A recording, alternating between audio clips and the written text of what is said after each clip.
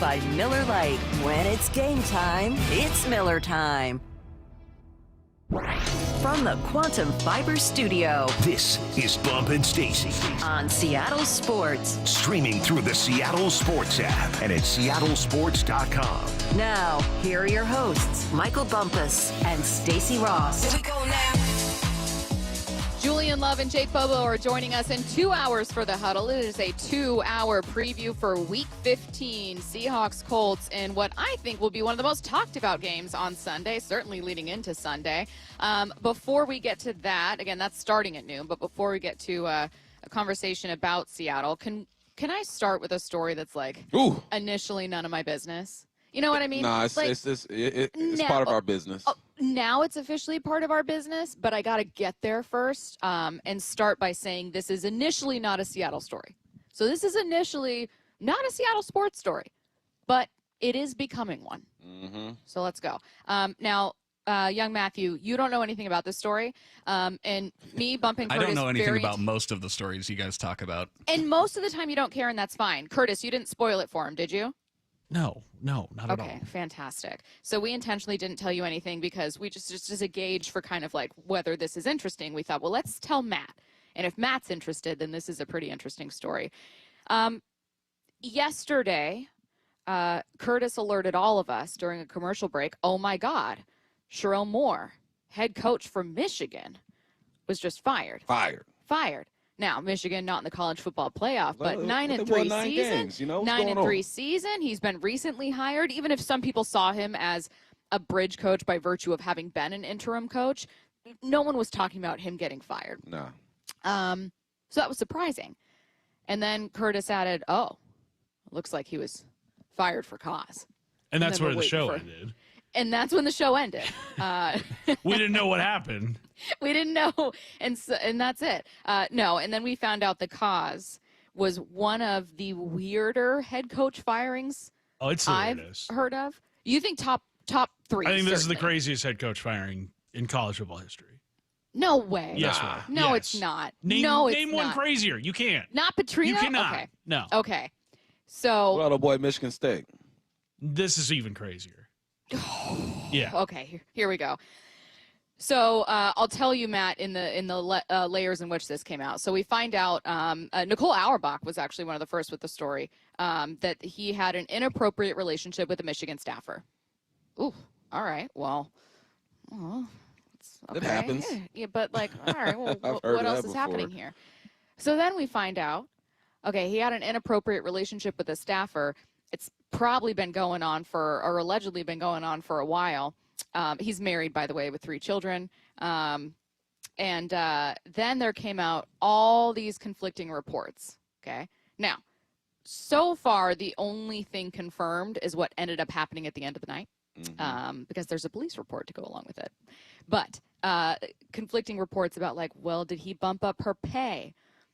Was there a pregnancy? Like just like a crazy scandal. So then, okay, he's fired, reports of there being a pregnancy, an affair, all of these crazy things. And then he was detained by police. Wait, what? Fired and arrested, or I guess detained in the same day is crazy. And it was a scary situation. It was because it sounded like, was he detained on? It was like breaking and entering. Breaking and entering into her home, into the assistant's home. Mm-hmm. He remains in custody of police in Michigan. And all of that is to get to this. Is there anything crazy that I missed that's like appropriate for air? That sounds about right. Well, there's that report out this morning that the former head coach, Sherrell Moore, and his mistress had denied any involvement up until like 24 hours ago when the woman came forward to Michigan administration and basically fessed up to the whole thing. I don't buy that. No, I buy that she just fessed up to the whole thing. I do not buy that this was very clearly an open secret in Michigan circles for a long time. What aren't you buying? I'm not buying that Michigan brass didn't know that this was happening. Okay. I think they waited until after signing day. I think they waited to see whether or not they'd beat Ohio State. They waited to see whether or not they'd be in the college football playoff before making a move. That's an angle.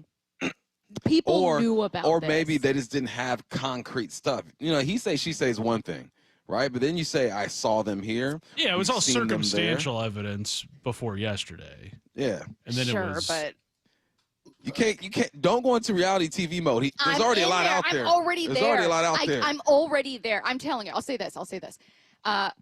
Now, this is getting gossipy, okay? Far be it from me. But my sister's friend is married to a Michigan man. And this is something that they've been talking about for like a month. Mm-hmm.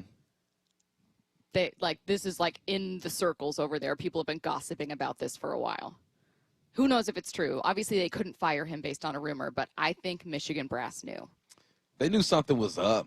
And there's somebody there who knew. I mean, you would think it's impossible to keep all the details of your relationships undercover, right? Under wraps, because you are the head coach. She works directly with you. People see your interactions. They hear your conversations. You're not just keeping it professional. You're probably out in public every now and then. That's crazy. Yeah, there's a lot more to be uncovered. But what we do know so far is that my man was completely irresponsible. What are you doing? With having a top 5 job in the country that you. It's not like we were talking to NASA Chobe before this, and it's not like you were like the golden child, like you were a untouchable, a 5-star prospect coming out of high school. You go to the NFL, you get this job opportunity. You started from the bottom and had to grind your way up. So you would think that there'd be a bit more appreciation for the job, but no, man, you got caught up, man. You got caught up. Okay, Matt, what are you intrigued by this story? I think you kind of overhyped it, if I'm being completely honest. You know what it is? There's a lot that I can't say on air because it's not completely appropriate. Maybe that's what it is. I went into it thinking like, oh, he was arrested in conjunction with the Louvre heist, like, or something. I thought there was a twist coming the whole time, and nothing happened. There are old tweets of his where he admits to have gone to a Diddy party, so there is that. Okay, now I'm interested. Someone said Stacy's sneaking suspicion as a new segment. I like that, but I love Curtis's conspiracy corner. I can't top that. Now, what does this have to do with Seattle? Now that I've wasted some of everyone's time, though this isn't wasted time for the three of us have been chatting about this for 24 hours. This is a crazy story. Well, to bring it back to Seattle, just when you thought the coaching carousel came to a halt, is Jedd Fisch back in play for Michigan? And before anyone accuses us of unfair speculation, well, take a listen to Nicole Auerbach of NBC. She was on ESPN Radio this morning, cut 2. I think you have to try for Kalen DeBoer. That would have been, had Alabama not opened or Jim Harbaugh decided for the NFL sooner, I think that would have been Michigan's top target then. So you just try and you see. And, you know, the different angst after different losses in Tuscaloosa, you know, hey, do you want a fresh start? Listen, we had the same conversation about Penn State as a Hail Mary as well. And he decided to stay at Alabama, said he's happy there. But I think that you make that call anyway because it's Michigan and it's a place that maybe you're thinking is going to change some calculations. The coach that I think is maybe more realistic, definitely more realistic, but I think would fit is Jedd Fisch. He's coached there. He understands it. He's coached a lot of different places in the NFL and in college. And I think, you know, that would be someone who would definitely say yes and be interested in that place. All right, DeBoer would be the home run hire, and there are multiple reports out there that they're targeting Kalen DeBoer, that he's like their number one guy. However, Nicole Auerbach saying Jedd Fisch is more realistic for Michigan. Dan Orlovsky tweeting yesterday, Jedd Fisch to Michigan? ? I think he's probably the second most popular name linked to Michigan right now. I would agree. He's been there. He knows what it's like to coach in that climate. It doesn't really feel like University of Washington is like his home. You know, he still has family in Arizona, and he's ambitious. And unfortunately for UW fans, Washington isn't a super prestigious program. Is it middle class? Probably upper middle. Yeah, for sure. I think we're upper middle. I give you upper middle. Thank you. But there's nothing like Michigan. There's about 5 or 6 programs where if you are a head coach, you're gonna go there. That's the thing. It's not a slight on Washington. Nah, it's that there are about 5, maybe 10 programs in the country where that's kind of what most coaches would strive for. NIL would not be a problem. Getting kids out the transfer portal will not be a problem. You have prestige as soon as you get that job. And I think Jedd Fisch wants that challenge, you know. And people knocked Lane Kiffin, you know, for wanting to go to LSU out of Ole Miss and whatever. Lane's weird. You say what you want to, but that's one of those jobs to where if you are an alpha for real, you get an opportunity to get to one of these jobs, you take it. Would Michigan do it? With Jedd? Mm-hmm. Yeah, I think. Well, why wouldn't Kalen DeBoer take it? Because he's at one of those jobs already. But here's the thing with Kalen. He is more of a Midwest type of guy. You know what I mean? He's you're over there at Bama, different type of culture. He's really from the Midwest. He understands that culture a bit more. And I could see him entertaining it. Yeah. But he's at one of those jobs already. Curtis, I like that point too. That he's running from Alabama if he takes a Michigan job. Yeah.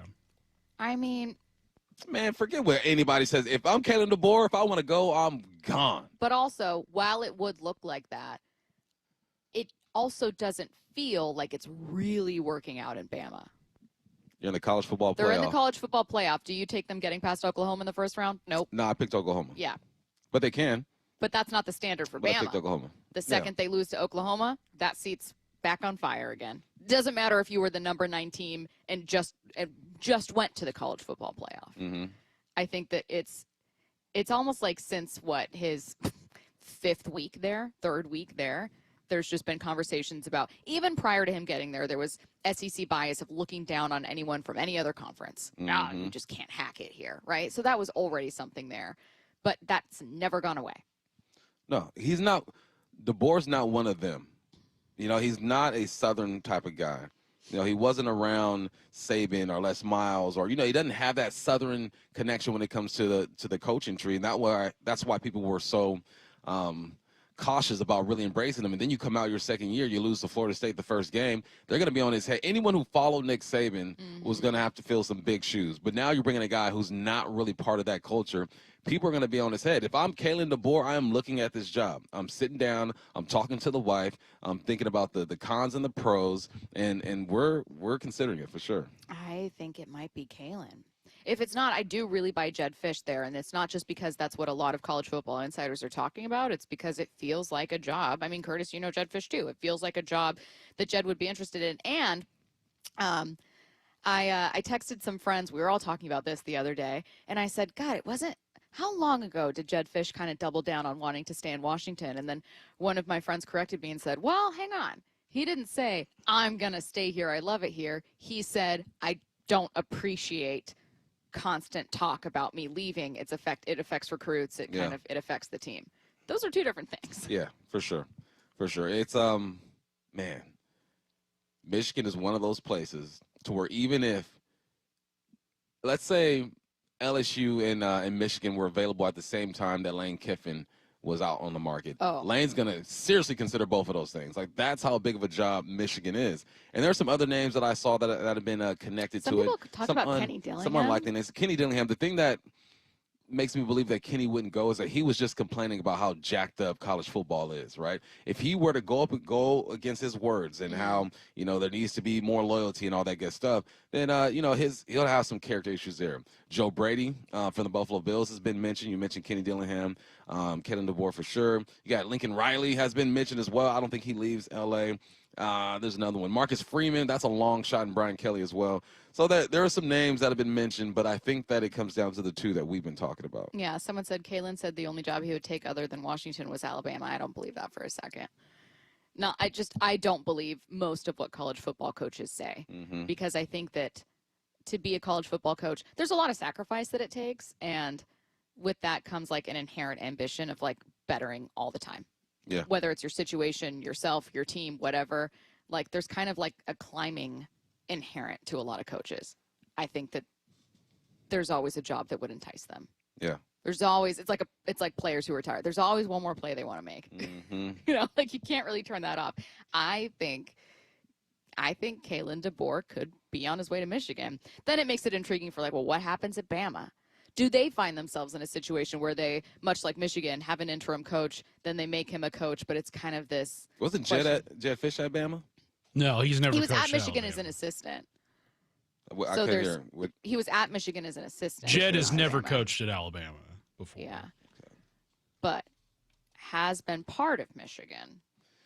Yeah, it makes sense to me. Go get it, Jedd. I don't know. Go get it, Jedd. It would be Are we ready for another coaching cycle of both Washington and Washington State looking for their answers? It's hard out here in the West, man. Truly, God. Join Michael Bumpus and Paul Moyer tonight starting at 7 p.m. for the final Hawks Live of the season at Bellevue Square Center Court. Stop on by for a live broadcast and preview of this week's game against the Colts, plus an in-person interview with Seahawks rookie quarterback Jalen Milroe. What a get. Nice. That's tonight at 7 p.m. And, you guys are birthday twins. So you can both talk about how it's your birthday on Saturday. Mm-hmm. That's tonight at 7 p.m. at Bellevue Square Center Court. Learn more at seattlesports.com/events. Let's get to headline rewrites. Extra, extra, read all about it. Headline rewrites. We must make headlines. The real story behind the headlines in today's news with Bobo and Stacy. Headline number 1, the free-falling Tampa Bay Bucks host the 4-win Atlanta Falcons tonight on Thursday Night Football. What's the real headline? 2 struggling teams meet to play for a barely watchable game. This is how Thursday Night Football should be. This is what our forefathers fought for. This is this the brand of football. The origins of Thursday Night Football. Getting back to our roots It's here. this right here. This is going to test all you real football fans. Are you for real? Are you a real ball dedicated? fan? Right? You're going to put away 3 hours to watch a game on Thursday that's like you said, 2 teams who are struggling. Yeah. I'm going to do it. It's kind of, are you prepared for Dolphins-Jets Monday Night Football? That's why I got so mad at the doubleheaders for Monday night, because I was like, no, we commit, okay? We're not Sharon. Oh, dang. We're committing to one game. That's the game we're watching together as a family, as a nation. And if it's 2 2-win teams fighting for like the number 3 overall pick, then that's what we're watching. I'm all for it, man. There's always stuff to break down when you watch any football game, so I'll be locked in. What happened to Baker Mayfield? It was not long ago. By not long ago, I mean week 5, 6. Well, he lost Mike talk about Evans for a MVP. while, right? He went down with an injury. That's going to affect you. He does have a shoulder injury. I Shoulder don't know if it's injury. his throwing, probably non-throwing. Emeka missed a game with a hamstring or something like that, and then the wheels started falling off, man.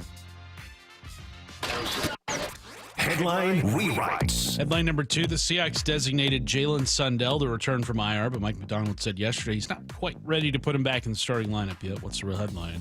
Is that because Mike McDonald's resting starters for week 15? Maybe. Or that Olu's is doing a good enough job to where they don't feel like they need to rush him back. So that's a tip of the cap to Olu and what he's been doing. But Sundell is definitely upgrading. Once he's ready to go, you put him into this offensive line and see how they go. But yeah, you got to make sure you got all your dogs in a fight on Thursday, man. It's going to be a good one. You got to take care of this one. Like you know, Stacy, I've been watching a lot of film, and there are some things that the Colts do that will challenge the Seahawks. Like every team has their little things. But no, if you feel like he's not 100% and you don't necessarily need him, you let him sit. Do you see a difference in an offensive line with Jalen Sundell versus Olu Timmy? Both with like similar levels of experience. It's not like Olu is like strictly a backup who's never done it. He was your center last year. Yeah, Sundell's just a bit more athletic than Olu. Okay. Headline rewrites. Headline number 3, Michigan has fired Sharon Moore as their head coach for cause after he's found to have had an inappropriate relationship with a staffer. What's the real headline? A warning to Kalen DeBoer and Jedd Fisch. You're bound to throw up if you ride the coaching carousel too many times. But it's a heck of a ride. It's a heck of a ride. It's a heck of a ride. Look. You might throw up, but you're getting paid. You get to coach at a prestigious program. You got all the resources. The environment is like nobody else's. It's a enticing job, and one of these guys are going to take it. I really believe that. Curtis, you really think this is the most shocking story you can remember? There's been some scandals. I'm talking about college head coaching, yeah. College head coaching, yes. Yeah. Specifically college head coaching.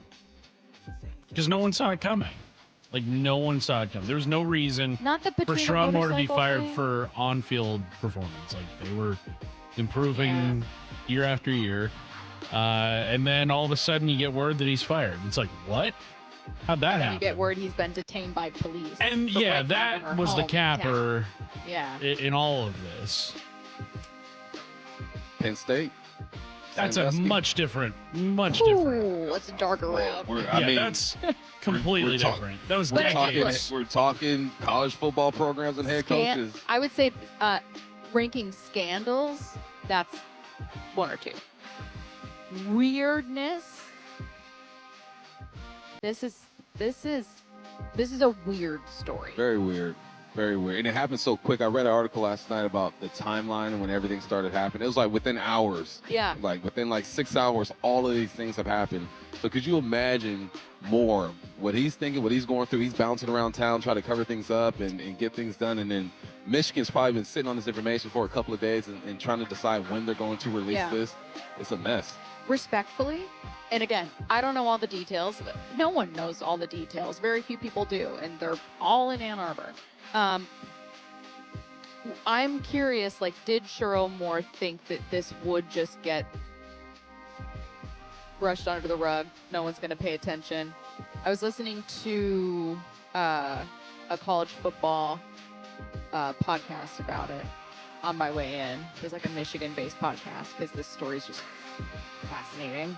And they were talking about that there was like a meeting that Sherrone had with the team a while ago where he assured them, like, okay, so I am being investigated. There's nothing going on here. Yeah. And like everyone knew there was something going on. And then, like, so he thought that he would not. Or he's just fronting. He's putting up a front because then his coaches and players started being interviewed about stuff, and he knew they were being interviewed, so he knew something was about to go down, man. Yeah. Let's see. A lot of people are saying Chip Kelly. A couple people, two or three. Kelly. What do you do? No, they're saying Chip Kelly to. Sorry, I know. I need to go back 2 questions. Chip Kelly to Michigan.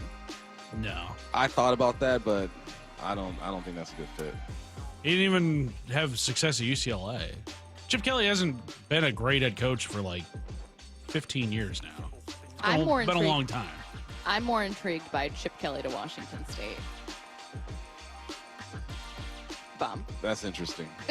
I don't think Chip Kelly would want to go to Washington State. Well, I also think that your preference as a Coug is that a Coug, like someone who's familiar. It's someone who's familiar with the program, who has love for the program and can. I don't think Chip Kelly wants to be a head coach anymore. That's why he got out from UCLA, because he went to become Ohio State's offensive coordinator. I think he's done with being a head coach, at least at the collegiate level, for all that college football is. Mike Golic Jr. joining us at 11. Some questions for him about the Notre Dame grad, about the college football playoff, of course. What I need to know coming up at 45, because beginning at noon, it is a 2-hour Seahawks preview. We're going to be joined by Julian Love and Jake Bobo. Before we get to any of that, though, we're having our own preview. Why it doesn't matter at all who starts at quarterback on Sunday against the Seahawks. That's next. Hawks Live. This should be fun. Presented by the Dining District at the Bellevue Collection. Tonight from 7 to 9 p.m. Live from Bellevue Square's Center Court. Come on by and join hosts Michael Bumpus and Paul Moyer with this week's special guest, Seahawks quarterback Jalen Milroe. Touchdown! Hawks Live tomorrow night from 7 to 9 p.m. exclusively on the home of the Seahawks, Seattle Sports on 710 and the Seattle Sports app. What's your holiday tradition? It's G. Scott here. For me, it's gathering with loved ones around a meal that brings joy. For many families, that tradition feels out of reach. Next time you shop at Safeway, please donate to Nourishing Neighbors. Your gift provides groceries to families across Washington, giving them access to nutritious food and the dignity to shop like the rest of us and choose what's meaningful for their holiday table. Visit nourishingneighbors.com and donate at your Safeway checkout. That's nourishingneighbors.com. I know that hiring can be challenging. You sort through tons of resumes and you get too many so-so applicants. You're just waiting for someone to match your role perfectly. Well, now there's a place where you can meet them fast. ZipRecruiter. Need to hire right away. Start your search for strong candidates. The right fit awaits. Build your team.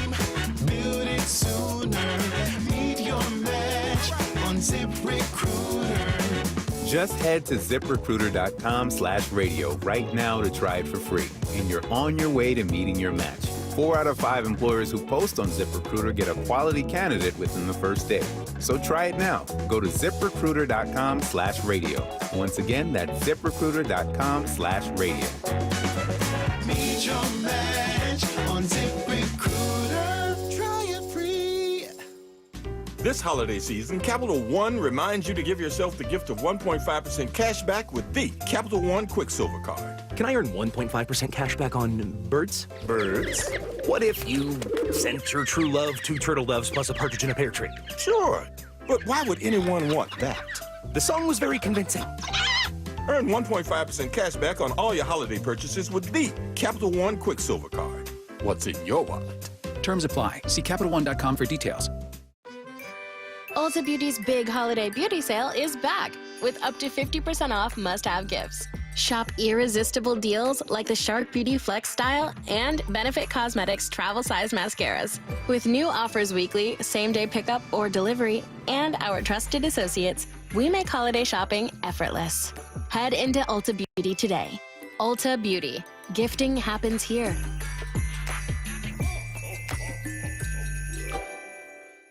With Steel, batteries are included. This holiday season, give a gift that's ready to go right out of the box. For everything from cleaning up the yard to cutting up firewood, Steel tools check off the wish list and knock out the to-do list. And right now, buy select battery tool sets and get a free extra battery. Visit SteelUSA.com for holiday deals and gift ideas. Happy holidays from Steel. Offer valid for a limited time only at participating dealers while supplies last. This message comes from Viking, committed to exploring the world in comfort. Journey through the heart of Europe on an elegant Viking longship with thoughtful service, destination-focused dining, and cultural enrichment on board and on shore. With small ships that bring travelers closer to the destination, there's more time to explore. And every Viking voyage is all-inclusive, with no children and no casinos. Discover more at Viking.com. This is the home of the Seahawks. Going to let one fly deep. Got a man out there. Ball is caught down at the 10-yard line, and it's JSN. Seattle Sports. Dave Wyman joined by Dr. Daniel Landis. He's on the Swedish CyberKnife team treating prostate cancer. Dr. Landis, how do patients feel about their experience? Patients overall tell me that their experience was really amazing. They had minimal disruption of their lives. They didn't have to take time off work.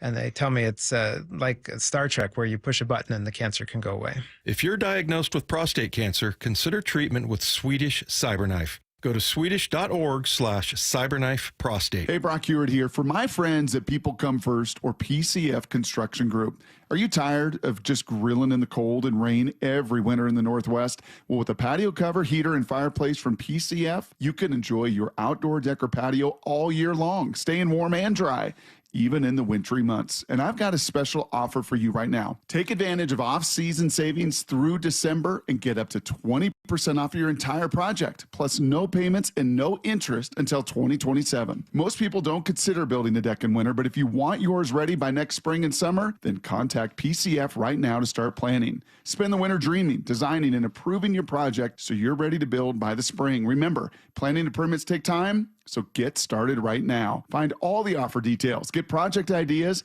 and browse photos at pcfgroup.com or call 425-629-8476. That's 425-629-8476, pcfgroup.com. Stacy here. Sell your car to Wayscar Ford, and when they resell it, they share half their profit with you. That's right. Sell your car to Wayscar Ford, Isuzu, and Auburn. They'll pay you today for your car, and once they resell it, they'll share half their profit with you. WayscarFord.com. Hey, Mike Salk here. Book your stay at Snoqualmie Casino and Hotel for an evening of elegance at a night at the Grand Ball. This New Year's Eve celebration includes the legendary DJ Super Sam.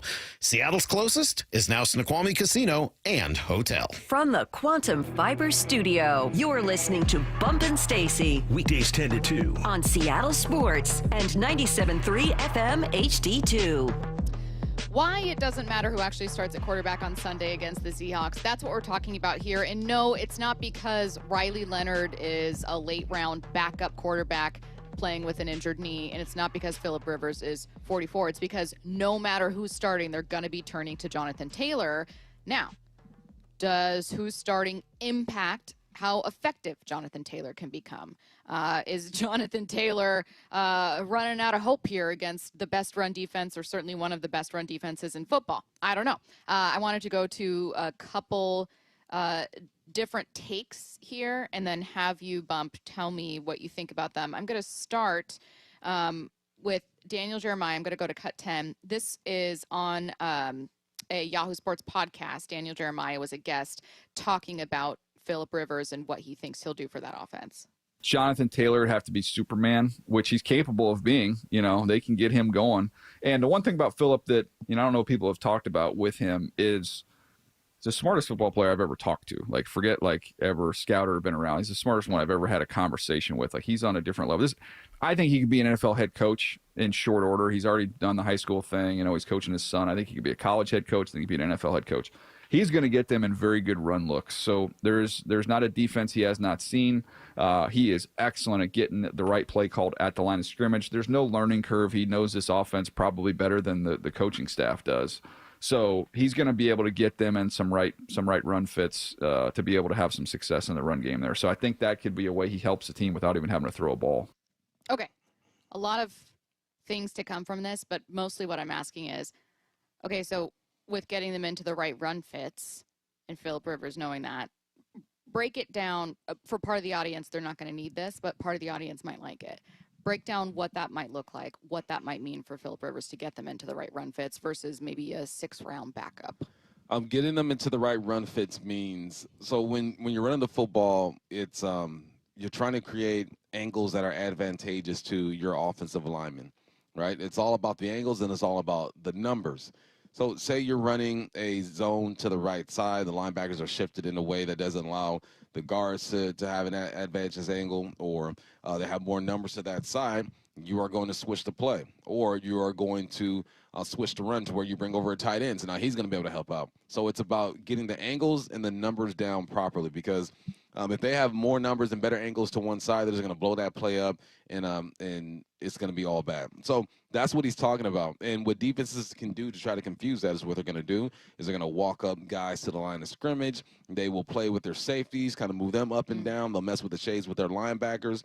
But he's saying Phillip Rivers has seen so many defenses, and he's going to be able to watch so much film on their opponent that he's going to be able, more likely than not, to make sure that the numbers are right and the angles are right when it comes to running the football. That podcast was Inside Coverage, if you guys were curious about more on Phillip Rivers.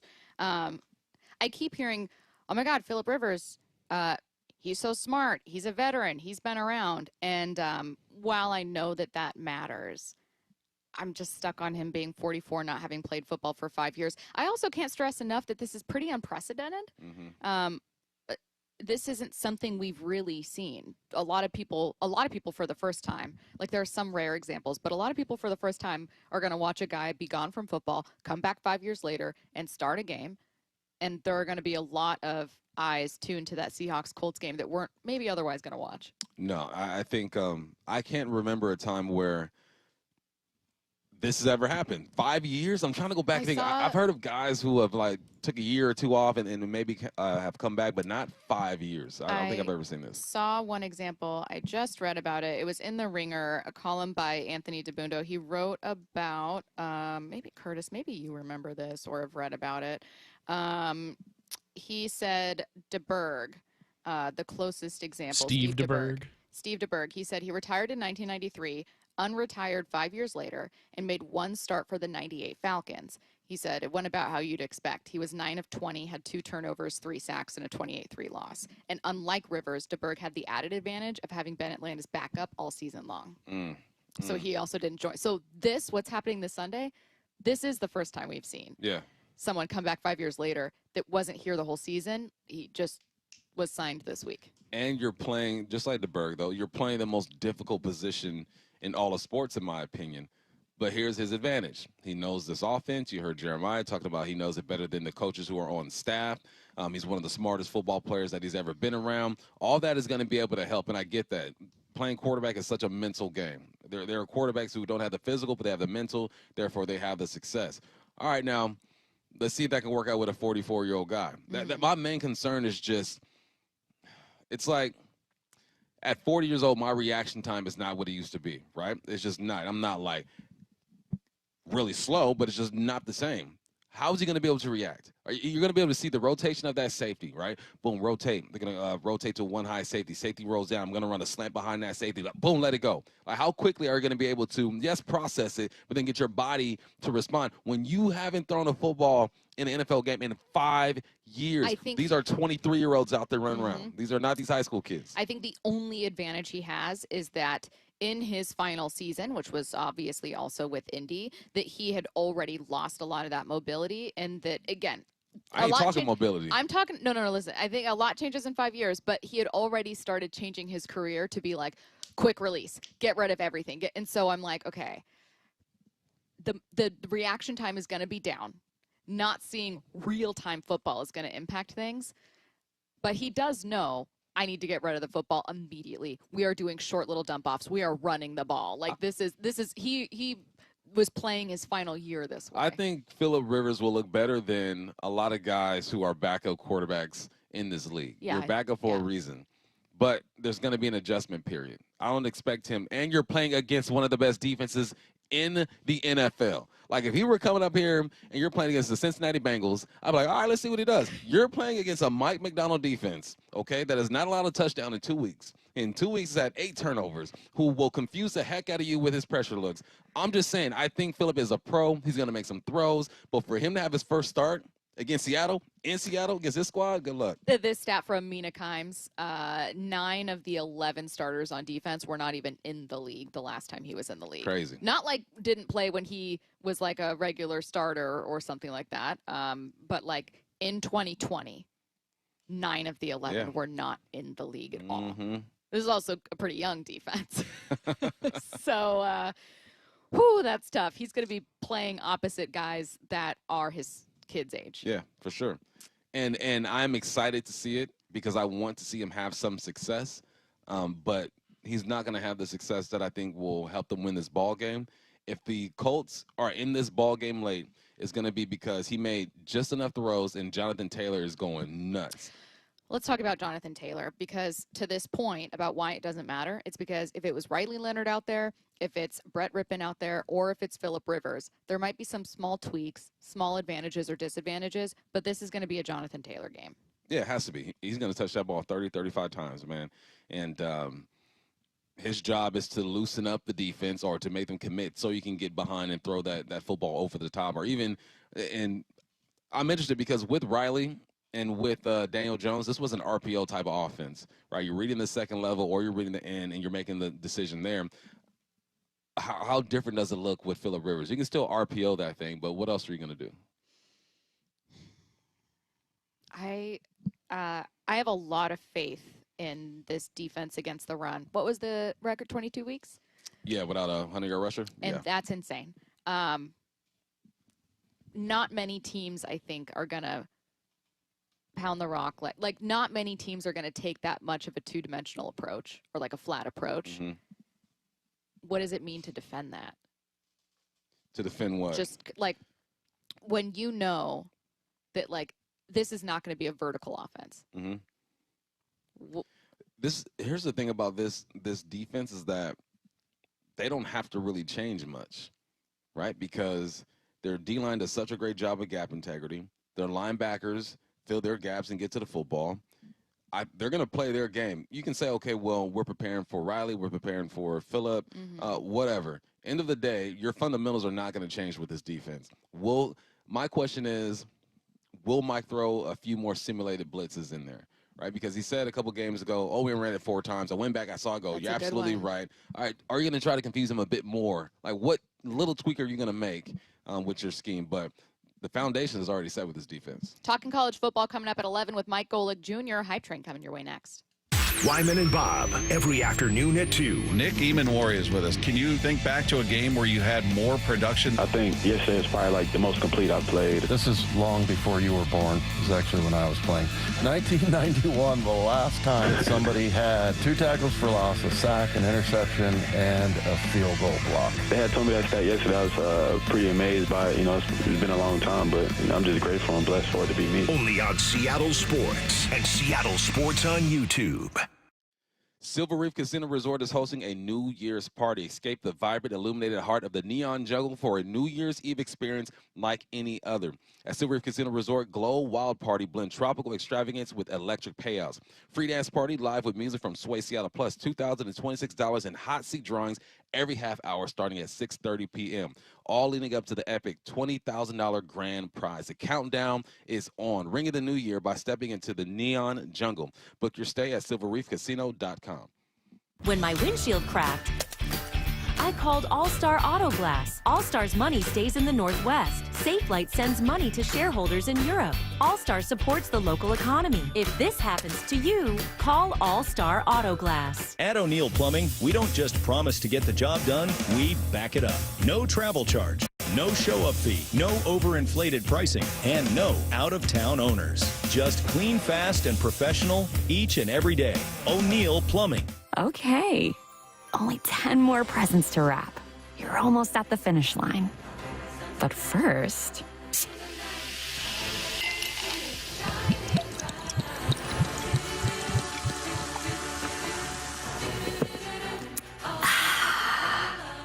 There.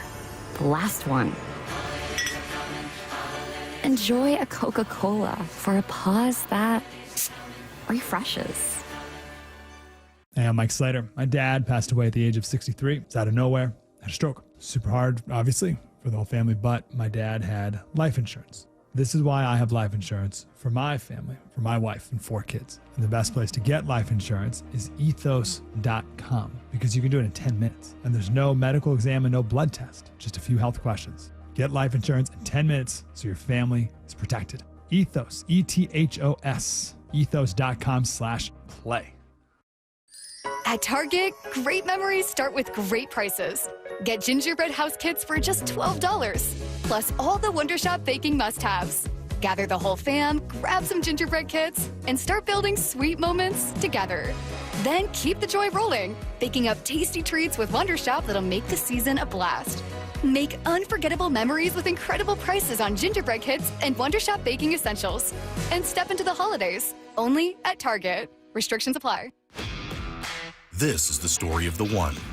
As the purchasing manager at a manufacturing plant, she knows the only thing more important than having the right safety gear is having it there when you need it. That's why she partners with Grainger for auto reordering, so her team members can count on her to have cut-resistant gloves on hand, and each shift can run safely and efficiently. Call 1-800-GRAINGER, click Grainger.com, or just stop by. Grainger, for the ones who get it done.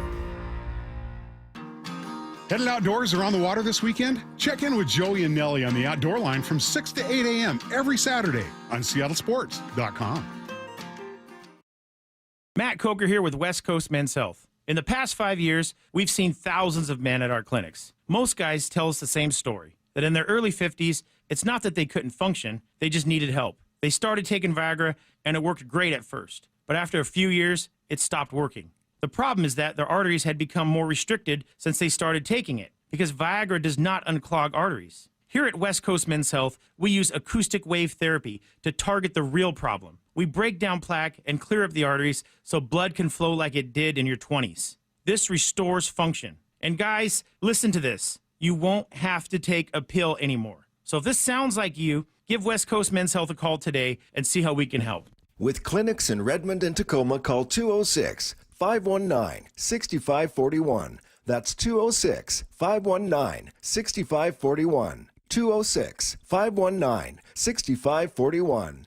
Online at westcoastmenshealth.com. I know a lot of you guys are listening from your phones right now, so it's the perfect time to give a shout out to my friends over at AT&T. The other guys will make claims saying this and that about how great their network is, and I'm just here to set the record straight that AT&T is America's fastest and most reliable wireless network. I don't know about you guys, but it just gives me so much peace of mind when I'm going to do the things I love, and I know my wireless network's got me. Like if I'm going to a concert or a basketball game or even something outdoorsy, knowing I'm going to have fast service and can share what I'm up to is a game changer. You want to know you can post what you want to post, call who you want to call. And with AT&T, it literally doesn't matter where you're going. I promise you, they're already there. Don't just take it from me. Actual tests prove AT&T is America's fastest and most reliable wireless network. When you compare, there is no comparison. Based on Root Metrics' United States Root Score Report, 1H 2025 tested with best commercially available smartphones on 3 national mobile networks across all available network types. Your experiences may vary. Root Metrics rankings are not an endorsement of AT&T. From the Quantum Fiber Studio, you're listening to Bumpin' Stacy. Weekdays 10 to 2. On Seattle Sports and 97.3 FM HD2. Talking college football with Mike Golic Jr. coming up in 15 minutes. Right now, let's head to the station for Hype Train.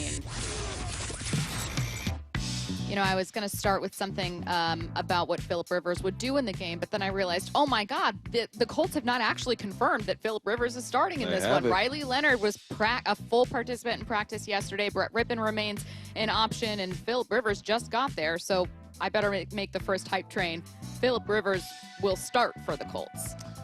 Phillip Rivers is going to start for the Colts. I'm on that train, and the reason why I'm on that train is because you don't leave your family at 44 years of age after sitting for 5 years to come over to Indianapolis and just be a backup. They told him, look, you're going to be the guy.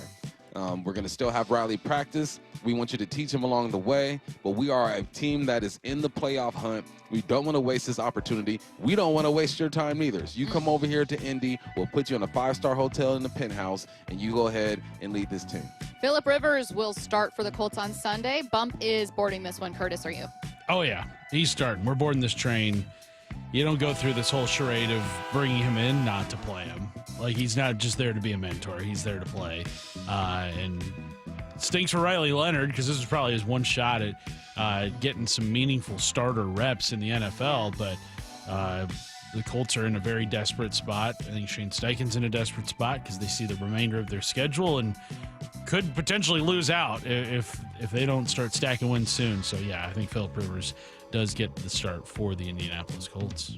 I am boarding this one as well. And I'll also say this. I had a version of this hype train when he was first linked to the Colts and linked to coming back. You two boarded and said, oh, I think he's signing. I think this is happening. I think he's starting. And I said, absolutely not. I'm not boarding. So you two have been consistent with your approach. It is I who am now boarding and changing my mind. But I think all of us now thinking Phillip Rivers starts for the Colts on Sunday. Next up, sticking with Phillip Rivers. Now I can get to my first hype train. Phillip Rivers throws a touchdown. Oh, man. Well, he does know this offense. They said, look, he's going to be able to get them into the proper run fits, which means they are going to run the football a lot. I don't see Jonathan Taylor just being completely shut down, so there's going to be opportunities for them in the red zone. But I'm going to say no. I'm not on this. I think that this defense is going to take the football away when it's up in the air. I think that they're going to put pressure on him and make him have to try to move. And I think it's going to be a tough day for Phillip Rivers. No touchdowns for him. Phillip Rivers throws a touchdown. Bump says, oof, I think it's going to be a tough Sunday, and I'm not seeing that. Curtis, are you boarding? No one aboard yet. I will board this train. I don't think it's going to be more than one. I think one is just about it. I'm looking at the box score from his last game played in the NFL. It was a wild card game against the Bills back in 2020. Colts running back that day, Jonathan Taylor. Colts receiver, Michael Pittman. Nothing is different about this team, right? Nothing is different. I think Phillip Rivers does get one touchdown, but I think it's a short throw. I saw a video of him throwing at Colts practice today. I don't think he was unleashing the berserker or anything, but that ball didn't go more than about 20 yards. And I don't think he's going to be throwing it much downfield. Okay, not to copy you, but I am boarding. But I'm going to call it to Pittman.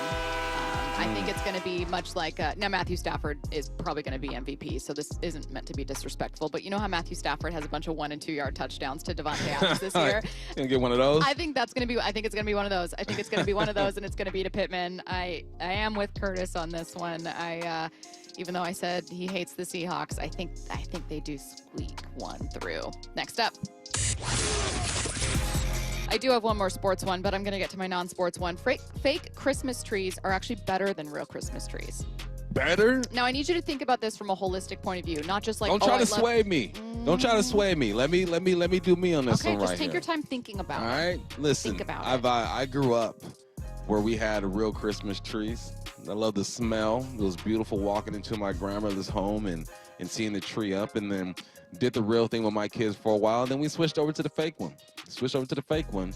Why? Because the maintenance is absolutely nothing. Is it better than the Christmas tree? Yes. No. Oh. I think the real Christmas tree just brings Christmas to life. But I think you have to experience it. You can't just go, you can't not have a real tree at any point in your life. You got to experience it first, and then you can go to the fake Christmas tree.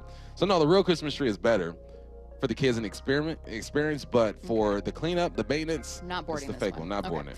Fake Christmas trees are better than real Christmas trees. Bump is not boarding. Curtis, are you? I would say as a kid, a real Christmas tree was the move. Like that was, you know, so much whimsy, so much holiday spirit in the air with a real Christmas tree. That's what you do as a kid. But you don't have to worry about maintenance as a kid. You don't have to worry about cleaning anything up as a kid. That's for your parents. As a parent now, do I want a real Christmas tree in my house with a 2-year-old that will literally stick anything in their mouth? No.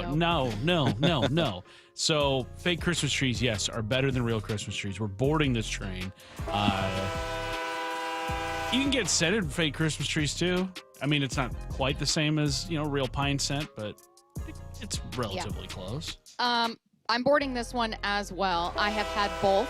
I grew up with a fake Christmas tree and then got a real Christmas tree when I was out of college. And it was the most, not stressful, but like constantly shedding.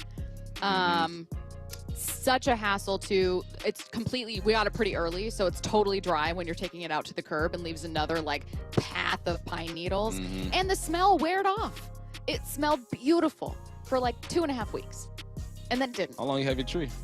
About a month. Yeah. About a month and a half. We got it like just before Thanksgiving, so a while. Okay. I think what people love is the pine smell. People love pine smell. It smells beautiful. Not everyone, but most people do. If it didn't smell like that, no, absolutely you would not care about getting a real tree. You can get a fake tree. They can be really tall. The lights are automatically in them. They put into storage. You can take them out. They're environmentally friendly. Yes, the answer is fake trees. Last one, quick one. To wrap this up before we jump into college football a little bit with Mike Golic Jr., Kalen DeBoer is Michigan's next head coach. Kalen DeBoer will not be Michigan's next head coach. I think he's going to stay at Bama. I think that even though they didn't have the season that they wanted this year, you're still in the college football playoff. You're going to get the benefit of the doubt every year if you are Bama, if you are even close to being in the college football playoff. I think he has too much pride to be bouncing around another 2 years at a spot and then you're gone. I think Kalen stays at Bama. Jedd Fisch is the coach in Michigan. 206. News flash. The smell wore off, not weared off. Oh, you got me. I heard that, but I wasn't going to say anything. They bought me with that one. That's good, 206. Kalen DeBoer is Michigan's next head coach. Curtis, are you boarding? Boy, I'm not boarding. I think he doesn't want to have that label of running from Alabama over his head, getting out while, just 2 years on the job. That doesn't seem like that would be ideal for him in terms of his legacy. I think he sticks it out for at least another year in Alabama. So I don't think he ends up as Michigan's next head coach. Not boarding. I think he does. But you know what? Why don't we ask Mike Golic Jr.? He joins us in a couple minutes. Wyman and Bob. Devin Witherspoon has been fantastic this year. Every afternoon at 2. He interviews like he plays. Energy. Yeah. We just need a blade of grass. Give us a blade of grass, bro. That's all we need. Like when people try to block him, it's like trying to block water. Yeah. I mean, he just is all over the place. His feet are phenomenal, and then you hear the energy there. So just the tempo of his voice and the way he talks, like, can you imagine you got a guy like that on the field? Only on Seattle Sports and Seattle Sports on YouTube.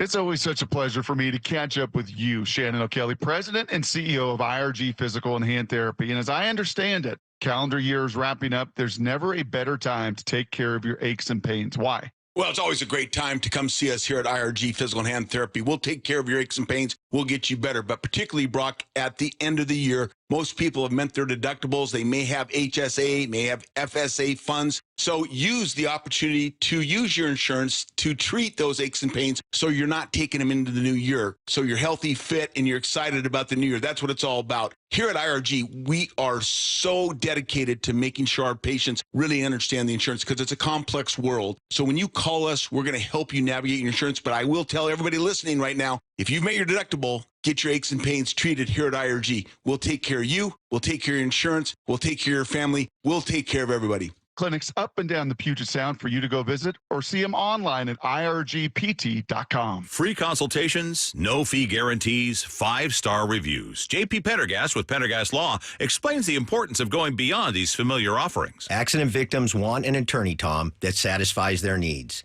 Someone who handles those needs with the highest degree of care. Pendergast Law offers the no-fee guarantees and free consultations, but these only scratch the surface. Okay, explain more. We make sure that every member of our team is genuinely passionate about helping others. Customer service and communication are our top priority. It's how we take care of our clients so they always feel one step ahead of the insurance companies.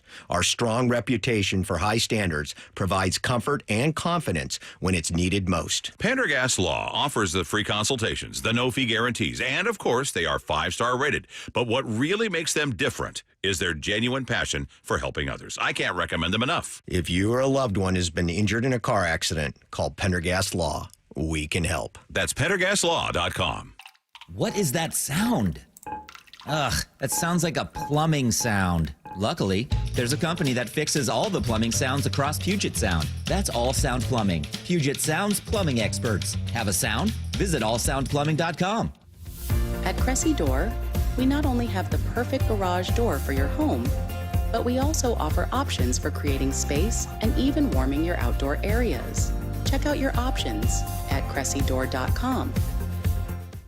Mike Rowe here with a random fact. More than half of the homes that have basements in North America will experience water damage. It's true. Whether it's basement moisture, flooding, or bowing walls, do yourself a favor. Call Groundworks.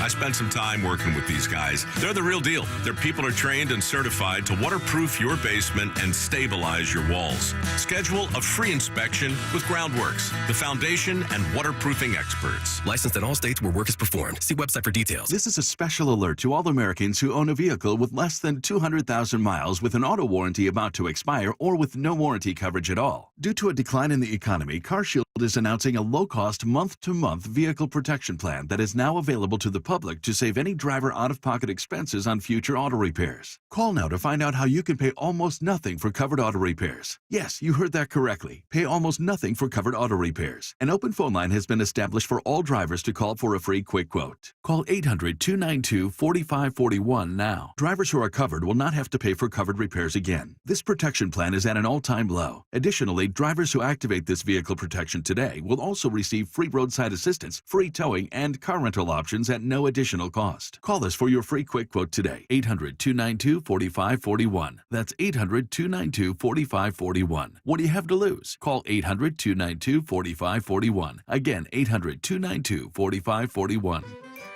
Ulta Beauty's big holiday beauty sale is back with up to 50% off must-have gifts. Shop irresistible deals like the Shark Beauty Flex Style and Benefit Cosmetics travel size mascaras. With new offers weekly, same-day pickup or delivery, and our trusted associates, we make holiday shopping effortless. Head into Ulta Beauty today. Ulta Beauty. Gifting happens here.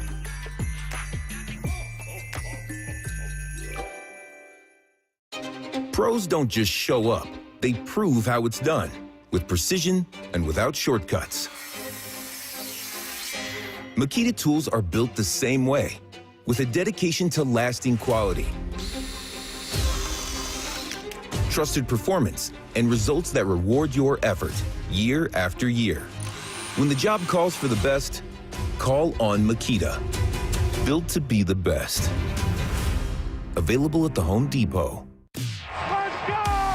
This is Seattle Sports. Streaming through the Seattle Sports app. KIRO AM Seattle. KIRO FM HD2 Tacoma. Home of the Seahawks, Mariners, and everything Seattle sports. Seattle Sports Snapshot. The Buccaneers host the Falcons tonight for Thursday night football. Falcons wide receiver Drake London is out. Tight end Kyle Pitts is questionable. Steelers outside linebacker TJ Watt was admitted to a hospital for evaluation of his lung. He felt discomfort during practice yesterday. His status for Monday night's game against the Dolphins is in question. Snapshot, brought to you by Miller Lite. When it's game time, it's Miller time. From the Quantum Fiber Studio, this is Bump and Stacy on Seattle Sports. Streaming through the Seattle Sports app and at seattlesports.com. Now, here are your hosts, Michael Bumpus and Stacy Ross. Here we go now. Mike Golic Jr., co-host of Golic and Golic on FanDuel Sports Network, airing weekdays from 1 to 3 p.m. Pacific, joining us now on the Emerald Queen Casino Sportsbook Hotline. Mike, how's it going? Doing well. How you guys doing? Good. We did want to get to both some college football and NFL stories, and I realized with the very recent Michigan vacancy, with Phillip Rivers coming back and maybe even playing this Sunday, I thought, oh my God, I don't even know where to start with Mike Golic Jr. when he joins us. I'm going to start with college football, but we have a lot to get to. We're wondering if Michigan targets Washington coach Jedd Fisch for that very recent vacancy. Do you think they get Kalen DeBoer, go in another direction? And what was just your reaction to that story yesterday? Yeah, I mean, I think the first reaction is kind of a wave of sadness, right? I mean, obviously, the people involved have agency, but we know there's families, there's children involved. Like, there's a lot of people hurt by this that it didn't play any role in what went down. And so you certainly feel for them first and foremost, but it's stunning at how quickly it all seemed to happen. You know, people talk, maybe there had been simmering rumors of this in Michigan circles online, but rarely do you see those things corroborated as quickly as they were, and then the decisive action from the university at a time where, you know, if you set aside, you know, the morality and the things that will certainly still be a focus, and understandably, is, man, what a difficult time of year for this to happen with Michigan. And it does put extra emphasis on how quickly you can go and act and secure that next hire. Like, to the Kalen DeBoer point, it sounds really good. Obviously, he's a guy that, you know, would be highly coveted, but can you afford, if Alabama somehow puts it together, gets past Oklahoma,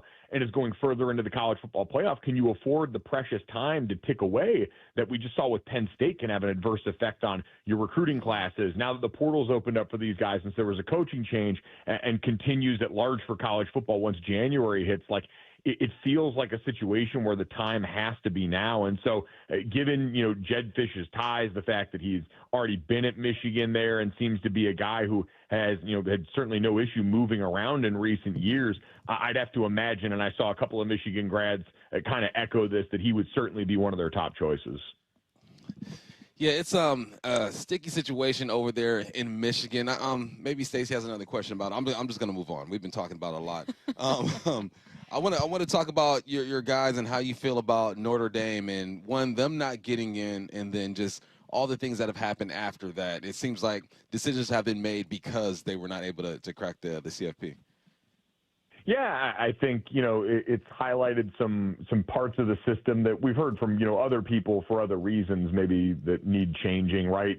Jim Phillips, the commissioner of the ACC, has already come out and said, hey, we're going to probably look at our tiebreaker things when it comes to picking conference championship contenders, considering, you know, as we get further away from Notre Dame being left out, the head-to-head with Miami, Alabama's resume, despite not playing all that well lately, the real culprit seems to end up being the fact that Duke at 7-5 was somehow in the ACC championship game where Miami should have been playing against Virginia, and if Miami had won there, we're not really talking about any of this. And so I think we've already seen that direct change, but the Tuesday night ranking shows have come under fire because whether or not, I mean, listen, I agreed. Notre Dame on field lost to Miami. They had comparable resumes. Miami getting in there does not bother or surprise me, but the fact that the committee, even after their resumes were fully complete after Miami beat Pitt at the end of the year, still ranked Notre Dame below them and sent all of this logic out the window, it really created a mess for them that I think is going to get addressed in either the frequency of or existence of those Tuesday night ranking shows. And then, yeah, for Notre Dame, the decision to pull out of the bowl game then as a response to that, those players felt like they had been told for weeks, hey, that head-to-head game didn't matter, and we think you guys are a better football team inside that playoff field. And so have the rug pulled out from under them. They've got about an hour to make this decision, and I'm sure in the shock and the anger, what I was always told, bowl games are a reward for a great season. I'm sure at that point, no offense to them, I love the Pop-Tart Bowl. I'm going to it this year, but the Pop-Tart Bowl probably didn't seem like a reward to those guys for the season that they had. When you combine that with the decisions some guys are going to have to make about their future, I think they responded and decided, hey, you know what? We're going to focus now on what comes in 2026 for them. What we've seen from their AD Bavakwa after that, the anger, the frustration there as he's gone out and, had words with about the ACC and other things. I do think all of that eventually kind of simmers and gives way to more business as usual. I don't think any real change is imminent there from either side, but we'll see. Everyone's had big feelings this week, and I think as we get closer to playing the games again for the CFP, this will kind of fade into the periphery for the time being. Hey, when you look at the first round matchups, two of them should be decided already, right? We're looking at Oregon and JMU, then we're looking at Ole Miss and Tulane. But you never know, got to play the games, but I think those are pretty much good to go. When you look at Alabama and Oklahoma, then Miami against Texas A&M, any room for an upset? Or do you think a lower seed is going to win, or do you think the higher seed pulls this off? I mean, I think there's a very real world where Alabama can pull this off. I mean, listen, they have not played their best football in the last couple months. It's been documented, lost 2 of their last 3 games, including that rematch against the Georgia team that's surging right now. But we all go back, yes, Alabama lost the game, but outgained Oklahoma in basically every meaningful category. It was just they had 3 turnovers in that game, and the Oklahoma defense went and made its presence felt, which has been really the story of the back half of the year since John Mateer came back from that hand injury. The offense has not looked like a championship group. The defense certainly has, and so if that holds true and all of a sudden turnover luck regresses to the mean, I do wonder if Alabama might be able to pull that one off. And I think Miami, Texas A&M is fascinating. Which version of both quarterbacks do you get? We've seen Marcel Reed look great at times this year with a passing attack that looked much improved. And then at times we've seen the first half of the South Carolina game and what that looked like, and certainly the Texas matchup. And then with Miami, Carson Beck had his stretch of 2 losses in 3 games where his turnovers were largely the culprit. And so I think both of those could be highly contested matchups, and I wouldn't be surprised to see either team win. Which one of the top 4 seeds do you like the most? We did see Indiana take down Ohio State. Texas Tech has been a sneaky good team, and obviously you have Georgia as well. Not really who's your money on, but who do you think just as the clearer path to make it to the final? I mean, I think it's rightly, Indiana and what they've done. Hold on one second. I'm sorry. Sorry, you have to hear my angry pug yelling in the background right now. He's got no composure the way the committee does. I would look at this and say Indiana rightly has the clear path. I think this is one of the things that we talked about last year, where because the way we did the top-level seeding was so messed up by the 4 conference champions or highest-rated conference champions getting those top 4 seeds, it kind of messed it up to where top seed Oregon was playing against the winner of Ohio State, Tennessee in a way that felt deeply unfair. You look at Indiana's road to the championship, and I think between, getting the better of the flawed Alabama and Oklahoma teams, and then on the other side, Oregon's the one that I look at interesting. Texas Tech's got, one of the 4 best defenses in the sport. But offensively, we saw once again in the Big 12 championship against a quality opponent, that group kind of had some troubles in the red zone. The offense is inconsistent, but gets so many chances because the defense is a war machine. And so, the Indiana Hoosiers, year 2 under Kurt Cignetti, that is a legitimate threat to be holding the national championship trophy when it's all said and done. All right, wanted to jump to the Seahawks game this weekend. Phillip Rivers being quite obviously not just the biggest story of Sunday for Seattle and Indy, but one of the bigger stories in the NFL. How do you prepare for, granted, a future Hall of Famer, but he's been out of the league for 5 years. How do you prepare for Phillip Rivers, and what do you even know how to expect? Yeah, I mean, listen, I'm sure they've gone back in the vault and looked at, Phillip in the end of his career, both in Indianapolis, but also, back to when him and Shane Steichen were together with the Los Angeles Chargers and what that team looked like. And so you go back and look at some of that stuff. But to me, if you're the Seahawks, this is one of those, nameless gray face games. Your defense is such a dominant force that I think Phillip Rivers and this offense are all going to be kind of cobbling this together on the fly. And so you just go back to, the old stock cliche, it's about us, it's not about them, has, I think, never been more true than this game for Seattle and Mike McDonald, who have played to an elite standard this season. And I don't know, it's a very different side of this coin. Like, Phillip Rivers has seen and forgotten more football than I will ever know in my entire life, but he's also a guy that's been out of the game since 2020 and has been coaching high school football and is 44 years old. Like, it's not the same as the Max Brosmer situation where he was thrown in for his first start against that defense, but it feels spiritually aligned. Like, I think outside of Seattle, the nation's kind of rooting for Phillip Rivers to go out there and ball because it'd be an incredible story. But, man, with what this defense presents and the incredible physicality of the front four, I have serious doubts about the potential for success. Yeah, my question with him, Golic, is, the defense, the offense. There's nothing that's going to surprise you, but, man, what's that reaction time going to be like when things get real out there when you're in your age 44? And then I look at a guy like Imawari, who I feel like has just transformed this defense a bit. I said last week that he's the most versatile player in this league right now. What do you think about that comment and just his play overall? Listen, he's certainly filled that Kyle Hamilton role in Mike McDonald's defense. I'll probably still give the tie to the guy who's been, the consensus answer for maybe the best safety in the NFL for, modern times right now. And, we've seen it once again for Kyle on display this year. So south of him, I think he's got a very good shot. And I think it's a good reminder, like having the development plan in place. There were, some questions about how raw Imawari was coming out of South Carolina at the time, but to see him not be pressed into duty right away at the beginning of the season, kind of able to wean him along. And then, when Julian Love gets hurt, now all of a sudden maybe the rep count increases. They had him ready for this moment, and you're seeing every bit of why when he started to, fall down to them in the draft. You're like, oh, man, to scoop him up and to have him in a defense that can go and make use of that in the best possible way is awesome for both parties. He's been incredible.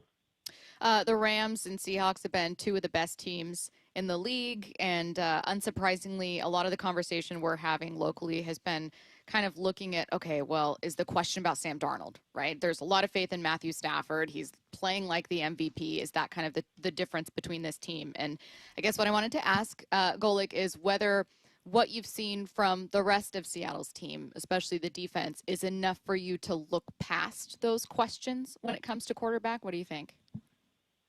I think so. You need only look as far as the last time those two teams met, right? Like a game where Sam Darnold helped turn it over, 4 times on the road in that game, and they still had a shot to kick for the win at the end of that one. So I do think the rest of the team there. Now, we know the run game has been inconsistent for a lot of the season. You've got a receiver in the midst of one of the greatest years that we've ever seen. So I think a lot of the Sam Darnold concerns to me, are just so tied into history. I still think the whole of this roster, especially the level the defense is playing at, knowing how important that is as the weather gets colder and everything starts to shrink towards that mode in the, in the playoffs in December, January, and beyond into February, if you're lucky. I do think the rest of the team has what it takes, but I also understand in this matchup when so many things are close and you have a Rams team that's got a two-headed monster that's running really well right now behind that offensive line and Blake Corum and Kyron Williams, and you've got a quarterback that is certainly the better of the two, that right now I think the order is still rightly the Rams and Seahawks, but I think we saw last time that's a coin flip almost every time. It's the first time in a while I look at the NFC and think this is the better conference, right? You look at the AFC, you got Mahomes is not playing well. Lamar's been down. Josh has been up and down. They're on the up right now. But I look at this side and I think, okay, this is the better conference. And then you had the big flip last week. You had Green Bay, who goes from whatever seed to number 1 seed in Chicago down to 7, and then the Eagles, who have been struggling. My question is about the Eagles, though. Just what do you think about what's going on over there? I saw a ridiculous headline that Jalen Hurts' job at jeopardy. I'm like, what are we doing over there? Eagles, figure this out. What's going on in Philly? I think what's going on in Philadelphia is the apparent odd year Eagles phenomenon is there. Nick Sirianni should never be allowed to hire internally ever again. That shit, when it comes to the coordinator hires, it shouldn't happen because they just have not displayed an aptitude to be able to make that happen. This is a job where there are too many talented weapons on that team and the stakes are too high for where that roster is overall to not go out there and search for the absolute best candidate. Now, I know this week Kevin Patullo did a lot more things that people pointed at. This seemed more of a Jalen Hurts week, to your point about the reaction from a lot of people.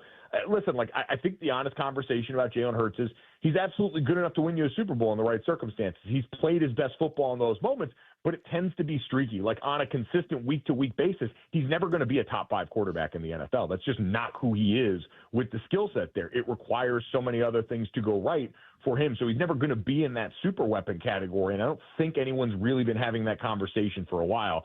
But I also don't think he's at risk of losing his job next year. Now, if this persists and they go through another coordinator, which again, we know has been the story of Jalen Hurts' whole career, maybe in subsequent years. But I look at this Eagles team and say, if Jalen Carter can come back healthy after those couple of shoulder procedures that kept him out this last week, maybe the defense can will them, into the postseason and maybe through wild card weekend. But the way this offense has looked all year, I can't talk about them as a Super Bowl contender. I just don't think it's realistic. Check out Golic and Golic on FanDuel Sports Network, airing weekdays from 1 to 3 p.m. Pacific. He is Mike Golic Jr. Thanks, Mike. Thanks, Mike. Thanks, guys. Appreciate it. Have a good one. Let's get to 4 Down territory. This is 4 Down territory, going inside the game with former Seahawks and Coug wide receiver Michael Bumpus. Now, first down, who's upset about the Colts signing Phillip Rivers, and should he be? Cam Newton is upset. What? He says he's offended that the Indianapolis Colts did not reach out to him to be their quarterback. His last season was in 2021, played in 8 games with the Panthers.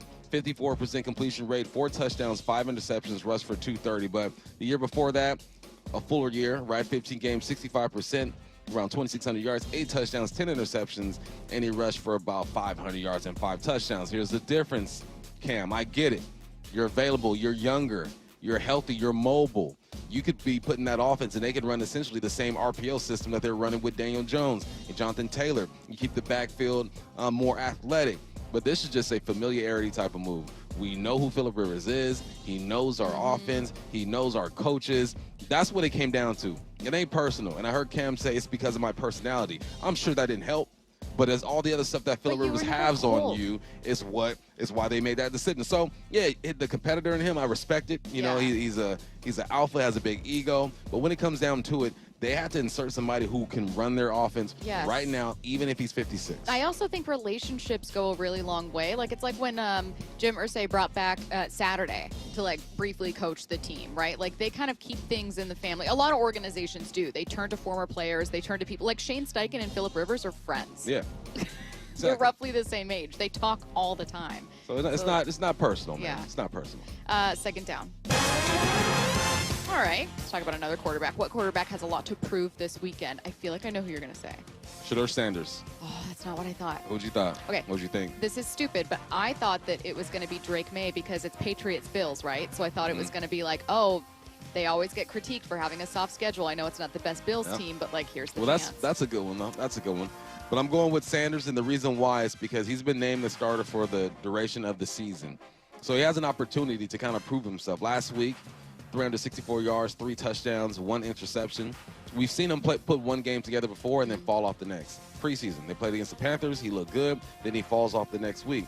This is his opportunity to either prove to the Browns, look, you don't need to go draft a quarterback, or prove to the Browns that I could be a piece you can move to get more players or draft picks or whatnot. So it's not, I wouldn't call it a lot of pressure, but eyes are going to be on him. He has an opportunity to prove to himself. Well, he ain't got to prove nothing to himself. He's super confident. But prove to others, the Browns and the league that I can put together a couple of games. I don't expect him to throw for 364 again, to have 3 touchdowns. Look, you just move the offense, get in and out the huddle, make good decisions. Don't have the silly turnover you had last week. And just prove that you can piece these games together. The end of the season is going to be crucial for Shedeur Sanders and his value in this league. Third down. All right, let's talk about Seattle's defense. Who should the defense attack on Sunday? The right side of this offensive line. All right, you have a guy in Braden Smith who might not play. Concussion protocol, the right tackle, might not play. 766 snaps he's played this year. If he does not play, you have Jalen Travis, 73 snaps. He's a rookie. You attack that rookie. You go after him the same way that offensive coordinators go after DBs who just get thrown into the game. You go after that right side. You don't change much of what you do. But I think if I'm an edge rusher, or I'm one of these backers or safeties who are going to play in these stunts, I'm looking at my chops and saying, all right, rookie, let's see exactly what you can do out here. If Braden Smith is there, I'm still going after him, concussion protocol. Man, how's your week been? You've been practicing? Attack the right side of this offensive line. I think there's going to be some opportunities. 4th down. We were joined about 19 minutes ago by Mike Golic Jr. Anything stand out from our conversation with Mike? Yeah, he said this is a nameless opponent when it comes to the quarterback spot. I agree for the most part. I do think that Riley Leonard is a bit more mobile and can get out the pocket and make some throws, so you have to keep containment. I think with Phillip Rivers, you can just be aggressive. I mean, sometimes as an end, you don't want to get too far up the field. Once you pass the quarterback, it opens up lanes. You can't do that against Riley. You can't do it against Phillip, but he's not running. If he does it, he ain't going very far unless you're in cover 0 and you run verts all up the field, you blitz, and there's nobody there. But, he said that, which I agree for the most part. And then he said he still thinks Hamilton is the better player than Nicky Mawarre. I ain't mad at that. I think that Nick is looking at him in his eyes right now as far as this season. What Hamilton has on him is that he's done it season after season after season. He's proven he's a Pro Bowler in this league. I completely understand that. But it's amazing that Mike McDonald was able to find his Kyle Hamilton type of guy over here, because those body types are so hard to find. I said it before, this is going to be the body type that's going to change defenses for the next 3 to 4 years. The Hamiltons and Nicky Mawarre type of guys. So, I thought it was a good conversation with Mike, and those are 2 things that stuck out. The Browns are number 2 in sacks in the league. Now, that's in no small part because of Myles Garrett, but it does mean that Browns linebacker Carson Schwetzinger is the Defensive Rookie of the Year betting favorite. How close is Nicky Mawarre to making his case to be number 1? After last week, he should be number 2, if not 1B. You don't see games like that. That's the first game in franchise history.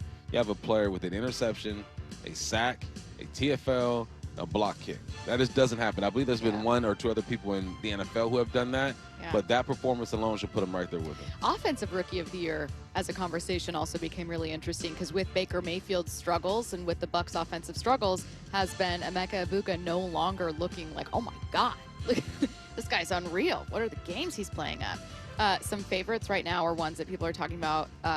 One that we'll see Sunday, Colts tight end Tyler Warren. Tyler Warren's having a good season. You know what's crazy about Tyler Warren is that he has, around 600-something yards, 50-something, 60-something catches, maybe 4 or 5 touchdowns, and he's putting together a good season.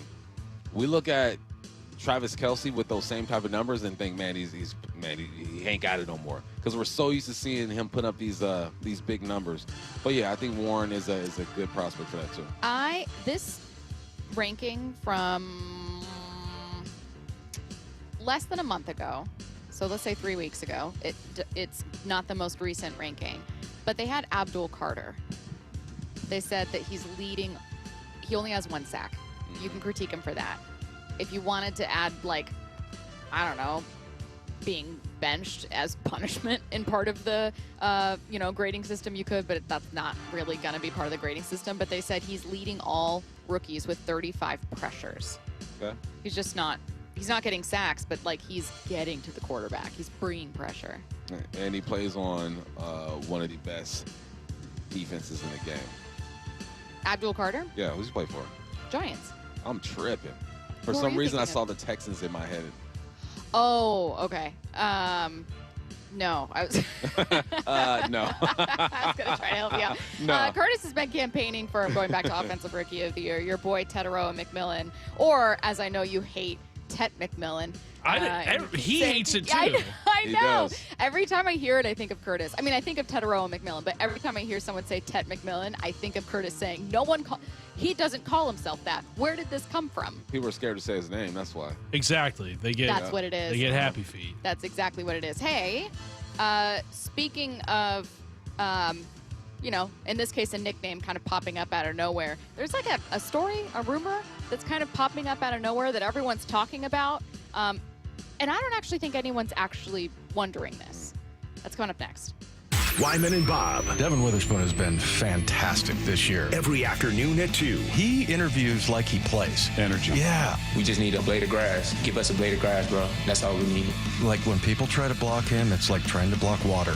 Yeah. I mean, he just is all over the place. His feet are phenomenal, and then you hear the energy there. So just the tempo of his voice and the way he talks. Like, can you imagine you got a guy like that on the field? Only on Seattle Sports and Seattle Sports on YouTube.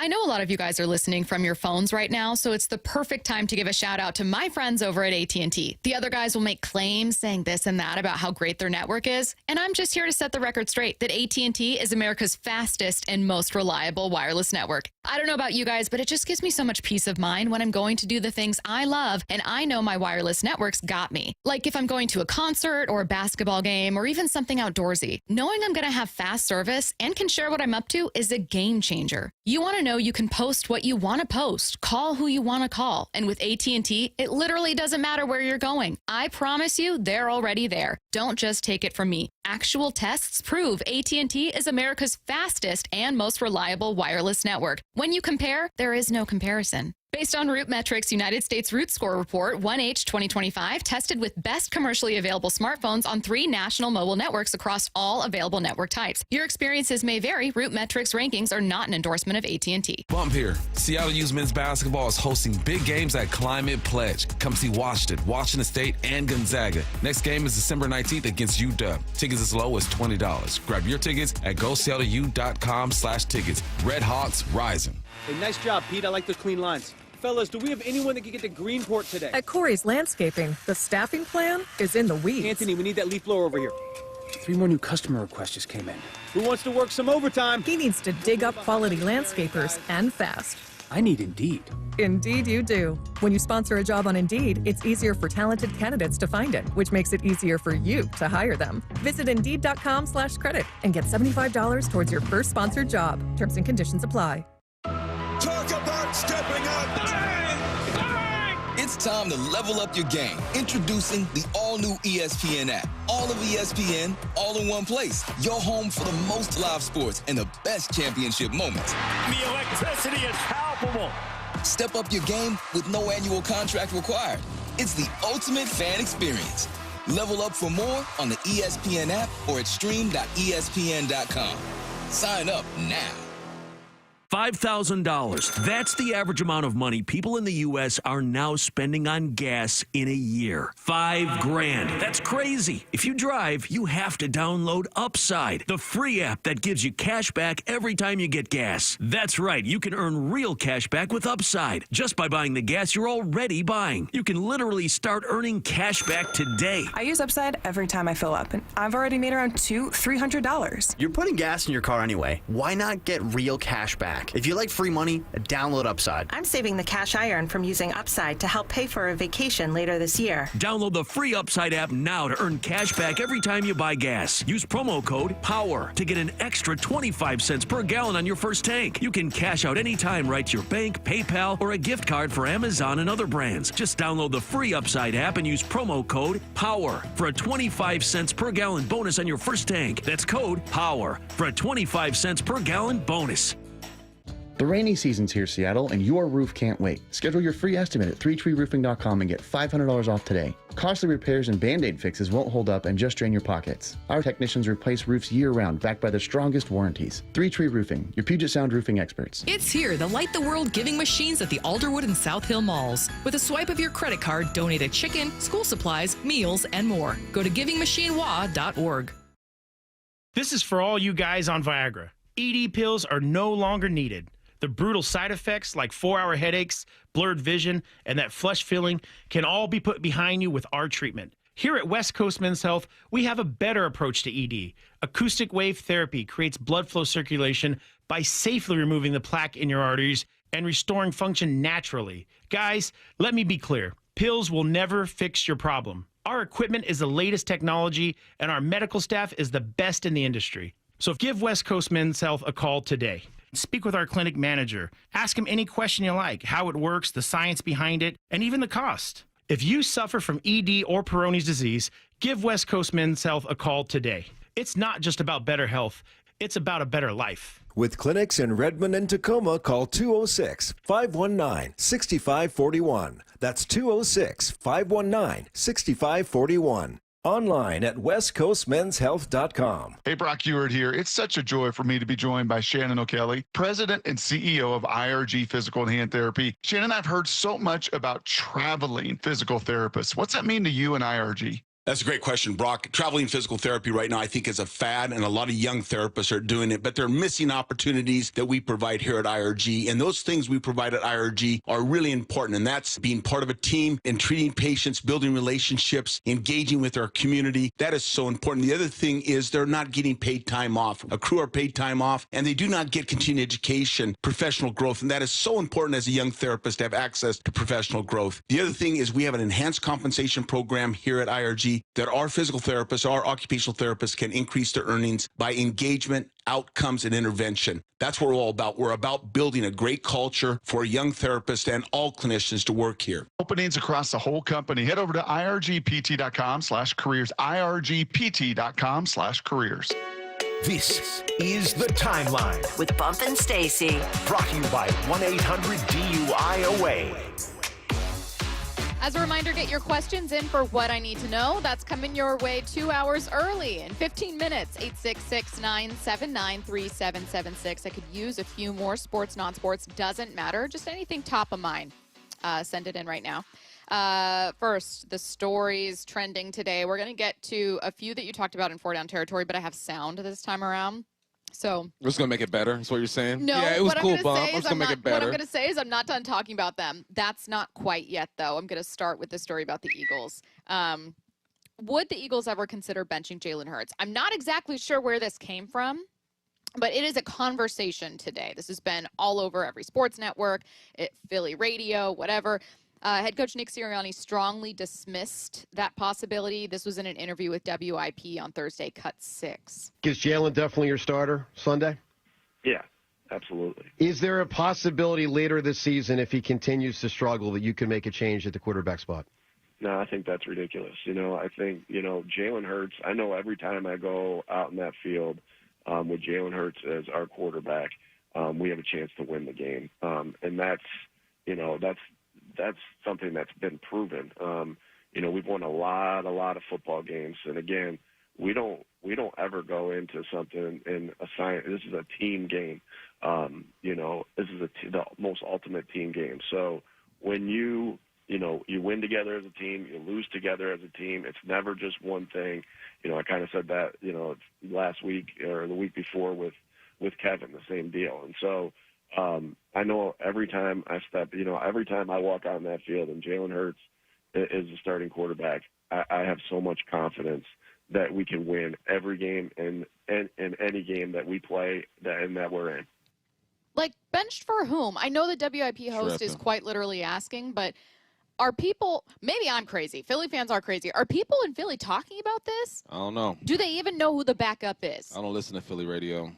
But this is ridiculous. Yeah, he had a bad game, a horrible game. 5 turnovers, 2 turnovers in one sequence. Yes, it was bad. But you know what he is? He's a Super Bowl winning quarterback. He's a Super Bowl MVP. He understands this team and this offense. No, you don't bench him, man. You're still in the playoff hunt. You got talent all around him. You have a conversation with him. You change the game plan a bit to make him more comfortable. But there's no way that you bench Jalen Hurts off of one bad game. Now, I think it's sprouting from earlier, rumors, reports that, and this had been going around. I was listening to a podcast and Chris Sims was talking about this. So this part of it has been a conversation. A conversation in Philly had been, Jalen Hurts is obviously talented, but he is limiting the offense because it's not the best fit. Because there are certain things he's just not comfortable doing or doesn't want to do, and that's where some of the discord in the locker room is coming from. All right. And so I think that what people are wondering is, well, what if Tanner McKee does fit what they want to do? I swear to God, I think that's where this very real conversation, I know that conversation was happening. I'd been hearing about it forever. Everyone has. I think that's where it just kind of evolved. Tanner McKee wasn't even a top 25 quarterback at Stanford University. All right, maybe I don't know what to say. Maybe he does things better than Jalen Hurts. You know what will help Jalen Hurts? If you fix that run game. Get that run game going and be the complete team. Because now if you throw in Tanner McKee and your run game isn't going, you're going to put it all on this guy. Is he a rookie or a second-year guy? Rookie or second-year guy. You're going to put it all on him for him to save the day. You go with the veteran, you fight through it, and you don't dump him when things get a little tough. All right. Well, I guess I'm sure that this Tanner conversation will McKee. heat up, but that's where it's coming from. It's crazy. about like offensive fit and just the idea, the rumor that like Jalen can't do what the offense wants to do, and that's why the offense in Philly has been Run such a game roller is coaster. garbage. Get your run game going. I don't know. Next story. We're getting back to that Cam Newton point. You knew Phillip Rivers' return to the NFL would get other available quarterbacks, wondering why they didn't get a call from the Colts, and Cam Newton is one of them. Cut 7. Would you work out for Indy if they call? Yeah. You would go for a workout if a team call right now? Yeah. You still in shape though, Boog. I ain't gonna lie. I gotta call it. Your boy, you're still in shape. Bro.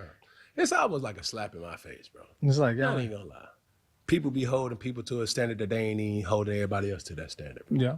And that's what I don't like. Hey, well, you ain't showed that you... And he's retired. You ain't even retired yet. I did not. Yeah. And will not. Because of an opportunity like this. And he also was in their system, but still, like... I don't give a damn if he was in their family. He's 44 years old, bro.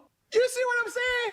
Understand what you're saying. He got How do grandkids. people hold Cam Newton to a standard that you're not holding everybody else? Yeah, that's crazy. It's like, Cam, did you say that you were still available? Yeah. Cam, you're retired. So did Phillip. Now, I agree with you. I don't think it's about holding Cam to a different standard. Nah. Though I think double standards exist. I don't think that's what this is.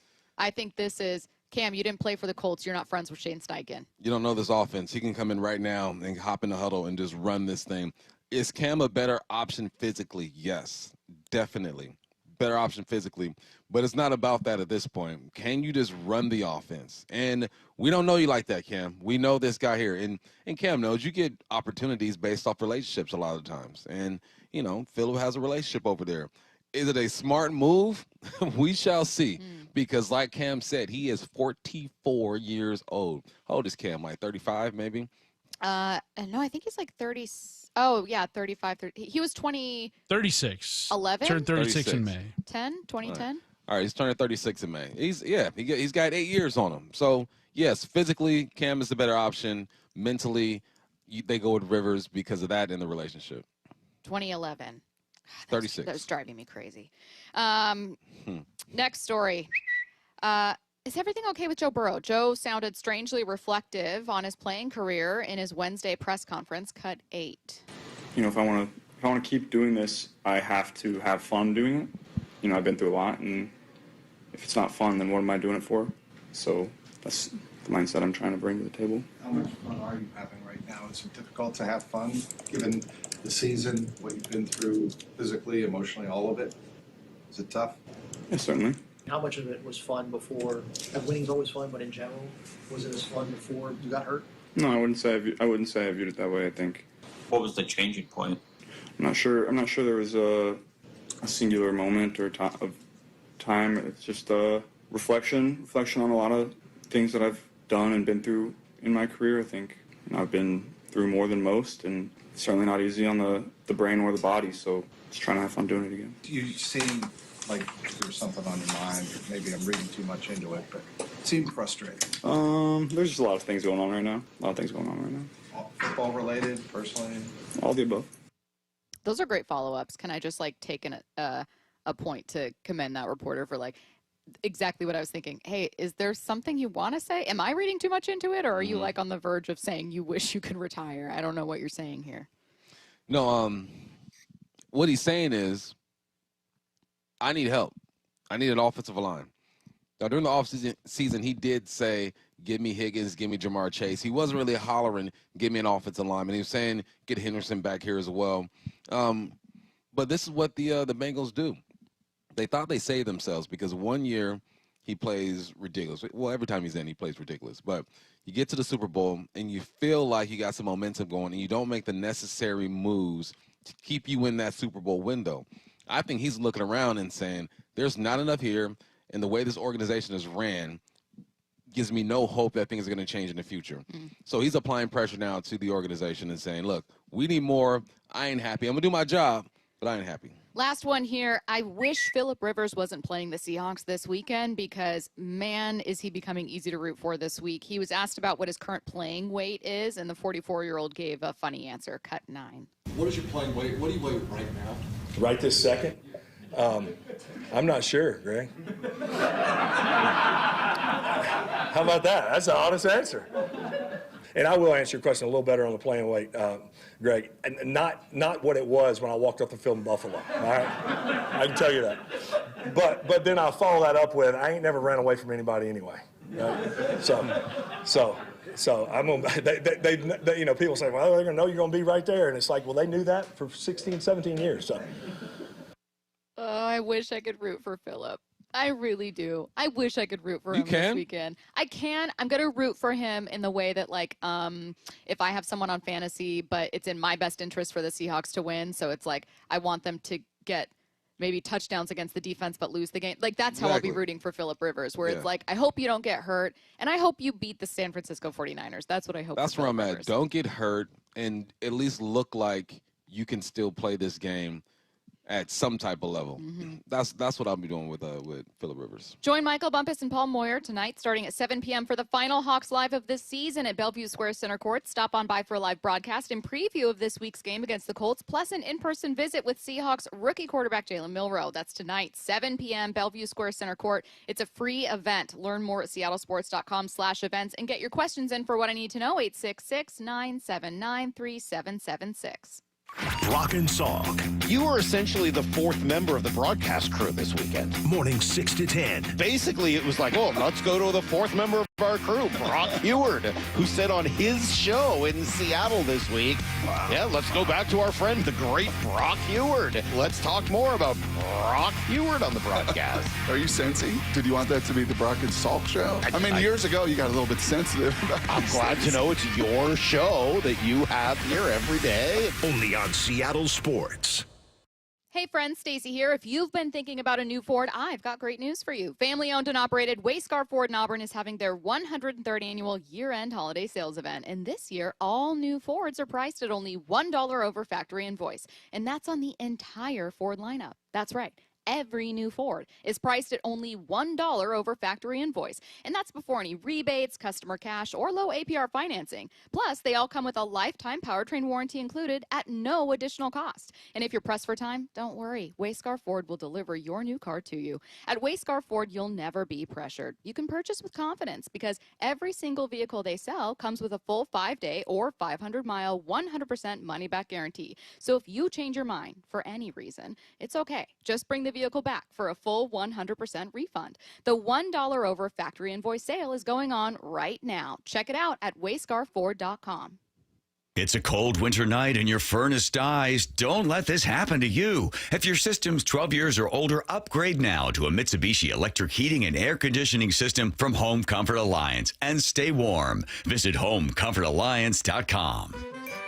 Ulta Beauty's big holiday beauty sale is back with up to 50% off must-have gifts. Shop irresistible deals like the Shark Beauty Flex Style and Benefit Cosmetics travel size mascaras. With new offers weekly, same-day pickup or delivery, and our trusted associates, we make holiday shopping effortless. Head into Ulta Beauty today. Ulta Beauty. Gifting happens here.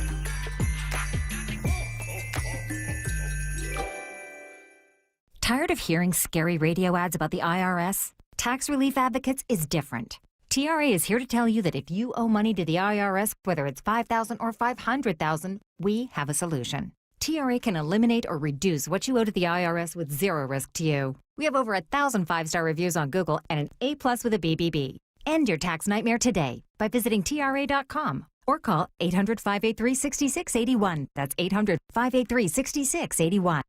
Holiday shopping got you stressed? The Mariners have you covered. Grab a season ticket membership for the super fan in your life, and they can lock in the best seats and benefits like guaranteed postseason access. Or mix and match with single game tickets for everyone on your list, from opening day on March 26th to must-see matchups against the Yankees, Phillies, and more. This holiday season, make Mariners.com your one-stop shopping destination. Oh, he makes the catch! What a snag by Julio Rodriguez!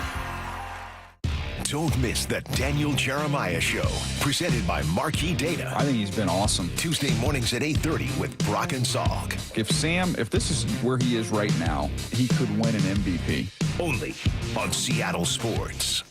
Good Dog Auto Glass. When the stakes are high, you want the best on your team. When your windshield breaks, don't settle for your insurance company's fix that's just safe enough. Trust Good Dog Auto Glass, where the quality isn't light. We do all the things the little guys don't, and we do all the things the big guy does. We answer the phone when you call, we work for you, and we will walk you through the insurance process. Visit GoodDogAutoGlass.com, Puget Sound's most trusted auto glass company, and get more bang for your bark. Heading outdoors or on the water this weekend? Check in with Joey and Nelly on the Outdoor Line from 6 to 8 a.m. every Saturday on Seattle Sports and the Seattle Sports app. What does VA mean to me? A place for my daughter to call home, thanks to the VA Home Loan. A new lease on life. The best healthcare team I've ever had is here at VA. And education, and the opportunity to open doors I never thought possible with my GI Bill. The financial support I need to manage the disabilities I developed because of my service. Get what you earn. Visit choose.va.gov. Not all veterans are eligible for the type or amount of benefits mentioned here. Majority of the people that are coming to see us are within our community. These are people who are providing maybe services that we also use in our community. So the LJ way, to me, somebody can come into a retail setting and not feel like they got to have their guard up. And that's been a long-standing thing in the car business that, we've tried to shape. Todd and Brett, they made it really easy.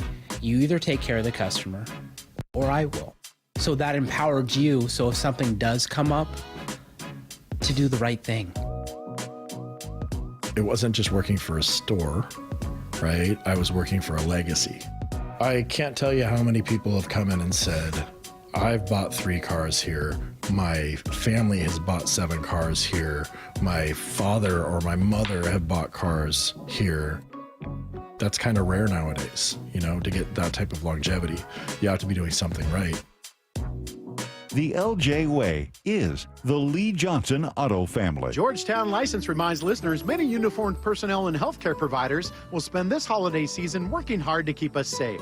These heroic men and women spend long hours away from home, protecting our freedom and providing critical medical care. Please thank them for their many sacrifices and putting their lives on the line for us every day. Happy holidays to you and yours from the entire team at Georgetown License, taking care of all your vehicle and vessel licensing needs for over 30 years. Online at GeorgetownLicense.com. From the Quantum Fiber Studio, this is Bumpin' Stacy. Weekdays 10 to 2 on Seattle Sports and 97.3 FM HD2. Get questions in for what I need to know. Any question. I personally like advice questions, mostly because I'm constantly on the lookout for another Reggie saga. Man, those were the days. That was the best. What a time to be alive. We had other listeners being like, did we get an update today? Like anything? 866-979-3776. What I need to know. Someone said, hey, I was going to have to miss this upcoming game due to having to work. But now that Phillip Rivers is back, I might have to leave early Sunday. What should I do? Leave early Sunday. Well, what lie do they give? See? It's probably too late to just say, hey, I can't come into work. Nah. There's some ways you can go, but they're not. I can guarantee you get out of this. What do they do? But, you ever see the memes where it's like, oh, I started a new job, so my grandparents are alive again. Okay, so you got to. Okay. You want to for show? You got to go the family death approach. Yeah. But you come in on Monday, totally fine. They're like, I'm so sorry. You just still feeling like, huh? Wait, what? Oh, no, false alarm. Everything's fine. Will we see Robbie Oots catching passes? No.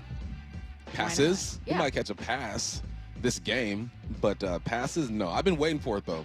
Every couple of weeks I'll mention it, like get him involved in the pass game, but that will mean that he needs to be involved in the run game, and he hasn't gotten many snaps at that fullback spot since he's been back. What I need to know is my mother-in-law out of pocket for asking me to chip in on a prime rib. Also, they're doing New Year's Eve. I can't tell what the last sentence says. I'm sorry, Isaac and Everett. Let me know. But he said, is my mother-in-law out of pocket for asking me to chip in on a prime rib? I'm guessing for Christmas? I mean, also, they do, are you going to their house? Are they hosting? Like, I don't think she's out of pocket. No. I don't think she's out of pocket. I kind of I mean, do. depends on Depends on their financial situation, too. I think if you cannot, prime rib is very expensive, but if you cannot afford to buy it, then you should not be inviting people over and hosting a dinner and having that. It's the presentation. What if they're getting it catered? If it's instead something of where making it on their own. I interpret it as, let's say this is $150 like prime rib that you're buying, that she's saying, hey, we're all going to eat it. Can you chip in for it? And He's to saying, me, he that's, just said they're not hurting too, so they got money I and think they're that's- hosting. Okay, you know what? I'm going to sound bougie. I think that's tacky. I think that's No, it. you're I right think it's now. Poor taste. More information, I'm with you. But if Yeah. it's just like, hey, No. we financially struggling, let's get it. You serve what you can afford. Never, ever in a million years. I don't host parties, but I am well-mannered. And never in a million years would I host a gathering and outside of like your friends are coming over and you're like, bring whatever you want to drink to. I'm providing this, this, and this. If I'm hosting a dinner, I am paying for the food, I'm cooking for the food, and I'm not asking people to chip in for the food. And if I cannot afford to do that, then we're ordering pizza. Or I'm making pasta. It's going to be something cheaper. Yeah. I think that's tacky, Isaac and Everett. Yes, I don't think you're out of pocket for being like, wait, what? I think she is out of pocket. I bet he's still gonna help though. Well, yeah, because also Now the you gotta classy help. thing to do when someone the polite thing to do is to just give the money Yep. and then internally go. And then look at your wife, be like, Yes, but it is also polite to then give the money when it's asked. What I need to know. Bump. If a young person approached you and asked about an opportunity to help volunteer with coaching on a football team, what are some things that person would need to know or be familiar with that would make you consider them? Just be a good person and be willing to learn and eager to learn. I've hired coaches with no experience at all just because I felt like they were hard workers and didn't have an ego and would do some of the dirty work. So, yeah, just present yourself in a way that you're eager and you love the game. You just want to be a part of something. Let's see. Isaac said, she told me it's my Christmas gift. Last year I said, I'll just bring it. Well, then if it's a gift, then you don't need to chip in anything. If They're it's her hosting. gift to you, yeah, then it's not you don't need to buy your own gift. Yeah. What is going on here with Isaac's mother-in-law? Let's see. What I need to know. Someone said she can make all kinds of problems for you, bro. Just pay. That's an angle too, man. You just want to be cool with mom-in-law, honestly. Families should be able to discuss money, deeper issues with them. No. I mean, yes, like I will discuss money with my sister or my mom. But if my in-laws are hosting a Christmas dinner and then, or even if my friends are, and then they say, hey, can you Venmo me money for this meal that I'm cooking? And especially if I wasn't expecting it, I think that's rude. It's impolite, not rude or mean. It's impolite. I wonder what their relationship is like too, though. That matters as well. Let's see what I need to know. Should the NFL put a limit on how many years you can be out of the league before coming back? No. No. No. No, not at all, because I want to see what happens here. You know how much more interest? I'm already interested. Do you know how much more interested people are in Sunday's game? Mm-hmm. Absolutely not. Mm-hmm. I think you and Dave should go back. Negative. Not a chance. You think Dave could still hit someone pretty hard? I think he could. No. I think he'd have to leave the game, but I think he would stick out. his nose in the tackle for sure. He's not backing away from the tackle. Exactly, that's what I'm saying. But and he's a hit big somebody, dude. Stacy. No. I think he could. No. I believe in both of you. I think you could catch a contested You can have a contested catch over the middle. I think you'd get hit and unfortunately probably carted off the field. And then I think that Dave could lay someone out, but then he'd have to also leave. He's not laying anybody out. I promise you. Love you, Dave. I'm going to tell him you don't believe in him. I believe it. I believe in safety. I'm such a small person that I'm like, well, what do you mean? These guys play. They're just big dudes. What I need to know. Thoughts on... Ooh, okay, this is a fun question. What are your thoughts on late season trades, but only for quarterbacks? Like they allowed the emergency quarterback to have a legit quarterback to play. That way, Indy could trade for someone like Russell Wilson that would actually help them instead of getting someone off the couch. I like that. I like that, 253. That's yeah, a big, if I was commissioner, I'd make this rule, and people are like, ooh, creative. Yeah, that there's no trade deadline for quarterbacks. Yep. Hey, before we switch over, I want to say everyone be safe out there. I know there's a bunch of floods going on. So just be safe, man. All right, we are flipping to the huddle. Dave Wyman going to join us. Our early guests, Julian Love and Jake Bobo. Wyman and Bob. Devin Witherspoon has been fantastic this year. Every afternoon at 2. He interviews like he plays. Energy. Yeah. We just need a blade of grass. Give us a blade of grass, bro. That's all we need. Like when people try to block him, it's like trying to block water. Yeah. I mean, he just is all over the place. His feet are phenomenal, and then you hear the energy there. So just the tempo of his voice and the way he talks. Like, can you imagine you got a guy like that on the field? Only on Seattle Sports and Seattle Sports on YouTube. Hi, I'm Andy, your friend and jeweler at Shane Company. As a product development manager, I make sure every piece of fine jewelry at Shane Company is meticulously designed for quality.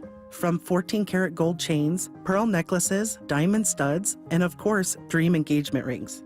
We know you can get your holiday gifts anywhere these days, but knowing your loved one's gift was crafted by master jewelers? It's a difference everyone can see and feel, no matter the price. All of our fine jewelry begins with a vision by our in-house designers. Then, we ensure each piece meets our high-quality standards every step of the way, including the smallest details. It's why our jewelry comes with our all-inclusive, free lifetime warranty that covers everything and doesn't cost a dime.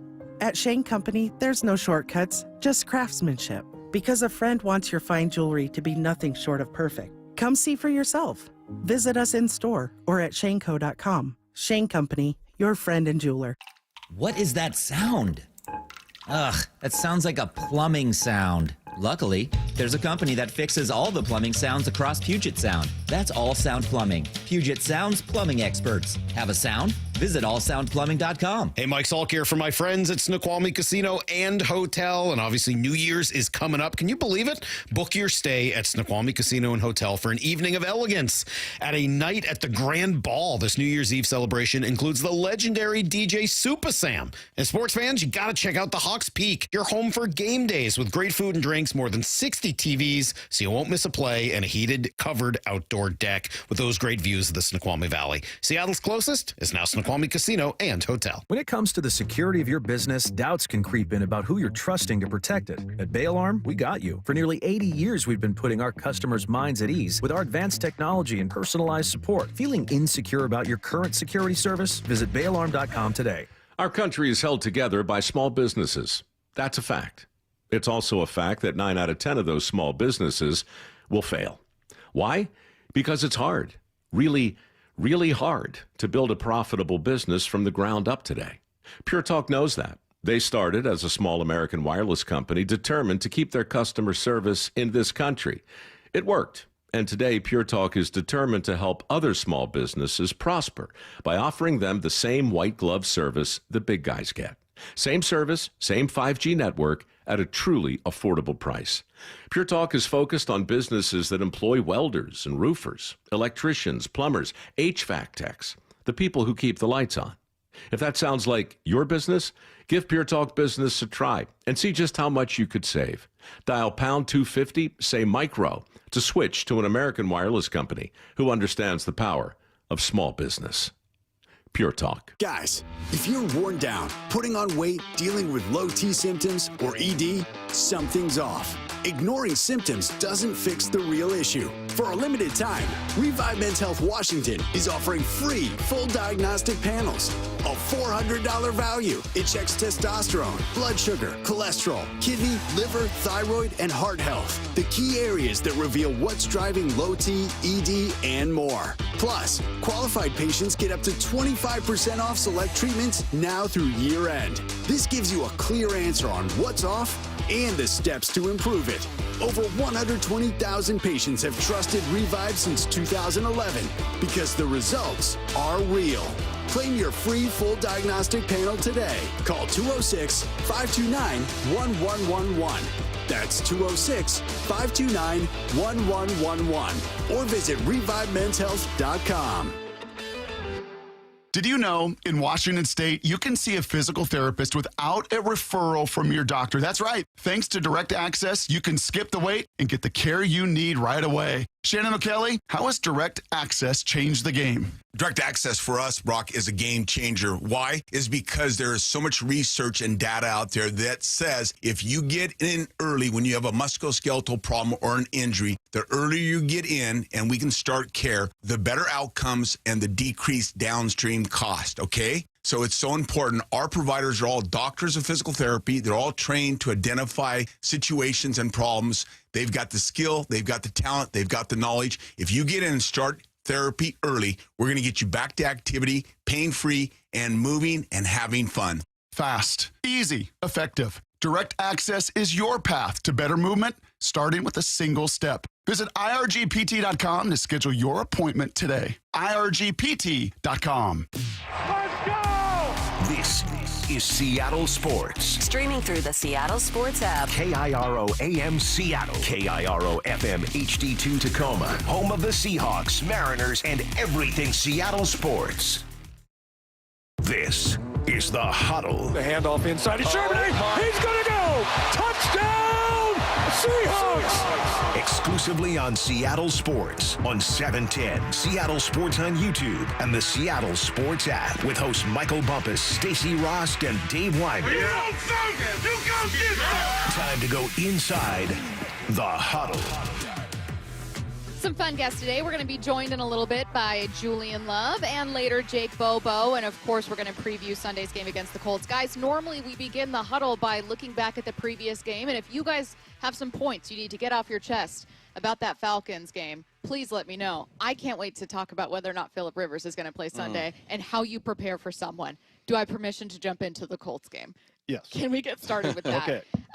Dave, if you were on this defense right now, how do you prepare to face a 44-year-old Phillip Rivers who hasn't played in 5 years? You mean at age 61?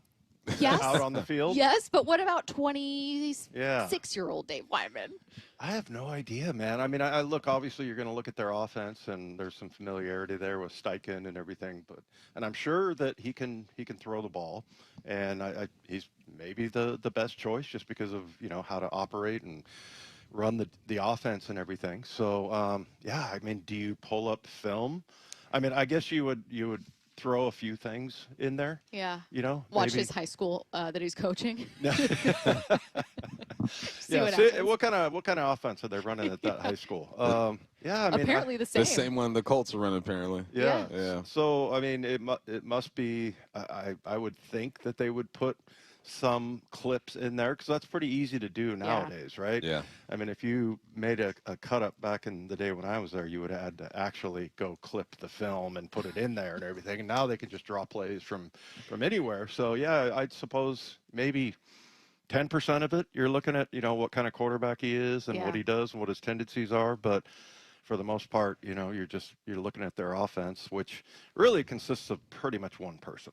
And that would be Jonathan Taylor, not only their rushing leader, but also the league's rushing leader. He's got 1,356 yards so far. Bump, is this just Jonathan Taylor against Seattle's defense? And what does having Phillip Rivers out there mean for helping Jonathan Taylor, right? Phillip Rivers has seen a million defenses. Yeah, well, Jonathan Taylor will get the bulk of the touches for sure. But he's still going to need receivers to make a catch or two. He's still going to need the offensive line, obviously, to do their thing.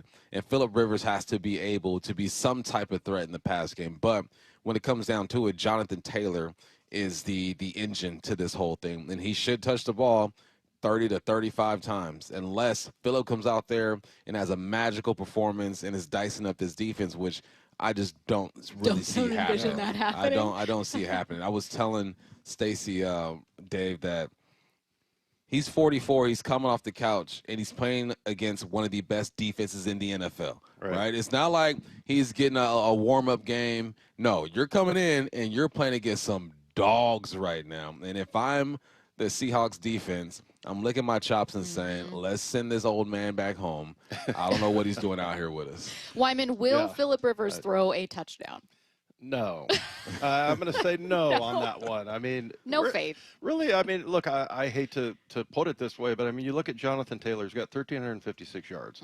The next closest is Daniel Jones with 164, and then the next closest running back, DJ Giddens, has 66 yards. So, I mean, this is all about Jonathan Taylor. I mean, he is going to be tired at the end of the game, but it's strength on strength. I mean, we have I think we dropped down to number 3 against the run. I have it in front of me. Yeah. If only there was a way to find if out. only I had it right in front of my face. Rush defense 4, 91.2.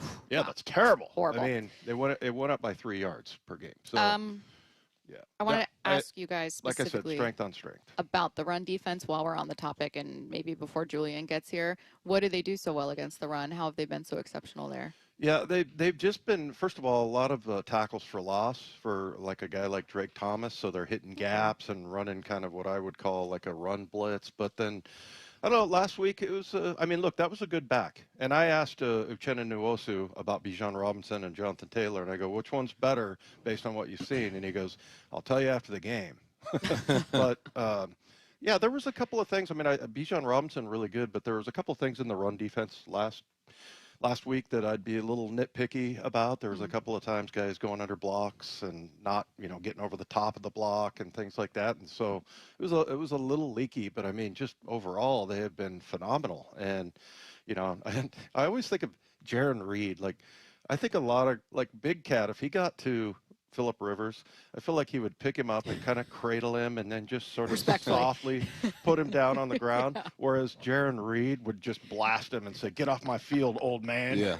He's a Hall of Famer eventually. Yeah. Now making himself ineligible for it, though. Bump, at what point does this conversation just become Sam Darnold in the offense against Indy's defense, who, by the way, speaking of being good run defenses, they're 6th there. Yeah, no, they're pretty good. They're pretty good defensively. Any team that's good defensively, you have gap integrity, and you're allowing your backers to fly downhill. That's why Dave mentioned a guy like Drake Thomas having all those TFLs. Why?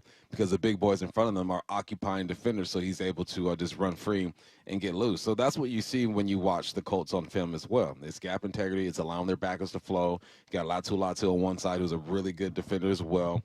This is an NFL team, and I do what I do every week, Dave. I start the week like, we should get these guys. Then I watch more film. Watch more film. And I'm like, well, that guy's good. All right. And then you match the numbers up, and you expect some type of battle. So, yeah, they're just they're strong up front. They allow the backers to flow, and they have a really good player on the end in Latu. That's where you see the battle. Yeah. This is why fans believe in trap games, because they don't look at the film.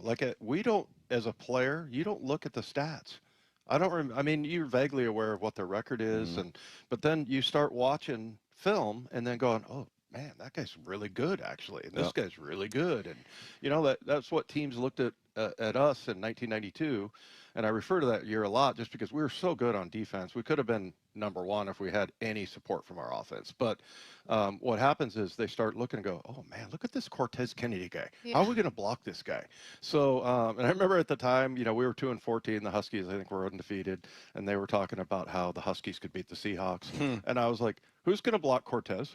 Yeah. Oh, you mean this 18-year-old on the other side? Exactly. This 20-year-old? But yeah, I mean, and getting back to the trap game, and that's something we talk about on our show quite a bit, that, people are always texting in like, oh yeah, they're going to look past them. I'm like, no, that's fans. Just exactly what you said, Bump. You start watching them and go, damn, look at this guy, look at that guy. And then, we got to be on it. We got to be on it this week. So yeah, I mean, it pencils out as far as the stats go and everything that, really they have one weapon on offense, but hell of a weapon. It's a lot more than that. Yeah. Well, we only have a couple minutes left before we hit break and then bring in Julian here. So I'm getting away from the preview a tiny bit, but I'm kind of curious because I think there are listeners that like doing that but don't always know how. How do you guys watch? When you sit down, both of you have watched a ton of film ahead of this one. When you sit down and you're like, all right, let me get ready for Indy, what do you look at? First, I mean, my process is I watch the wide film, and then I go to the end zone. The wide film, I look at the secondary and movements and who looks more fluid or not, and I match the coverage, what I think the coverage is, with the concepts and the second level there, kind of see where everyone fits and who's making plays. And then when I go to the end zone, I always start looking at the team's defense first. And then I go to the end zone, and I'm just looking at, all right, what gaps do I think these guys are responsible for? All right, is he controlling that gap? Who's he going up against? Is that a Pro Bowl guy, all-pro guy? No, rookie? And you start looking at matchups to see who's dominating each matchup. And then on the other side, offensively, I kind of do the same thing.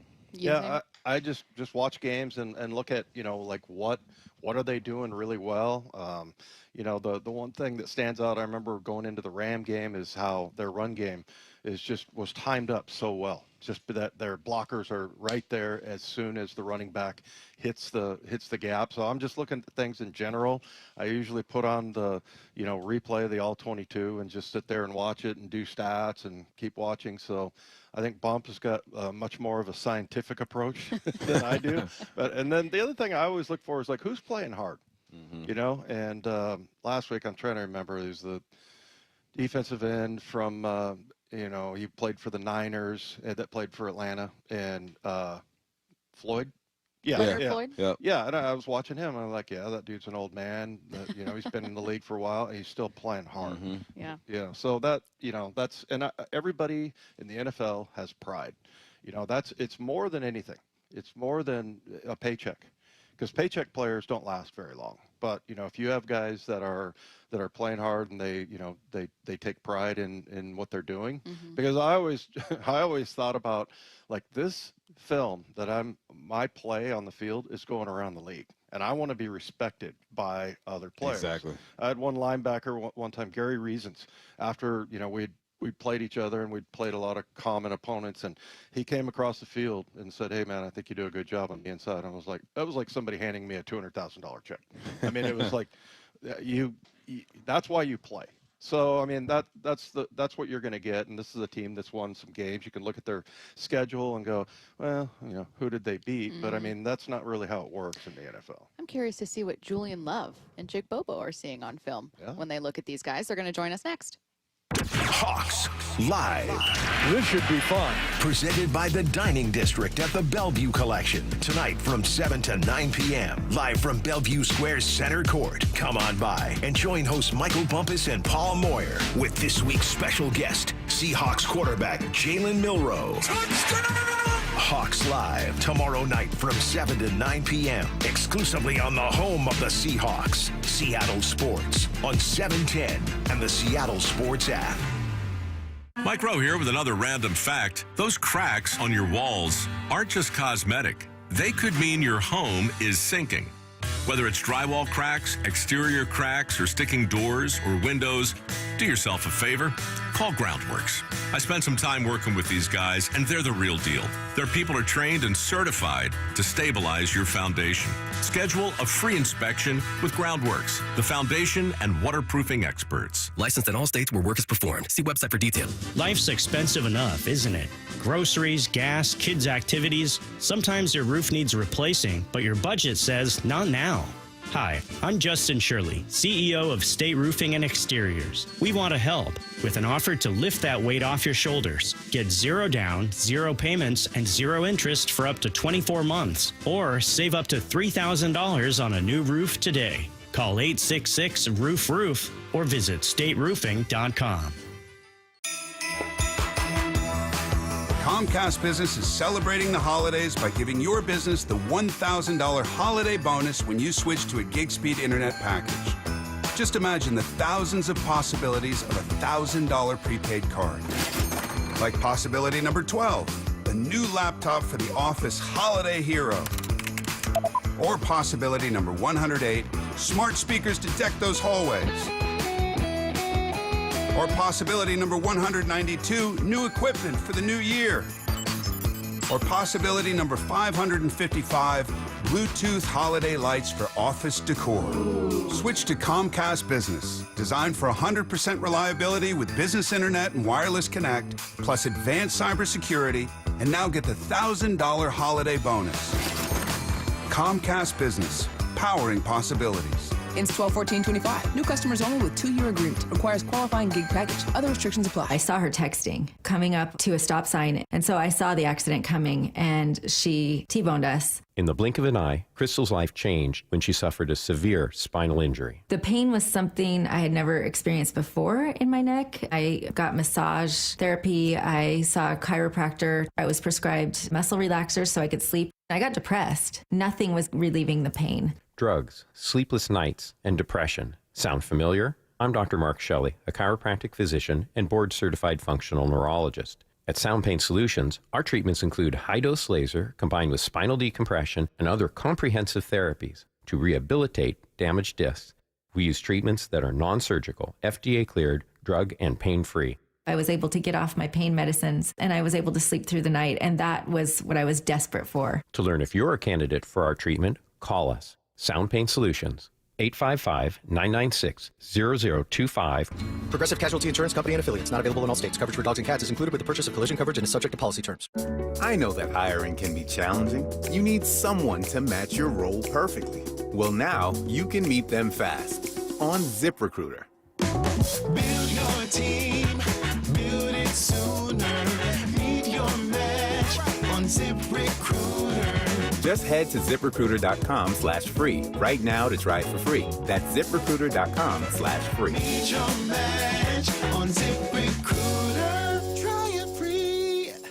Well, it's pretty hard to believe the holidays are here, and now is a great time for fitness gifts for your friends and family, or maybe even for yourself. Hey, Brock Ewart here, and from weight sets and accessories to the complete home gym, my friends at Top Fitness is the place to shop, and doing it right now.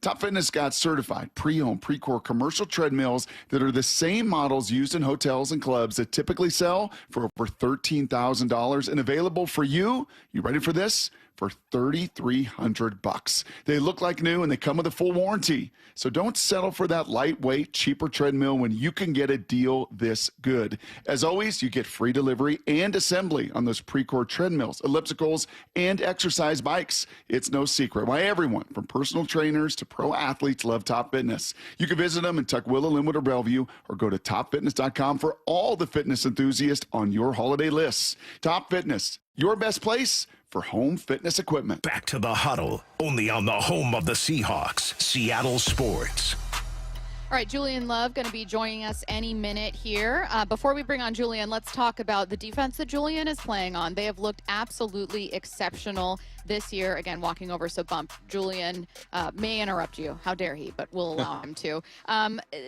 We've been talking this week about how the defense is so good that it may not matter about any other warts that a team has. And no team in the NFL is perfect, right? Is this a defense that's like, this is a Super Bowl defense? Best defense I've seen, like this defense can get the job done. Yeah, they're going to need some help, though. You know, they can keep the game close, but defense, they can score points, but you don't rely on them to score points. So, yeah, but when you have the talent that they have, man, it's easy to keep things close. And one of those very talented players joining us right now, Julian. Julian, first of all, good to have you here, but also great to have you back. It was awesome seeing you back out with the team. You're a leader on this team. I'm sure it was tough being out. What was the experience like? How'd you stay involved? Wait, you got a camera on me? Yeah, me too. It was not fun. Yeah. I mean, you know, before this year, I've never missed a game in my life for injury, and so it was definitely, I was in uncharted territory. And so it kind of ebbed and flowed. Some days were up, some days were down. Through it all, I just tried to contribute whatever I could to the team. And like part of the reason, you know, I'm here, why people look to me is, you know, for the playbook stuff, for just kind of being a mind for the defense, and then just kind of my leadership. And so I just try to lean into those things while I couldn't, you know, be performing. Well, happy to have you back out there. Yeah, thank you. You never missed a game? No. I was missing games in high school. Pee wee ball, high school, college, wow. 6 years in the league. And, yeah, so it was definitely, I had to get my mind wrapped around it a little bit. Yeah. Well, and then last week you said there's a plan, so we're seeing that plan played out. You played 20 snaps. How'd you feel? Feel good. Good. Yeah, feel good. If all practice out. In practice you're hyper aware of how everything's going, just because you've been battling this thing so long, especially like hamstrings. But when I stepped on that field, it was kind of like riding a bike. The communication all flowed, just the feel of the game. And I just try to keep that the main thing. Just go out there and just rip it and run it. Yeah, that was cool. I was wondering if you were going to start or not, so I saw you out there to start the game, and that made me happy. Good to see you out there. How do you think the safeties have been performing in your absence? I'm sure you've been like an extra coach out there. How do you evaluate them? I know. I definitely been a coach, like it or not. And they've been balling across the board. I mean, look at Kobe's having probably a career year this year. Ty Okada's coming in, a guy who has been just battling for years to – make a team, the years past, and go out there and just like make plays, not just like play, but make plays has been like really, really cool to see. And then, Nick E-Man, pseudo safety, pseudo corner, pseudo edge rusher, whatever you call him. He's coming into his own as well. And that's cool because, I take a lot of pride in that because, he's my rookie. I got to make sure he's straight on all that stuff. And so it's just been really cool to see. And I think that's tugged at the heartstrings even more. Like, man, I've worked so hard for so long. I want to be contributing. Like my wife had to walk me off the ledge a few times of like, hey, you're contributing in a good way. And so it's exciting to see those guys going and doing their thing. This game has another wrinkle thrown into it. We're going to see something we've never seen before, which is a quarterback who wasn't with a team. It had happened previously with a quarterback who was, but a quarterback who wasn't with a team coming back after 5 years retired. First of all, are you guys preparing as though Phillip Rivers will be on the other side? And secondly, how do you do that when he hasn't played for 5 years? First, I'll say it's definitely weird. I mean, it has to be a first, I would imagine. Yeah, it is. And so it's unusual. And so you just got to kind of see what the tape has been of Phillip Rivers. And obviously he's the ultimate competitor and has been playing football for a high level for a long time. So you go back and try to see some of that stuff. It's weird because it's 2020. It's COVID, right? Or yeah, is the film I think it was his last time. You're watching some old Charger stuff. And so you try to get that sort of sense. And then, with the young guy, Riley, same thing. Just kind of get a case for him in his limited reps. And so, I don't know. Games like this are tough. I don't like wild card situations in terms of you don't know what you're expecting out there, but it kind of forces you to play true. So, all right, let's just do what we do. Let's call our calls. Let's run how we run. And then, the quarterback has to adjust to us. So you are looking at some of his plays. It's spliced in there from when he played. Yeah, his plays, his cadences, all that stuff. Because there's a chance he's out there. And so it's pretty crazy to think that. But, yeah, you got to prepare for whoever thinks going to be out there. If you get a chance to just smoke him, I mean, is there a party that's like, he's a grandpa, I feel like I was telling these guys, I feel like Leo would probably pick him up and cradle him and set him down, but Jay Reed would probably smoke him. Yeah. I mean, we got some killers up front for sure. I mean, that has to be factored into the trash talking. Oh, let's say something else. I'm not sure what we're on right now. Trash talking. The trash talking. That has to be factored in. Yeah. And so I'm sure those guys, the doers will do in that regard. It's so unusual. It's very, very. It's just not a normal thing that you're going against week in, week out. And so, you're gonna get all that. I wonder what the list of grandfathers in the league have been. Just one. Literally, he's the only one? Oh, no, he's second. Brett Favre was the first. He's the second. That's cool stuff. Well, grandfathers that we know of, I'm of assuming in somewhere in 1961 when people were smoking cigarettes. Pre-analytics. During wartime. So I think it's just Brett Favre and him. Back when they were smoking cigarettes in the locker room. Back when, somebody came back from war and lining up at quarterback. Yeah. He's been working Monday through Friday, and then he's like, all right. Have day jobs. Probably. You're right. That checks out. You guys are one of the most talented defenses in the league, and I think we probably praise you guys more than you praise yourselves. But was there a moment where, because going into the season, there's talent, and you're a vet, but you got to bring it all together. You got to take these necessary steps. Was there a moment where you looked around and you're like, hey, we might be one of the coldest defenses in the game right now? Yeah, it had to have been around, probably week 4, week 5. Actually, it was we got a reality check with the Bucs early in the season, so that might have been week 6 maybe. So maybe like right after that, maybe it was the Jacksonville, Houston kind of stretch of weeks. Where we're like, man, like I think Houston, we had a bunch of turnovers. Like, all right, we can make this a thing for real. And yeah, it's tough. I mean, I've been around so long. It like, you have talented guys. You always believe in the people you have. No matter, I've believed in some teams that went 4-12. It's like, oh man, this is our year. Yeah, cash your bets. This is our year. 4-12. And so it's tough to always know and to factor that in. But we just knew, I don't know, we're just close. Like, it's probably been said a ton to you guys. We're just a close team. Like, we don't really care. It's like there's very little ego in that defense, and everybody has that chip on their shoulder and that dog in them. But it's kind of for the like probably collective. Like, we love celebrating with each other. It's very unique. Yep. Last question before we let you go. Literally, we've got like 30 seconds, then we'll get you out of here. But just to check in, I'm guessing that pitch count upping for you. There's a plan. Okay. Okay. I'm just gonna blink twice if we'll see maybe some more Julian Love out there. Hey, I keep my cards close to the chest. They call me the politician in the locker room. Obama is a common nickname for me, and so I got to hold true to that. There's a plan. Okay. Well, we're excited to see you out there again. For anyone wondering, he didn't blink. We didn't get more info. He is Julian Love. Julian, thank you so much. We appreciate it. Yeah, thank you guys. Jake Bobo joins us next. Wyman and Bob, every afternoon at 2. Nick Eamon-Wari is with us. Can you think back to a game where you had more production? I think yesterday was probably like the most complete I've played. This is long before you were born. This is actually when I was playing. 1991, the last time somebody had 2 tackles for loss, a sack, an interception, and a field goal block. They had told me that stat yesterday. I was pretty amazed by it. It's been a long time, but I'm just grateful and blessed for it to be me. Only on Seattle Sports and Seattle Sports on YouTube. It's always such a pleasure for me to catch up with you, Shannon O'Kelly, President and CEO of IRG Physical and Hand Therapy. And as I understand it, calendar year is wrapping up. There's never a better time to take care of your aches and pains. Why? Well, it's always a great time to come see us here at IRG Physical and Hand Therapy. We'll take care of your aches and pains. We'll get you better. But particularly, Brock, at the end of the year, most people have met their deductibles. They may have HSA, may have FSA funds. So use the opportunity to use your insurance to treat those aches and pains so you're not taking them into the new year. So you're healthy, fit, and you're excited about the new year. That's what it's all about. Here at IRG, we are so dedicated to making sure our patients really understand the insurance because it's a complex world. So when you call us, we're going to help you navigate your insurance. But I will tell everybody listening right now, if you've met your deductible, get your aches and pains treated here at IRG. We'll take care of you. We'll take care of your insurance. We'll take care of your family. We'll take care of everybody. Clinics up and down the Puget Sound for you to go visit or see them online at irgpt.com. I go to Starbucks every day.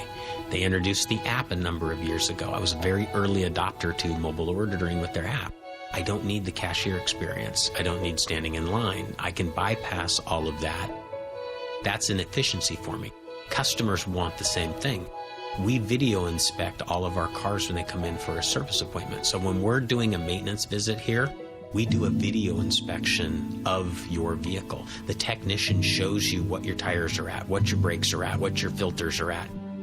That's what we're sending to people. They open it, they look at it. We generally give them 3 choices. Hey, you can do the minimum, do something in the middle, or do it all.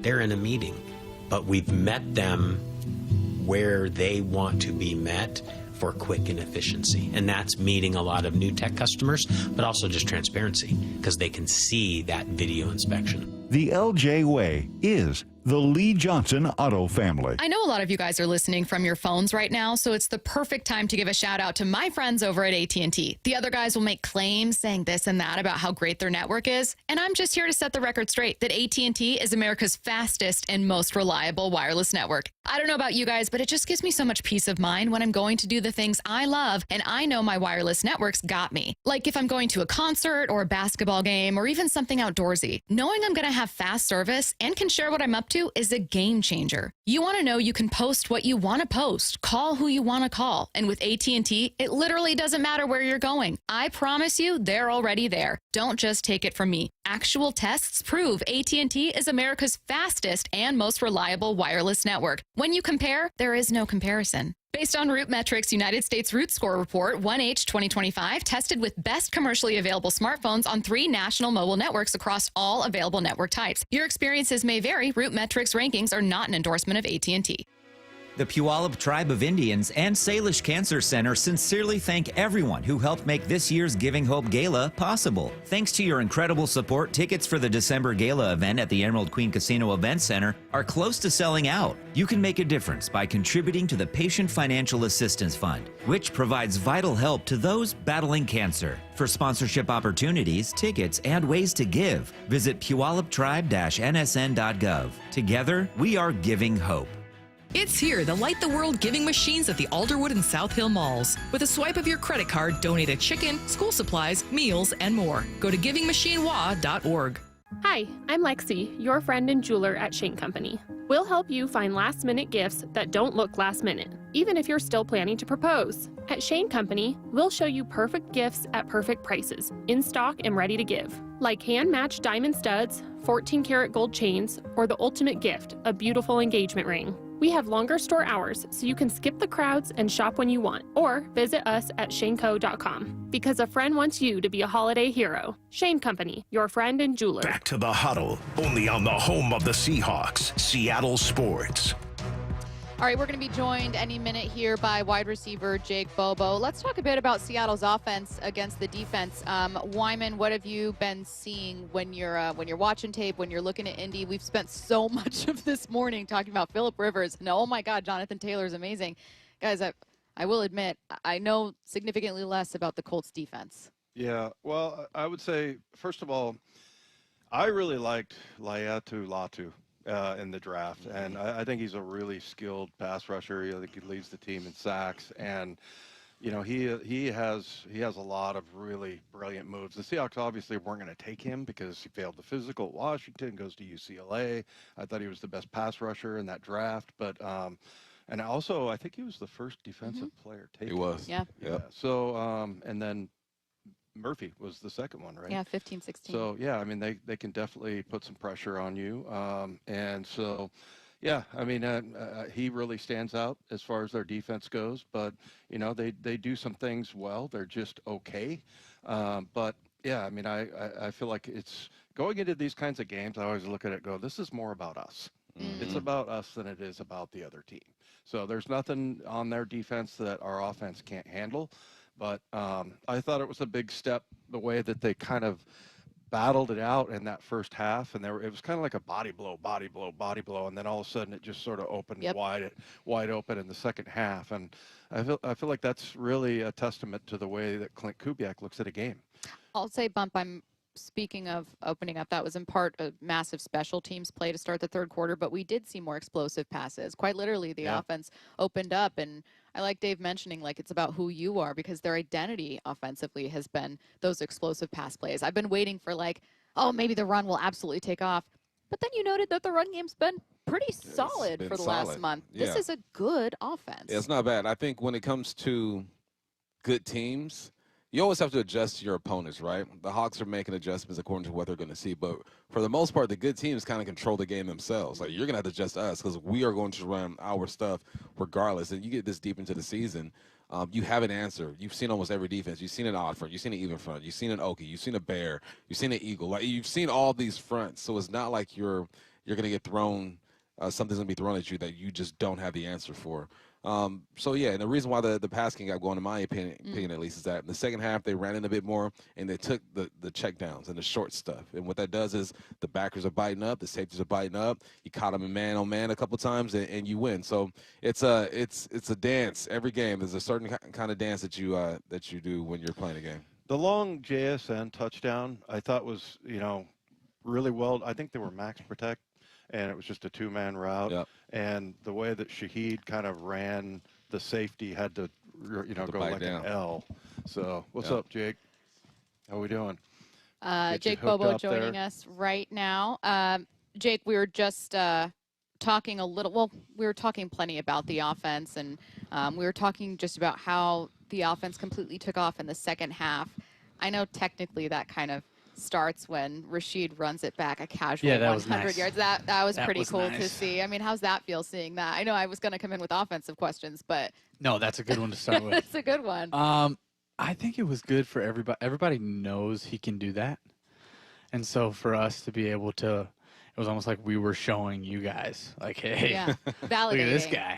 He didn't see this one coming. So, I mean, it was cool. It was cool for him to finally get one on the board. But yeah, I mean, that certainly helps the offense when you do something like that. You had a nice block on that kickoff. Yeah, just getting their way, just getting somebody's way. That's what it's all about. No doubt. No No doubt. doubt. And there was I think Patio had a really good block there as well. Yeah. But it just feels like, I don't know, there's something about the kickoff now that, like, if you can just get through one part.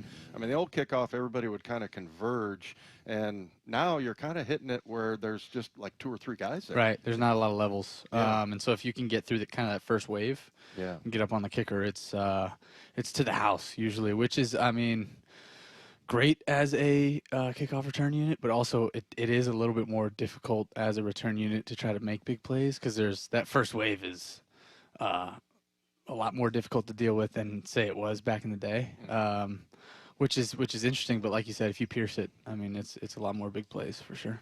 My question has nothing to do with football. Bang. So I'm sitting at my favorite watering hole, having myself a beverage. What's your go-to?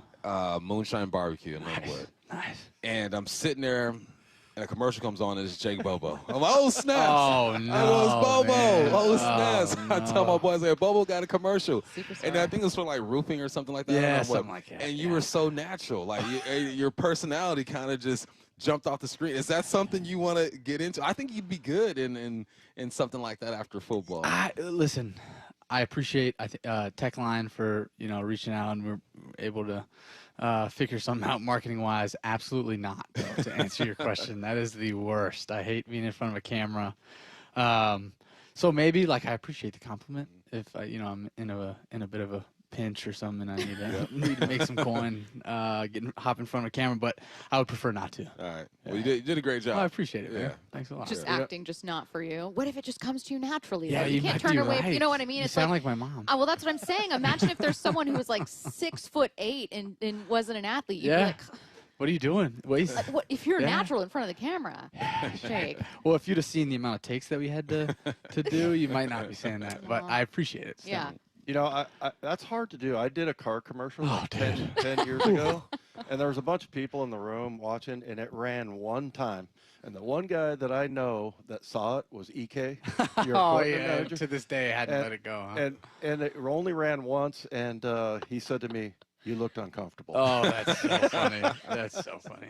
Wait, so it Okay, ran in case one time? That's it? Yeah. He just happened to see I never it? saw it, and it was Horrible bad, and I knew it was bad, and it's hard to do, man. No, it couldn't be that bad. Well, I mean, they were like, we can't run this again. Oh, come on. What do you see in the Colts this week? What they bringing? I mean, talented defense.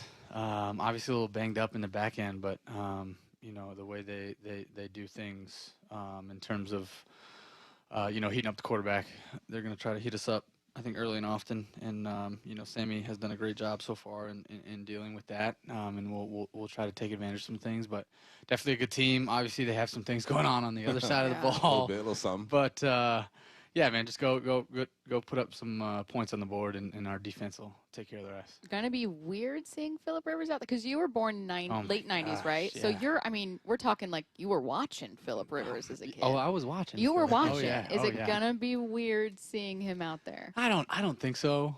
Just because I continue to play against guys that I grew up watching. Sure. I mean, to name a few, like Aaron Rodgers, we played a few weeks ago. That was nuts. What was the most surreal one where you were in a game and you're like, I can't believe he's over there? Well, see, so here's the thing, and I don't think he will see this interview. Hopefully not. But just being out there on the field with DK the first time, even as your own teammate, you're kind of like, holy crap, is this real? So that one, Aaron Rodgers for sure. Even seeing Tom Brady on the sideline, I'm a New England kid, so seeing him call a couple of our games has been cool. I will say, when Brady was here, because you guys are in the booth and everything for the games, it was like a celebrity in the booth. No he was walking through with security. Yeah, you couldn't get He said hi 10 to me. feet. Nice, Wow. dude. Not really. I mean, it was a bunch of us. And he's Well, like, you "Hey, know a guys." lot of famous people. Why does Matt Hasselbeck get compared to you and you to him? Have you heard this? I haven't. I would love to hear about it. Matt said it was something like it's a Boston kid thing. Oh, I don't or know. something like that. I'm for sure taking that as a compliment. Yeah. Matt's the man. That's the first time I'd ever heard that. Really? Yeah. It's the first time I'm hearing it now. Okay. I'll take it though. Matt knows about it. Okay, good. What do you as the season progresses, right? You try to tweak some things in your game and your approach. What's something that you said, all right, I gotta tweak this a little bit, and you've kind of seen it show up on film? Yeah, I would say in we're talking about special teams earlier. Just becoming more of a factor in the coverage game, whether that's covering punts, covering kicks. Like at heart, I'm a receiver, but in order to contribute to this team, I need to do things on special teams, and so just trying to continue to kind of mold my game, become more physical. Do some individual tackling drills on the side on some weekday practices and figure out ways that I can get guys on the ground, because previous to my tenure here, that hadn't exactly been in my job description, but continuing to figure that out, and it's been a lot of fun, to be honest. Go ahead. Well, real quick, I was just going to say special teams has been amazing. Oh, yeah. You guys have gotten everything Shout out done. Jay Harbaugh. Yeah. So, Yes, I mean, man. and the guy that was just in here, Julian Love, he sat behind guys, safeties, Jabril Peppers. Yep. Jabril. Yeah, Brill. Yeah, so he kind of built his career with special teams. Yeah. And then now he's a starter and Yeah. everything. But I mean, and it's tough for players. I mean, if you're a good player in college, you're probably not playing much special teams, right? No, that's what I mean. Yeah. Yeah, hardly ever did in college, and then had to come here and contribute. Yeah, you guys are getting it Crushing done. it. Yeah. One of the best special teams units in the league. He is Seahawks wide receiver Jake Bobo. Thanks, Jake. We appreciate it. Absolutely. Jake. Sam Thanks, Darnold guys. coming up next. Hawks Live. This should be fun. Presented by the Dining District at the Bellevue Collection. Tonight from 7 to 9 p.m. Live from Bellevue Square's Center Court. Come on by and join hosts Michael Bumpus and Paul Moyer with this week's special guest, Seahawks quarterback Jalen Milroe. Hawks Live tomorrow night from 7 to 9 p.m. exclusively on the home of the Seahawks, Seattle Sports, on 710 and the Seattle Sports app. Look, it's never too early to plan for retirement, right? Whether it's decades away or maybe just around the corner, Trajan Wealth's fiduciary advisors can ensure you feel prepared for this financial shift. It's Mike Salk here, and my friends at Trajan Wealth offer tailored insights and strategies designed specifically for investors with $500,000 or more in savings looking for ways to optimize those funds. Start with an introductory meeting. That's what I did. They'll explain their strategy, which is tailor-made to your specific needs and goals. They'll help you with the accumulation phase of life, which most of us are in now, but then also with the plans for using that money in retirement and beyond. All without paying more than your fair share in taxes, right? Super helpful for someone like me who doesn't exactly spend every day staring at stock quotes. Call the fiduciary advisors at Trajan Wealth today to schedule your free consultation at 206-466-3300. That's 206-466-3300 or TrajanWealth.com. Advisory services through Trajan Wealth, LLC. SEC registered investment advisor. Client paid advertisement. Additional disclosures at TrajanWealth.com. I had pain. I had numbness in my feet. That pain and that numbness just got worse and worse and worse as time went on. This is Greg describing life with neuropathy. I went to 5 podiatrists, tried different treatments, tried different orthotics, tried different shoes, had cortisone shots in the tops and the bottoms of my feet. Saw a neurologist. All my medical doctors said, can't help you. Live with the pain. You're not going to be able to sleep. This is your life. And then I just gave up until I found Sound Pain Solutions. I'm Dr. Mark Shelley, a chiropractic physician and board-certified functional neurologist at Sound Pain Solutions. Our neuropathy treatments can rehabilitate damaged nerves. We use FDA-cleared, non-surgical, drug and pain-free procedures that help neuropathy sufferers like Greg find relief. I feel better. I mean, just feeling better is huge. If you experience numbness, shooting or burning pains, or loss of balance, call us. Sound Pain Solutions, 855-996-0025, or click soundpainsolutions.com. What if more reliable didn't mean more expensive? Well, with Xfinity, you can get reliable fiber-powered Wi-Fi for less. We're talking intelligent gig-speed Wi-Fi for $50 a month. This holiday season through January 4th, Xfinity is offering their best price on gig-speed Wi-Fi. Guaranteed for 5 years. No contracts, no strings attached. You could save $3,000 over Verizon and AT&T. Imagine getting super fast Wi-Fi at the same price for 5 years. Get everything you need from Xfinity, their best Wi-Fi equipment, and even unlimited data, all included, all at their best price. Get ready to be wowed by your Wi-Fi. Xfinity, imagine that. Restrictions apply, requires paperless billing and auto pay with stored bank account. Taxes and fees extra. Xfinity Internet powered by fiber and connected to premises by coaxial cable. Actual speeds vary. Savings based on promo and post-promo prices for 1 gig internet, 1 unlimited line, and Peacock Premium versus Verizon 1 gig internet and AT&T 1000 internet and 1 unlimited starter SL line. This is a special alert to all Americans who own a vehicle with less than 200,000 miles with an auto warranty about to expire or with no warranty coverage at all. Due to a decline in the economy, CarShield is announcing a low-cost month-to-month vehicle protection plan that is now available to the public to save any driver out-of-pocket expenses on future auto repairs. Call now to find out how you can pay almost nothing for covered auto repairs. Yes, you heard that correctly. Pay almost nothing for covered auto repairs. An open phone line has been established for all drivers to call for a free quick quote. Call 800-292-4541 now. Drivers who are covered will not have to pay for covered repairs again. This protection plan is at an all-time low. Additionally, drivers who activate this vehicle protection today will also receive free roadside assistance, free towing, and car rental options at no additional cost. Call us for your free quick quote today. 800-292-4541. That's 800-292-4541. What do you have to lose? Call 800-292-4541. Again, 800-292-4541. Bonneville International radio station contests are open to participants 18 years of age or older that are residents of Washington State unless otherwise specified. Employees or agents of the station, Bonneville International Corporation, other area radio stations, or any entity associated with the contests are not eligible to win unless the station otherwise specifies at its own discretion. Persons who have won in the last 60 days from a station contest or event may not be eligible. Full general contest rules are available on seattlesports.com or in person at the station during regular business hours. This is The Huddle. Every Thursday from noon to 2. On Seattle Sports. Talking right now with reporters at Virginia Mason Athletic Center at Seahawks quarterback Sam Darnold. Let's take a listen. Ready to go for this one. Obviously coming off last week, just, the emphasis, I guess, this week would just be, continuing to be efficient and be ourselves as an offense throughout the entire game.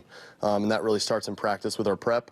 But again, just looking at these guys, a really good team, really good defense, really good scheme, and their players, like I always kind of say, but especially this week, they kind of make it come to life with the scheme that they have, and, we're excited about the challenge. What do you make of the defense? Because total yards allowed per game looks like it's up there, but they're not allowing a whole lot in the run game. Right. Yeah, I think, for us, it's just about going out there, understanding, what they're in, dissecting, communicating, and rolling from there. Is there something that they change on that front, though, that makes it more difficult to run against? They do a lot of good things defensively, not just in the run game, but in the pass game as well. There's certain things that we just got to be ready for, and we will be. You mentioned wanting to start faster. Obviously, it didn't go the way you wanted last week, but how encouraging is it that we've seen multiple times this year, whether first or second half, the way this team can score in a hurry, and 30-point halves, I think 4 different times. Yeah, it's encouraging. We're going to continue to harp on the fact that if we can do it in a half, why can't we do it all game, kind of thing. So we just got to continue to put together a very consistent 4 quarters of football, and we're working towards that, and we'll be looking forward to doing that hopefully this Sunday. On the field goal drive you guys got right before halftime, the last play, I think you had no timeouts left in 8 seconds. So it seems like the only option is to throw to the sideline. Mm-hmm. I imagine the defense knows that, and you still get it. What's the key to finding a completion like that when you imagine that the defense knows it's coming? Yeah, it's just practicing those scenarios for me, like understanding the kicker that we have, where our field goal line is, and understanding that, if we don't necessarily need those 5 yards, 10 yards to get a little bit closer, I just need to be good about throwing it away and being good in that situation and understanding it. And again, like you just mentioned, like understanding kind of the defense that they're in. Once I, think that, we might not be able to get the play off or they might tackle us in bounds, to just throw it out of bounds. So what opened up for you? You had the 3 rushing attempts. What opened up for you did you see in terms of some lanes, and how does that help in terms of extending the drive? Yeah, I think just, understanding kind of the time clock in my own head and going through my progressions and being a football player, just going out there and, if I feel like the pocket may be collapsing and I can't run around, maybe just being able to find a safe spot to throw it away. But if I feel like I have time in the pocket and, I'm just kind of going through my progression and nothing's there, then I'm able to make a play and get out of the pocket a little bit. So I think that's what you guys saw on Sunday.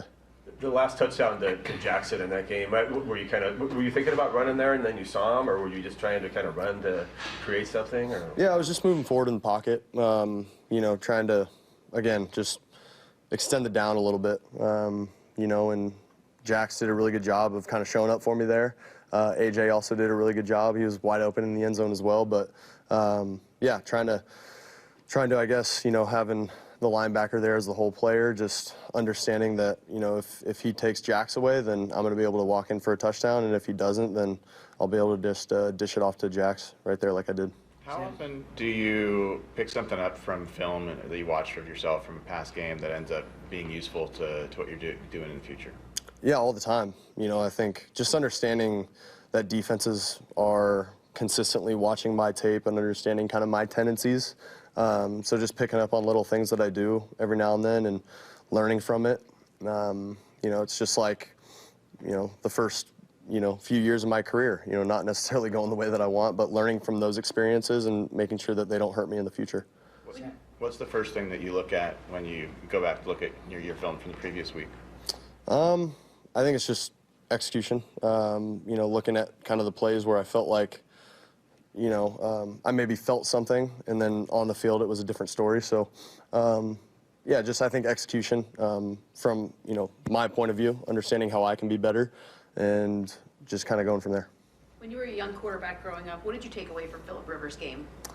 Yeah, Phillip, man, he's a great player, an all-time player. I think just one of those guys that, he wasn't necessarily known as the most mobile guy, but he could just kind of hang around in the pocket and make plays. And he was really, really good at dissecting defenses, understanding what they're in before they're even in it, pre-snap. And yeah, it's, he was, especially being close to my home, being in San Diego for his, most of his career, it was really cool to be able to watch him, growing up. And now, maybe play against him again. It's going to be a great opportunity for us. Hey, Sam, the awareness of where the down marker is when you're extending plays, that's something that teams practice, or obviously as a quarterback, as you come through, that becomes something you're aware. How does that become second nature to you? Yeah, it's something that you continue to learn as you go. Just kind of where the down marker is and understanding, where the line of scrimmage is, first of all, to be able to throw the ball or maybe tuck it and run. But then, yeah, once you get going, you can kind of periph where the down marker is, using your peripherals to kind of see where the marker is, how much you need for a first down, stuff like that before you got to get down. So there's a lot of things that you can pick up on and learn throughout the years of playing football. Cooper was talking yesterday about, like, one of the things he's noticed on really good teams is how guys do the things that don't show up on the stat sheets, all the different things. And obviously he's one of those guys. But Yeah. What have you got a sense that on this team that there's a lot of guys who put in those kind of efforts? For sure. Yeah, there's a lot of guys that don't care about stats. They just want to win. That's all of our guys on this team. It's very rare, but it's something special about this team, like Coop had mentioned. But yeah, there's a ton of them. The one group that sticks out to me with that is the offensive line, right? Because I feel like the only time they get,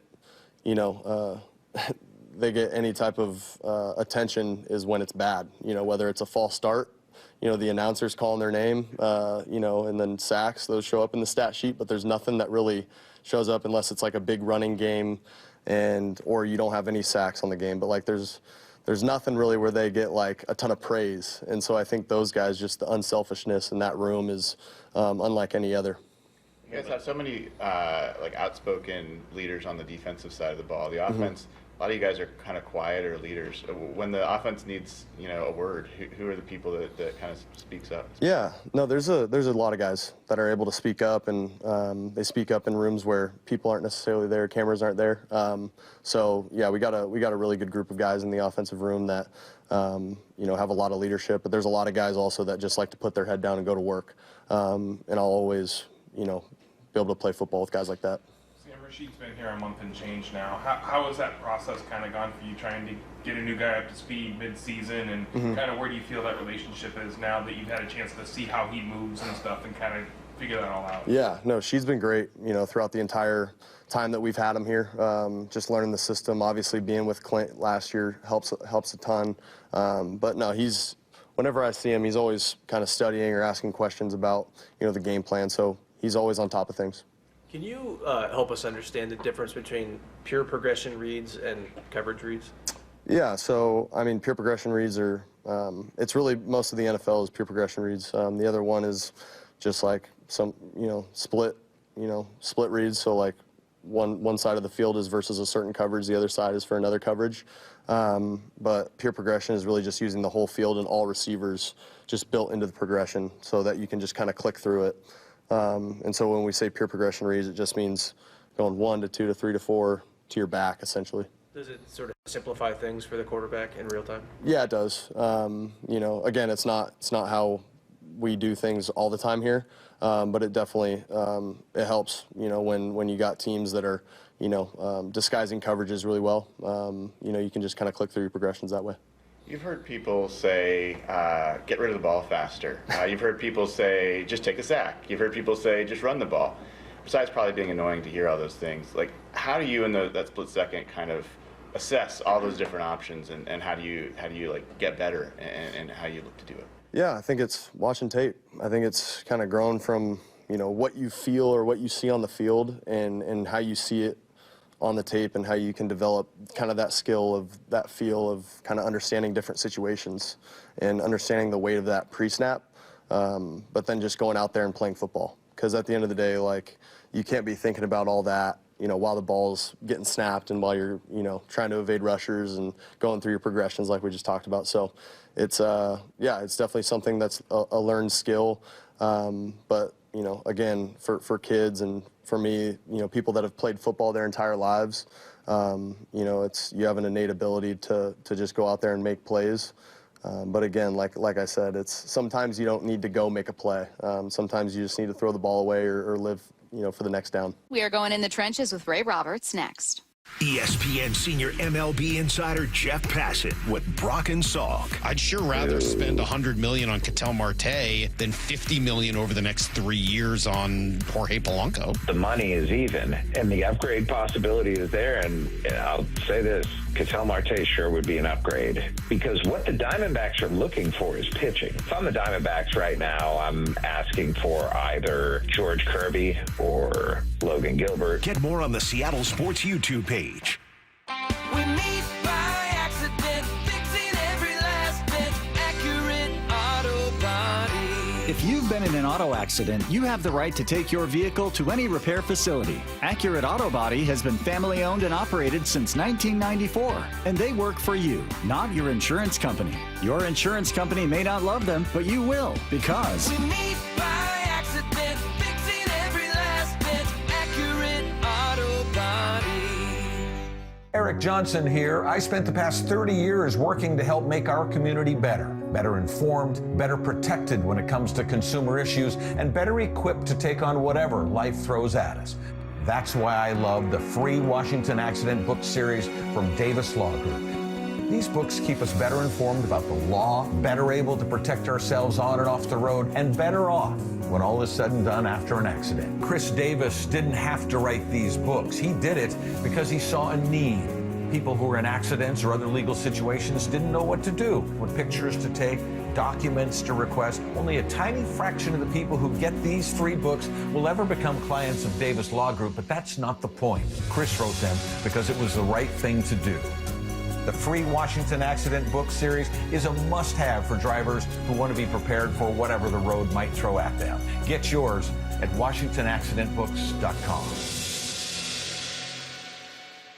Well, I'm here with my good buddy, Dr. Dan Nelson from Eastside Pain and Regenerative Medicine. And you've heard from Dr. Dan's patients over the years how a simple stem cell procedure has successfully conquered their pain. Well, folks, now it's my turn. After years of dealing with knee pain from all the football abuse, I can say my knee pain now is almost 100% gone. How'd you do it, Dr. Dan? Well, Brock, personally, I'm very happy that you did so well. And your story is like so many of our other patients who come in, former athletes and non-athletes as well, who have come in with chronic knee pain, and they are looking for alternatives besides knee replacement surgery. And we're happy to provide this service. It's been truly a game changer for so many folks. It's just been a pleasure to be part of this. Consider Dr. Nelson, the only doctor with over 30 years of experience in pain medicine techniques, including stem cell therapy. I was in and out with a couple of follow-ups. It's a non-surgical solution to pain using your own stem cells. Consider stem cell therapy with Dr. Daniel Nelson, MD at 425-823-4000 or visit danielnelsonmd.com. That's danielnelsonmd.com. When you're at home and next to your windows, do you notice cold air or a draft when the wind blows?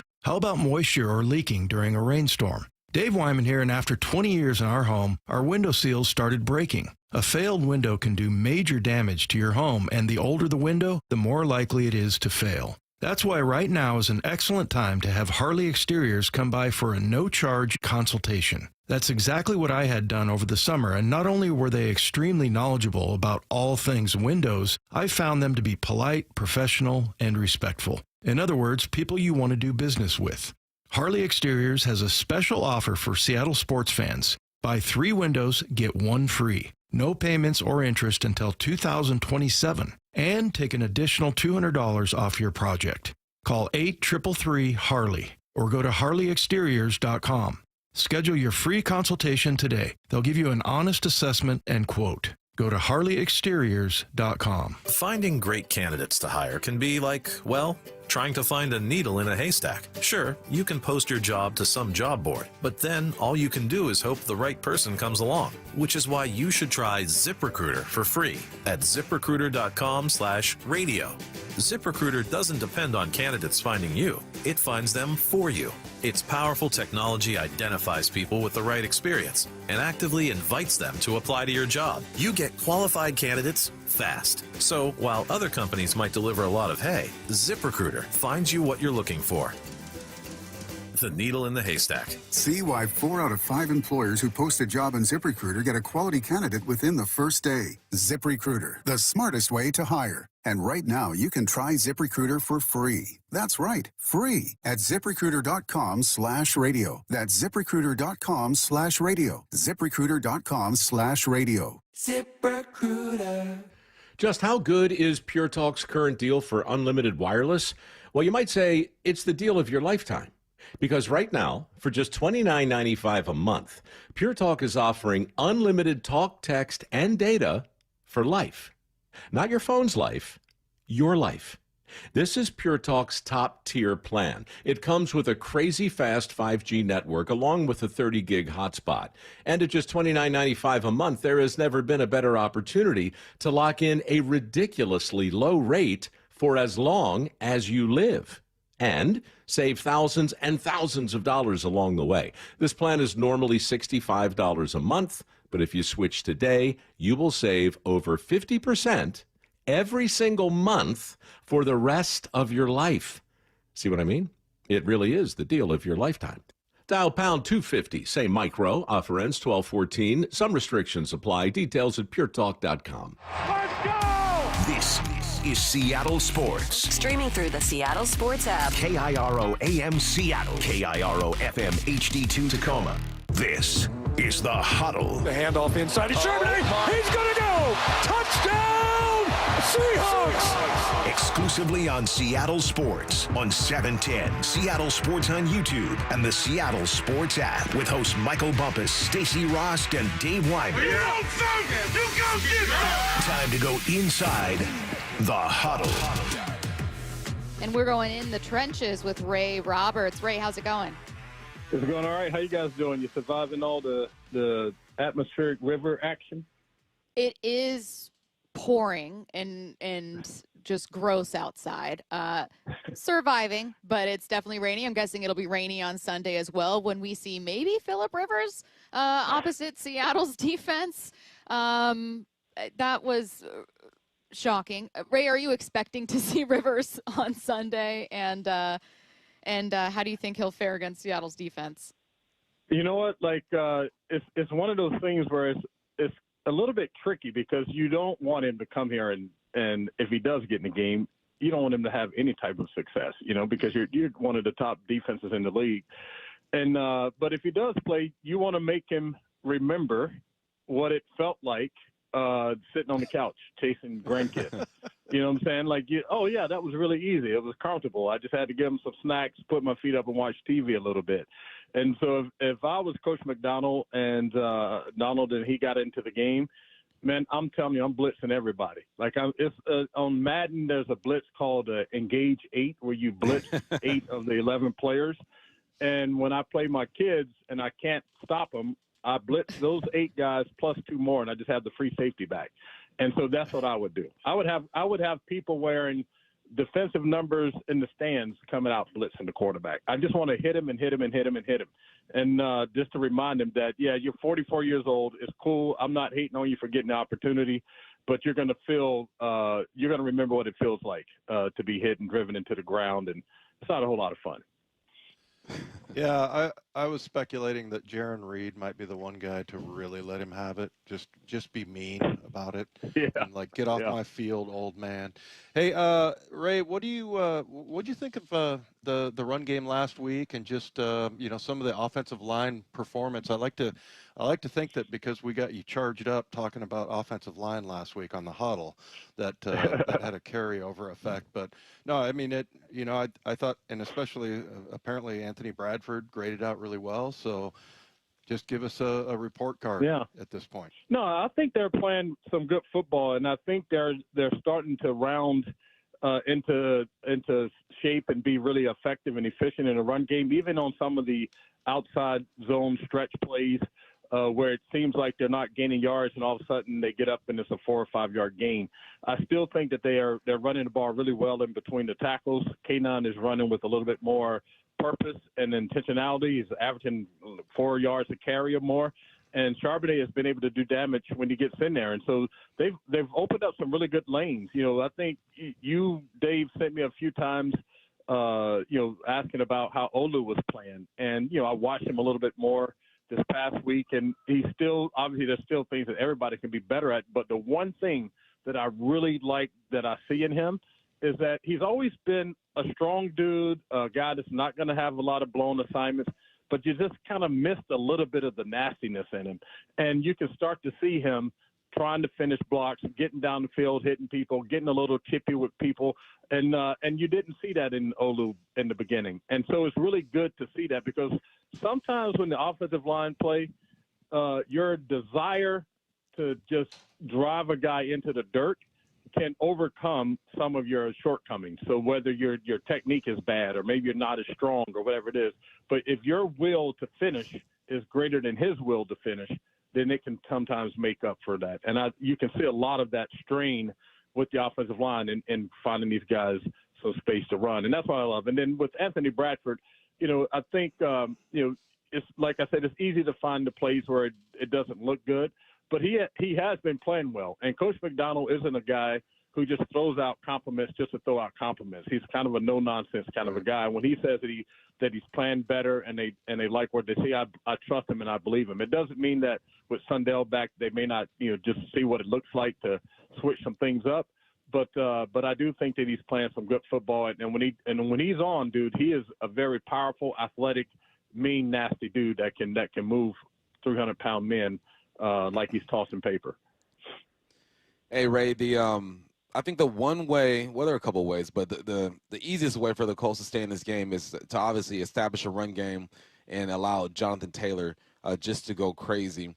When you are a man that's or a team that's undermanned and doesn't have the arsenal that the other team has, what does the run game do? What can the run game do for this team and a 44-year-old Phillip Rivers? Well, first of all, I'm going to tell you about, as an offensive lineman, as much as you don't want the quarterback to be hurt, you're kind of excited because in this type of game, they're going to say this is going to be on the offensive line. The success for the Colts is going to be determined how well the offensive line plays, especially running the football. Because if they can't run the football, they're going to have no offense at all. And so the cool thing about running the football is that you get to express your physicality. You get to go try to steal the will of another man. And you do that by being physical, punching them in the mouth, time and time again. And then when you drive them into the ground, you might punch them in the mouth again while they're on the ground. And so you get to be mean and nasty, the reason why you started even playing this game. And so to me, that's going to be the challenge for the Seahawks. Will the defensive line be ready to match this responsibility that the Colts offensive line is going to carry into this game? Because the game is going to hinge on them creating space for Jonathan Taylor to run the football. And if they get that going, that's the quickest way to me to distill the energy and all that effort out of defensive linemen is when you're running the football. When I played for the Lions, or even here with the Seahawks with Chris Warren, I've played against some dudes that really like to get after the quarterback, and you can see them tapping the top of their helmets, which is like the universal sign for like, I need a break, when you're running the football well. Some of the best that ever played, Hall of Fame dudes that just want to rush the ball rush the quarterback on third down. I see them wanting to get out of the game when you're running that thing for 4 or 5 yards to carry, and your running back's going to carry it 20 or 30 times. Like, they don't want any part of that. Like, it's a snot bubble kind of game. And so I think if the Seahawks defensive front isn't ready to match that, then you might see the Colts find a way to hang around, at least make it interesting with the running game, because Jonathan Taylor can obviously do some damage. And if you get the running game going, you get play action pass, all that other kind of stuff. So they're going to have to shut that down quick, fast, and in a hurry. Well, maybe a snot bubble game, but certainly on a rainy Sunday at Lumen. You can hear more from Ray Roberts on the Seahawks pre- and post-game show. Thanks, Big Ray. Thanks, Ray. Yep, you guys have a good one. Have a good one. All right, still to come. Coming up at 1:30, about 20 minutes from now, we're going to learn a bit more about the Colts. Practice for them started. It might already be over. It started now about 2.5 hours ago. So I'm guessing we might get some updates sometime before James Boyd joins us. If nothing else, we'll be able to ask James at 1:30 about the latest on whether or not Phillip Rivers is starting, what he thinks could happen. A few other injuries we're tracking for that team as well. And coming up next, the voice of the Seahawks, Steve Raible. Wyman and Bob. Devin Witherspoon has been fantastic this year. Every afternoon at 2. He interviews like he plays. Energy. Yeah. We just need a blade of grass. Give us a blade of grass, bro. That's all we need. Like when people try to block him, it's like trying to block water. Yeah. I mean, he just is all over the place. His feet are phenomenal, and then you hear the energy there. So just the tempo of his voice and the way he talks. Like, can you imagine you got a guy like that on the field? Only on Seattle Sports and Seattle Sports on YouTube.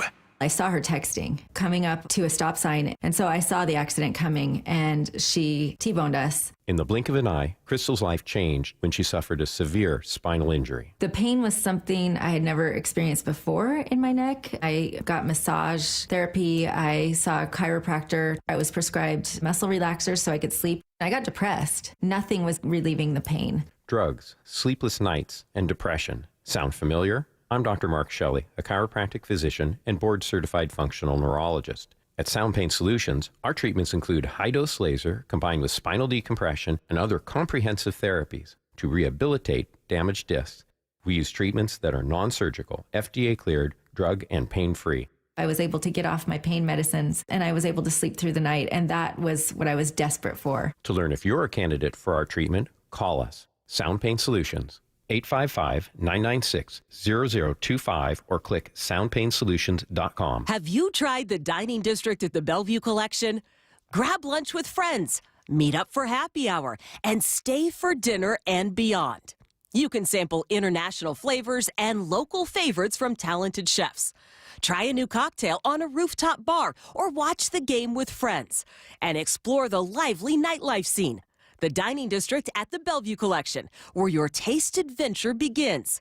Learn more at bellevuecollection.com/dining district. At Washington Energy Services, we take the time to get to know you and your home. We have the passion and commitment to see each project through and to treat our work as more than just a job. For over 65 years, we've offered award-winning home services, from heating and cooling, plumbing and electrical, to windows and doors. Complete home improvement handled from start to comfort. For peace of mind when you need it most, count on Washington Energy Services, bringing good energy to your home. At Bible Law Group, our team reflects the same lessons learned by our founder, James Bible, while playing for legendary Husky coach Don James. Coach James always said it's amazing what gets done when nobody claims credit. That's the philosophy we carry into every case, because your victory is what matters at Bible Law Group. When your legal problems hit biblical levels and you feel like you're stuck in a lion's den of litigation, you need a legal team that won't back down. At Bible Law, we've secured over $40 million in settlements for our clients, and we're ready to fight for you. Find us online at BibleLawGroup.com. What's your holiday tradition? It's G. Scott here. For me, it's gathering with loved ones around a meal that brings joy. For many families, that tradition feels out of reach. Next time you shop at Safeway, please donate to Nourishing Neighbors. Your gift provides groceries to families across Washington, giving them access to nutritious food and the dignity to shop like the rest of us and choose what's meaningful for their holiday table. Visit nourishingneighbors.com and donate at your Safeway checkout. That's nourishingneighbors.com. Want more Seahawks content? Join me, G. Scott, on The Reset. New episodes of the podcast every Monday and Thursday on YouTube or on the Seattle Sports app. Comcast Business is celebrating the holidays by giving your business the $1,000 holiday bonus when you switch to a gig speed internet package. Just imagine the thousands of possibilities of a $1,000 prepaid card. Like possibility number 12, a new laptop for the office holiday hero. Or possibility number 108, smart speakers to deck those hallways. Or possibility number 192, new equipment for the new year. Or possibility number 555, Bluetooth holiday lights for office decor. Switch to Comcast Business, designed for 100% reliability with business internet and wireless connect, plus advanced cybersecurity, and now get the $1,000 holiday bonus. Comcast Business, powering possibilities. Ends 12/14/25. New customers only with 2-year agreement. Requires qualifying gig package. Other restrictions apply. With Progressive, it's easy to reach customer service with our app, website, chat, or by phone. Because when getting help is hard, it's not help at all. Little help. A little help over here. Thank you for calling Bench Press Assistance. What? Due to excessive gym volume, all available spotters are currently lifting heavy weights off the chests of other bench pressers. Seriously? Please continue to hold, and we will remove the barbell from your chest in the order in which your cry for help was received. Getting assistance should be easy. With Progressive, it is. Progressive Casualty Insurance Company and Affiliates. This holiday season, Capital One reminds you to give yourself the gift of 1.5% cash back with the Capital One Quicksilver Card. Can I earn 1.5% cash back on birds? Birds? What if you sent your true love 2 turtle doves plus a partridge in a pear tree? Sure, but why would anyone want that? The song was very convincing. Earn 1.5% cash back on all your holiday purchases with the Capital One Quicksilver Card. What's in your wallet? Terms apply. See CapitalOne.com for details. Back to the huddle, only on the home of the Seahawks, Seattle Sports. Steve Raible joining us right now. Rabes, how's it going? Oh. What? Is this thing on? Do we have you? Okay, we got you. We were so loud, couldn't hear me. That's what it was.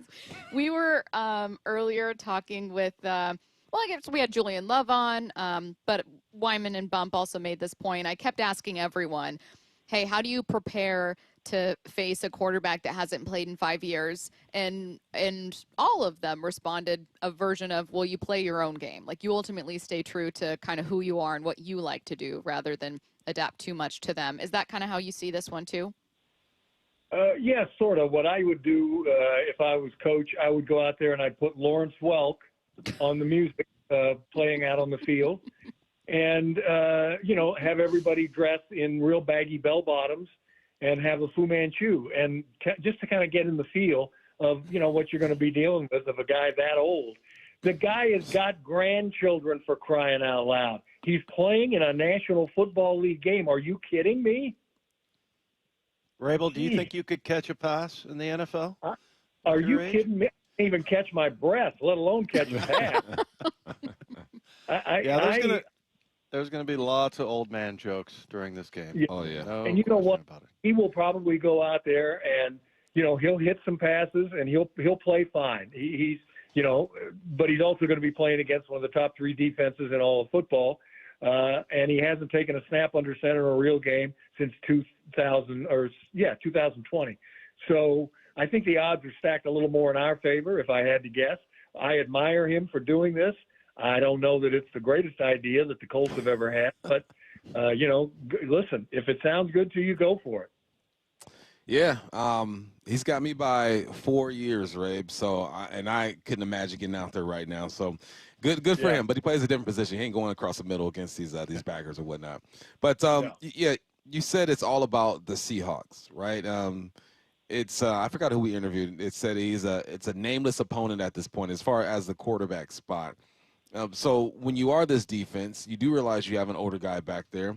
But what do you need to see this defense do? Is anything special? Is it just fundamentals? Is there something that's missing so far? Because we've seen a lot. We've seen a lot from this defense.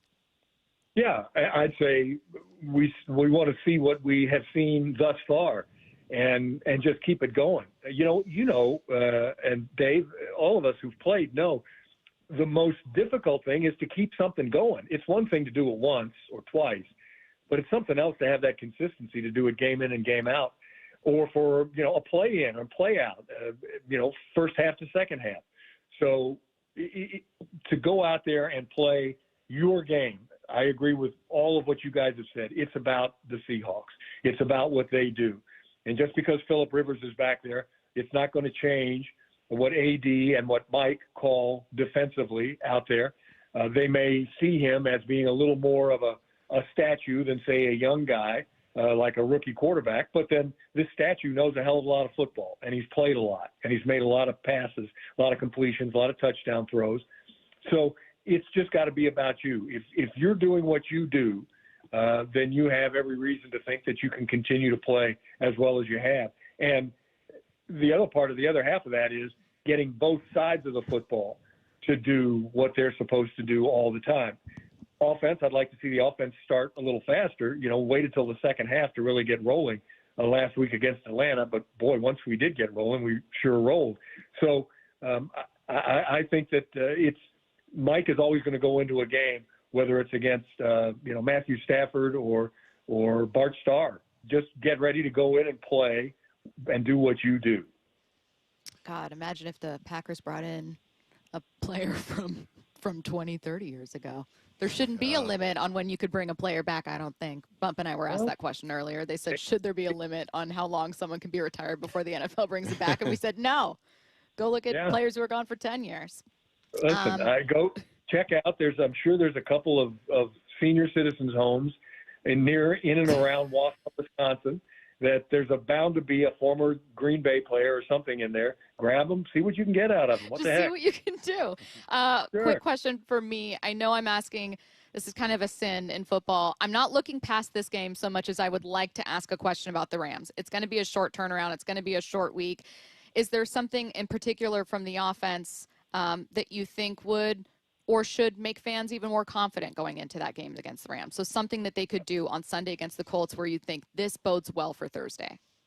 Yeah, I'd like to see that running game really get rolling in the first half.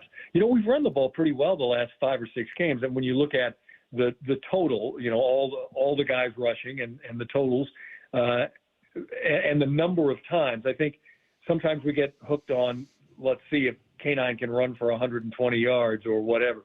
But the bigger part of it, I think, is how consistent are you running the ball? How much do you go to that well? A 2 or 3 yard gain, keep moving those sticks. Pretty soon you're looking at a 3rd and 2, 3rd and 3 instead of a 3rd and 8 or 9.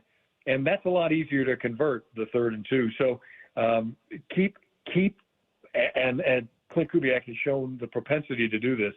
To run the ball, keep after it, and eventually things are going to start to break. I think if we can run the ball more successfully earlier in the game, I think it gives you a little more of an advantage.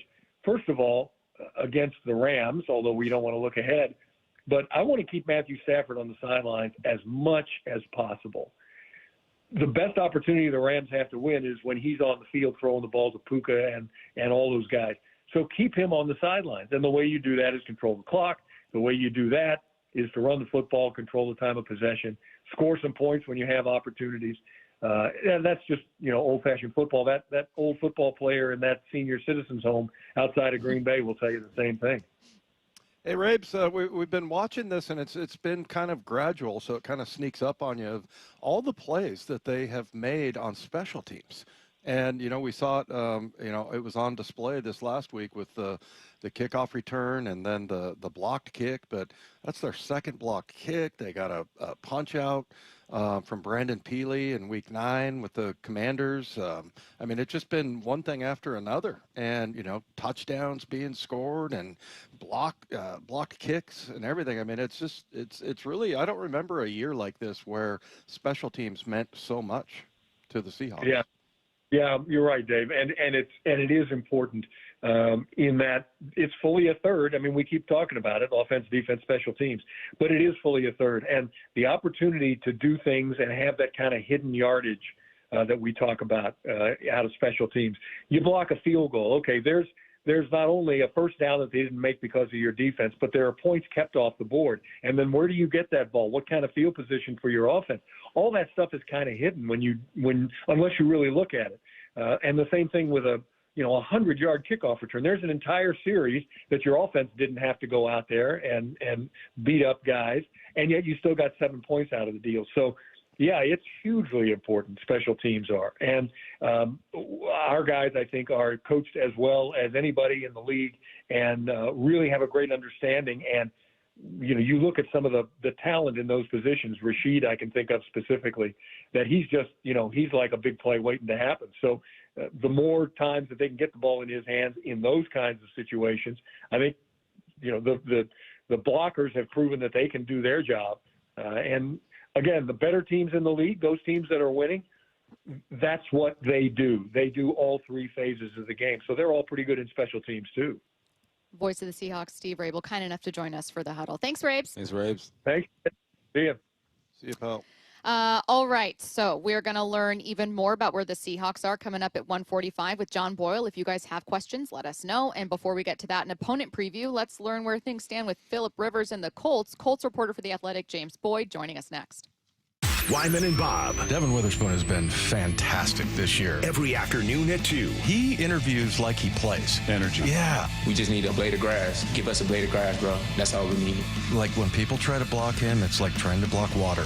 Yeah. He just is all over the place. His feet are phenomenal, and then you hear the energy there. So just the tempo of his voice and the way he talks. Like, can you imagine you got a guy like that on the field? Only on Seattle Sports and Seattle Sports on YouTube.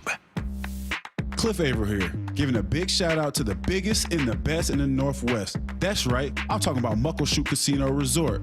Time and time again, they've been voted the best resort and best casino with the best chicken wings. There's nothing like being the very best, so come check out everything this place has to offer. Hey, when they say the biggest and the best, they mean it. Everything's on the table at Muckleshoot Casino Resort. Find out more at muckleshootcasino.com and please game responsibly. Around here, rain isn't a surprise. While others run for cover, Seahawks fans step into the storm, game day ready. And the Pro Shop is how. Ball picked up, Witherspoon comes near side, 20, 15, 10, 5, touchdown, Seahawks! Every game, any weather. We got that. Shop official Seahawks gear in-store at Lumen Field and the Landing in Renton. Or online at Seahawks.com/ProShop. People want to do business with someone they can trust, who's a real person. They don't feel like you're just going after their money. And when you take the time to get to know them, get to know their needs, remember their name, remember their kids' names, and just be there to help them and sort of, not be a car salesman, but be a consultant, then they feel more comfortable with you, and the experience is better on both sides. Each individual person has an opportunity to sort of unveil our company spirit and their own individual personality and their ability to serve. I myself, I have helped some families in the sense that, I've helped mom, helped dad, and then 2 years later, here's our daughter, she needs a car now. And it's one of the biggest compliments to know that you've earned this family's trust, that now you're their guy. You want to be their guy.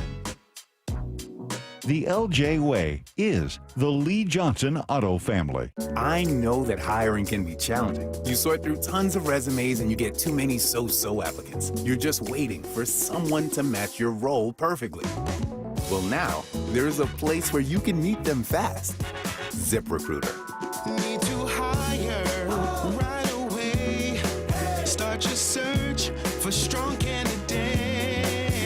The right fit awaits. Build your team, build it sooner. Meet your match on ZipRecruiter. Just head to ZipRecruiter.com/radio right now to try it for free, and you're on your way to meeting your match. 4 out of 5 employers who post on ZipRecruiter get a quality candidate within the first day. So try it now. Go to ZipRecruiter.com/radio. Once again, that's ZipRecruiter.com/radio. Meet your match on ZipRecruiter. Try it free. Hey, Brock Hewitt here. For my friends at People Come First or PCF Construction Group, are you tired of just grilling in the cold and rain every winter in the Northwest? Well, with a patio cover, heater, and fireplace from PCF, you can enjoy your outdoor deck or patio all year long, staying warm and dry, even in the wintry months. And I've got a special offer for you right now. Take advantage of off-season savings through December and get up to 20% off your entire project, plus no payments and no interest until 2027. Most people don't consider building a deck in winter, but if you want yours ready by next spring and summer, then contact PCF right now to start planning. Spend the winter dreaming, designing, and approving your project so you're ready to build by the spring. Remember, planning and permits take time, so get started right now. Find all the offer details, get project ideas, and browse photos at pcfgroup.com or call 425-629-8476. That's 425-629-8476, pcfgroup.com. The Bump and Stacy Show is powered in part each day by the caring and compassionate team at Pendergast Law Personal Injury Lawyers. Go to pendergastlaw.com. Comcast Business is celebrating the holidays by giving your business the $1,000 holiday bonus when you switch to a gig speed internet package. Just imagine the thousands of possibilities of a $1,000 prepaid card. Like possibility number 12, a new laptop for the office holiday hero. Or possibility number 108, smart speakers to deck those hallways. Or possibility number 192, new equipment for the new year. Or possibility number 555, Bluetooth holiday lights for office decor. Switch to Comcast Business, designed for 100% reliability with business internet and wireless connect, plus advanced cybersecurity, and now get the $1,000 holiday bonus. Comcast Business, powering possibilities. Ends 12/14/25. New customers only with 2-year agreement. Requires qualifying gig package. Other restrictions apply. Back to the huddle, only on the home of the Seahawks, Seattle Sports. All right, stepping over enemy lines, learning a little bit more about the Week 15 opponent, the Indianapolis Colts, with Colts reporter for The Athletic, James Boyd, joining us right now. James, how's it going? It's going well, and it's going wild, to say the least. I cannot imagine the news cycle, and you know exactly where I'm starting. I actually saw you tweet out an update about 45 minutes ago that Riley Leonard was a full participant in practice for the second straight day. When I first saw the Phillip Rivers news, I fully assumed surely Rivers will not be starting. Surely this is just in case Riley can't go, but it's seeming more and more like that's not actually the case. So what's the latest? What's happening? Yeah, I would think that Phillip Rivers starts Sunday in Seattle. As crazy as that sounds, he is 2 practices in from a 5-year hiatus from the NFL. But the part that really got me, you all, was Shane Steichen yesterday, who notoriously says nothing in his interviews. He was giddy talking about Phillip Rivers. And I flat out asked, is he here to play football? I get that he's mentored Riley Leonard, and he said absolutely. And then when he was followed up and asked, okay, well, if Riley Leonard is healthy, is he still your starting quarterback, seeing as he was the backup for the last several weeks? And Shane said, we'll see. We'll work through that. So it sounds like they're giving this serious thought. And if the order of operations leads us to believe anything, in practice, the guy taking the first snaps in every drill is Phillip Rivers. That's amazing. So, yeah, I haven't. I mean, a lot of teams are looking at him as far as looking at I mean, the best you can do is look at, we had Julian Love in here. He said that they're looking at his actual game tape and everything, but just how does he look in general? I know a lot of people are saying, well, he's probably blown up a little bit, but he's been coaching high school football and things like that. So, as far as that part goes, what are you seeing from him? I will say this. It's always funny to have these sorts of signings happen. And the joke that I always make is whenever you hear a guy say either I'm in the best shape since whatever, or I'm in the best shape of my life, I'm always thinking to myself, that might not be the case. You're either come out of retirement or you're injured. And Philip didn't say that himself, but, sources and those things said it for him. And I looked at him and was like, yeah, you're not in the best shape of your life. You're not in the same shape you were 5 years ago. And that's no problem. He's 44. I would imagine that's what happens when you get to that age, right? But I can tell you this, he's been around the game a ton. The joke around here also is that he runs a similar version of the Colts offense within his son's high school team's offense as their coach. So him and Shane Steichen are very, very tight. They talk on a weekly basis and have for years. They spent 8 years together out with the Chargers on the West Coast. So they're very familiar with each other. And the Colts believe that his mental fortitude, his ability to grasp the offense will help him as he re-enters this game. So good luck with that, because I still think Father Time is rather undefeated. Yeah, never lost a game that Father Time. I want to focus on Riley. Like, if I'm Riley, I'm this young rookie out of Notre Dame. I get an opportunity last week. I played decent football, and yet they don't trust me enough to bring in, so they bring in this 44-year-old. What does that say about Riley, and what do you think that does for his mental? I think, just bluntly speaking, they're saying, we don't think we can win with you. Because the whole idea, the way it was framed to us was Daniel Jones tore his Achilles, Riley Leonard has a knee injury, we're not sure if he'll be able to go, and we're bringing in Phillip Rivers. Still crazy, but I'm like, okay, you're out of quarterbacks. Anthony Richardson is not available. He's on injured reserve. So your only other option would have been Brett Rippon, who's only got 4 starts in his career, NFL journeyman. I get that. But now that Riley has been a full participant in practice for 2 straight days, and he's trending towards being available, and you're still saying, well, weigh all our options, that makes me think that you just didn't think he was good enough to go out there and give you a chance, which that kind of things for him. He has been their backup since week 6, and I thought he played fairly well last week. The stat line, I don't think, tells the full story. He had an interception that really it was like a tie. It was kind of like a jump ball in basketball. I thought it should have been a first down completion. And then he had a touchdown called back on a very weak PI call. I promise I'm not a homer because, trust me, I do not believe in the Colts this week at all. But I thought those calls were kind of ticky like last week. So Riley, he took it on the chin, and he did make it clear. The first words out of his mouth yesterday were, this is weird. And he's been mentored by, Phillip Rivers and all of the above. But Phillip didn't fly from Alabama out here to hold a clipboard and wear a headset. He wants to play. That's very clear. We're all expecting to see a lot of Jonathan Taylor in this one. I'm curious. Jonathan Taylor, obviously incredibly talented, great season, leading all running backs, etc. But yards per average is down over the last 3 weeks. I'm not going to include the Atlanta game because that was absolutely unreal with 244 yards. But what's going on with Jonathan Taylor? Is it just that the pass game, took a hit and they're, facing loaded boxes? What exactly is happening to have a little bit of a downturn there for him? Yeah, I think teams were trending towards, okay, we can't let this guy keep going off. He's obviously a very talented player, in the running for Offensive Player of the Year, and at one point in time in the running for MVP, although he's dropped off in that regard. So I thought over the last month they were saying, okay, we'll dare Daniel Jones to beat us because we believe he'll regress more than the running back, and that was the case. Even though Daniel Jones, I thought, played fairly fine, given the guy was playing with a broken leg, the last couple of weeks. But on top of that, they still felt like, okay, we know JT is a former first-team All-Pro. Daniel Jones, for as much as you've resurrected your career here, you're still not good enough to put that much fear in us where we won't stack the box. And so I thought that the teams kind of figured him out a little bit because their offense really took a huge dip.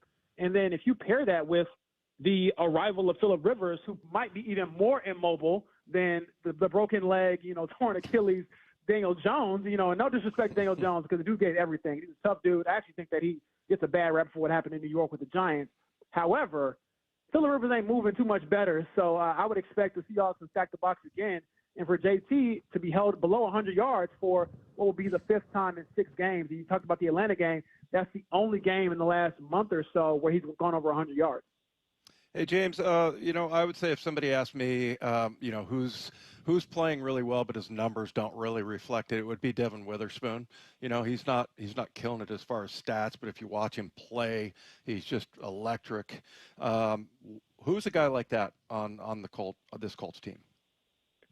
That's a really good question. I would say if you're looking from a defensive perspective, and he has a few of the stats to back it up, but Cam Bynum, I think, has been a great addition for this team at free safety. I believe he has 3 interceptions this year, a lot of crazy dances. He always shows us what he's working on, and then he goes out there and makes a play. And then usually you have to Google or search, okay, what choreographed dance scene is this? What movie is that from? So he's a fun player. He's somebody who I think can flip this game if Sam Darnold turns the ball over. And trust me, the Colts need some turnovers to help themselves pull off the impossible, it feels like, over at in Seattle. So that's one player. And then on offense for the Colts, one guy who's underrated, in my opinion, will probably have to be Josh Downs. He's had a down year this year because of the arrival of Tyler Warren. They both kind of do similar things in the middle of the field. But I think if you key in on Tyler Warren, Josh Downs is one that can still make a couple of plays down the field and help move the chains. But again, that all comes down to the quarterback as well and how much he can get quickly back on task with these wide receivers. He's played with one before, Michael Pittman Jr. He caught his first touchdown pass from Phillips back in 2020, but the rest of the offense, most of these guys have not played with him. Hey, got about a minute left. What's the status on Braden Smith? Braden Smith did not practice for a second straight day due to concussion, so I would not think that he's going to be available come Sunday. So if he were not able to go, it will be Jalen Travis, the rookie, starting at right tackle. Okay. He covers the Colts for The Athletic. It's James Boyd. James, this has been fun. Thank you. Thanks, James. Thank you. We'll see what happens. Y'all pray for Phil, please. We will. Thank you, James. All right, have a good one. I haven't heard that one from an opponent preview before. Just pray for this quarterback. This is officially the weirdest game situation I can remember going into. Yeah. I was going to say one of, but we've had backups before, but they're like young, you never know what's going to happen. Colt McCoy came in here. Wolford came in with the Rams on or you just have, like, even outside of backups, you'll have games you go into where there's just kind of weird storylines or it's interesting things. This is the weirdest. Yeah. Yeah, I mean, the Seahawks, I guess, did it, was it 2019, where they brought in Marshawn and Turbo, too, right, that year? Yeah, there's a year they brought in Adrian Peterson, too. Yeah, that's right. So, yeah, I mean, it's kind of interesting, but this is the biggest name and the most years, as far as the lapse there where he was retired. All right, let's check in on the Seahawks with John Boyle joining us in 5. Brock and Salk. You were essentially the 4th member of the broadcast crew this weekend. Morning 6 to 10. Basically, it was like, let's go to the 4th member of our crew, Brock Heward, who said on his show in Seattle this week, let's go back to our friend, the great Brock Heward. Let's talk more about Brock Heward on the broadcast. Are you sensing? Did you want that to be the Brock and Salk show? I mean, years ago, you got a little bit sensitive. I'm glad to know it's your show that you have here every day. Only on Seattle Sports. What if more reliable didn't mean more expensive? Well, with Xfinity, you can get reliable fiber-powered Wi-Fi for less. We're talking intelligent gig-speed Wi-Fi for $50 a month. This holiday season through January 4th, Xfinity is offering their best price on gig-speed Wi-Fi, guaranteed for 5 years. No contracts, no strings attached. You could save $3,000 over Verizon and AT&T. Imagine getting super fast Wi-Fi at the same price for 5 years. Get everything you need from Xfinity, their best Wi-Fi equipment, and even unlimited data, all included, all at their best price. Get ready to be wowed by your Wi-Fi. Xfinity, imagine that. Restrictions apply, requires paperless billing and auto pay with stored bank account, taxes and fees extra. Xfinity Internet powered by fiber and connected to premises by coaxial cable. Actual speeds vary. Savings based on promo and post-promo prices for 1 gig internet, 1 unlimited line, and Peacock Premium versus Verizon 1 gig internet and AT&T 1000 internet and 1 unlimited starter SL line. You're listening to Leaf Filter Radio, and the guru of gutter protection himself, Chris Coonahan, is here to take your most pressing leaf-related questions. Hey, everybody, Chris here. I understand we have Ron on the line. Ron, where are you calling from? Uh-oh. Ron, are you calling from a ladder? Well, I was. I wanted to ask Chris what I need to do to get my gutters ready to have leaf filter installed. Oh, Ron, you don't have to do anything. A Leaf Filter Trusted Pro will come out and clean out your gutters, realign and seal your gutters, and install Leaf Filter, America's #1 gutter protection system. So I didn't need to get on this ladder? Ron, Leaf Filter Trusted Pros are in your neighborhood and ready to help. Just visit leaffilter.com/deal to schedule your free gutter inspection and get up to 30% off. Thank goodness. What was that site? To get this special radio offer, go to leaffilter.com/deal for your free gutter inspection today and get up to 30% off. That's leaffilter.com/deal for up to 30% off. leaffilter.com/deal. See representative for warranty details. $5,000. That's the average amount of money people in the U.S. are now spending on gas in a year. $5,000. That's crazy. If you drive, you have to download Upside, the free app that gives you cash back every time you get gas. That's right. You can earn real cash back with Upside just by buying the gas you're already buying. You can literally start earning cash back today. I use Upside every time I fill up, and I've already made around $200-300. You're putting gas in your car anyway. Why not get real cash back? If you like free money, download Upside. I'm saving the cash I earn from using Upside to help pay for a vacation later this year. Download the free Upside app now to earn cash back every time you buy gas. Use promo code POWER to get an extra 25 cents per gallon on your first tank. You can cash out anytime right to your bank, PayPal, or a gift card for Amazon and other brands. Just download the free Upside app and use promo code POWER for a 25 cents per gallon bonus on your first tank. That's code POWER for a 25 cents per gallon bonus. When businesses thrive, communities score. That's why Bank of America is the official bank of FIFA World Cup here in Seattle. And our more than 95 local business specialists are ready to help your business win. What would you like the power to do? Learn more at bankofamerica.com/local business. Bank of America, official bank of FIFA World Cup 2026. Bank of America Corporation, all rights reserved. I had pain, I had numbness in my feet. That pain and that numbness just got worse and worse and worse as time went on. This is Greg describing life with neuropathy. I went to 5 podiatrists, tried different treatments, tried different orthotics, tried different shoes, had cortisone shots in the tops and the bottoms of my feet. Saw a neurologist. All my medical doctors said, can't help you. Live with the pain. You're not going to be able to sleep. This is your life. And then I just gave up until I found Sound Pain Solutions. I'm Dr. Mark Shelley, a chiropractic physician and board-certified functional neurologist at Sound Pain Solutions. Our neuropathy treatments can rehabilitate damaged nerves. We use FDA-cleared, non-surgical, drug, and pain-free procedures that help neuropathy sufferers like Greg find relief. I feel better. I mean, just feeling better is huge. If you experience numbness, shooting or burning pains, or loss of balance, call us. Sound Pain Solutions, 855-996-0025, or click soundpainsolutions.com. Back to the huddle, only on the home of the Seahawks, Seattle Sports. Seahawks reporter John Boyle joining us now. And Boyle, Stephen Holder, who covers the Colts, said 2 days in a row, and my time in the building this week has left me only more convinced Phillip Rivers is this week's starting quarterback. It isn't difficult to tell who a team is preparing to start, and that player is Rivers, period. We were also joined by James Boyd of The Athletic. He covers the Colts, and he ended it by saying, pray for Phil. Just really funny.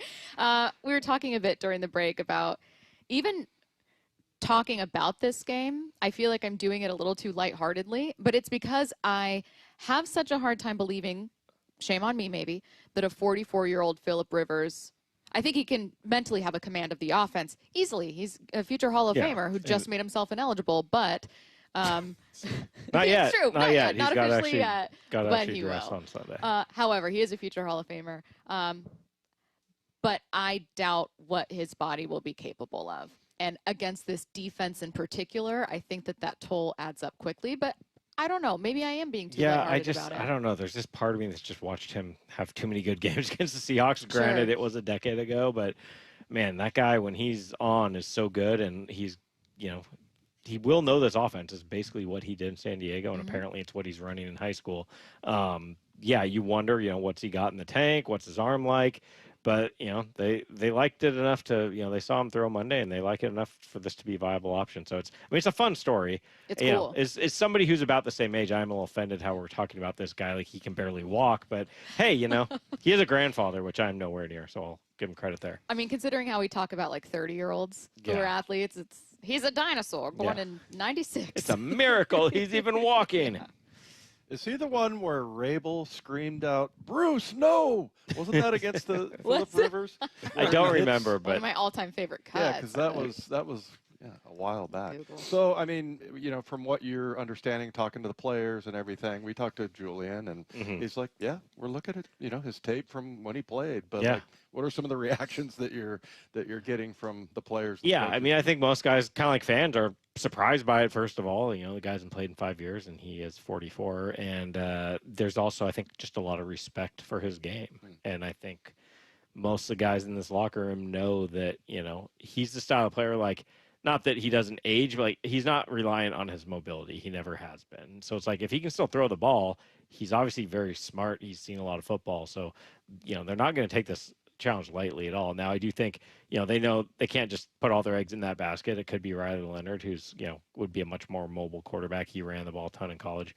So they got to be prepared for that as well. But I just get the sense that this defense is at a point, as well as they're playing, like, it's not arrogance, but just be like, you know what? We're going to do what they do and what we do, and they can deal with that. So I think they want to dictate terms a lot, too. From September 2014, Bruce Irvin fined $8,268 for late shove of Phillip. That was it. And Phillip was in it with the Chargers. Yeah, that was a game where it was really hot, right? Yeah.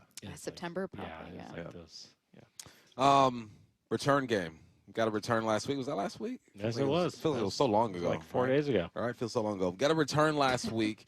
Torrey Horton is going to be available eventually, right? We're assuming. I'm assuming, yeah. Do you see them inserting the rookie back at punt returns and keeping Shaheed at the kick return? Yeah, I'm not sure what the plan. I remember before we knew that Horton was going to be a little bit of a longer term thing.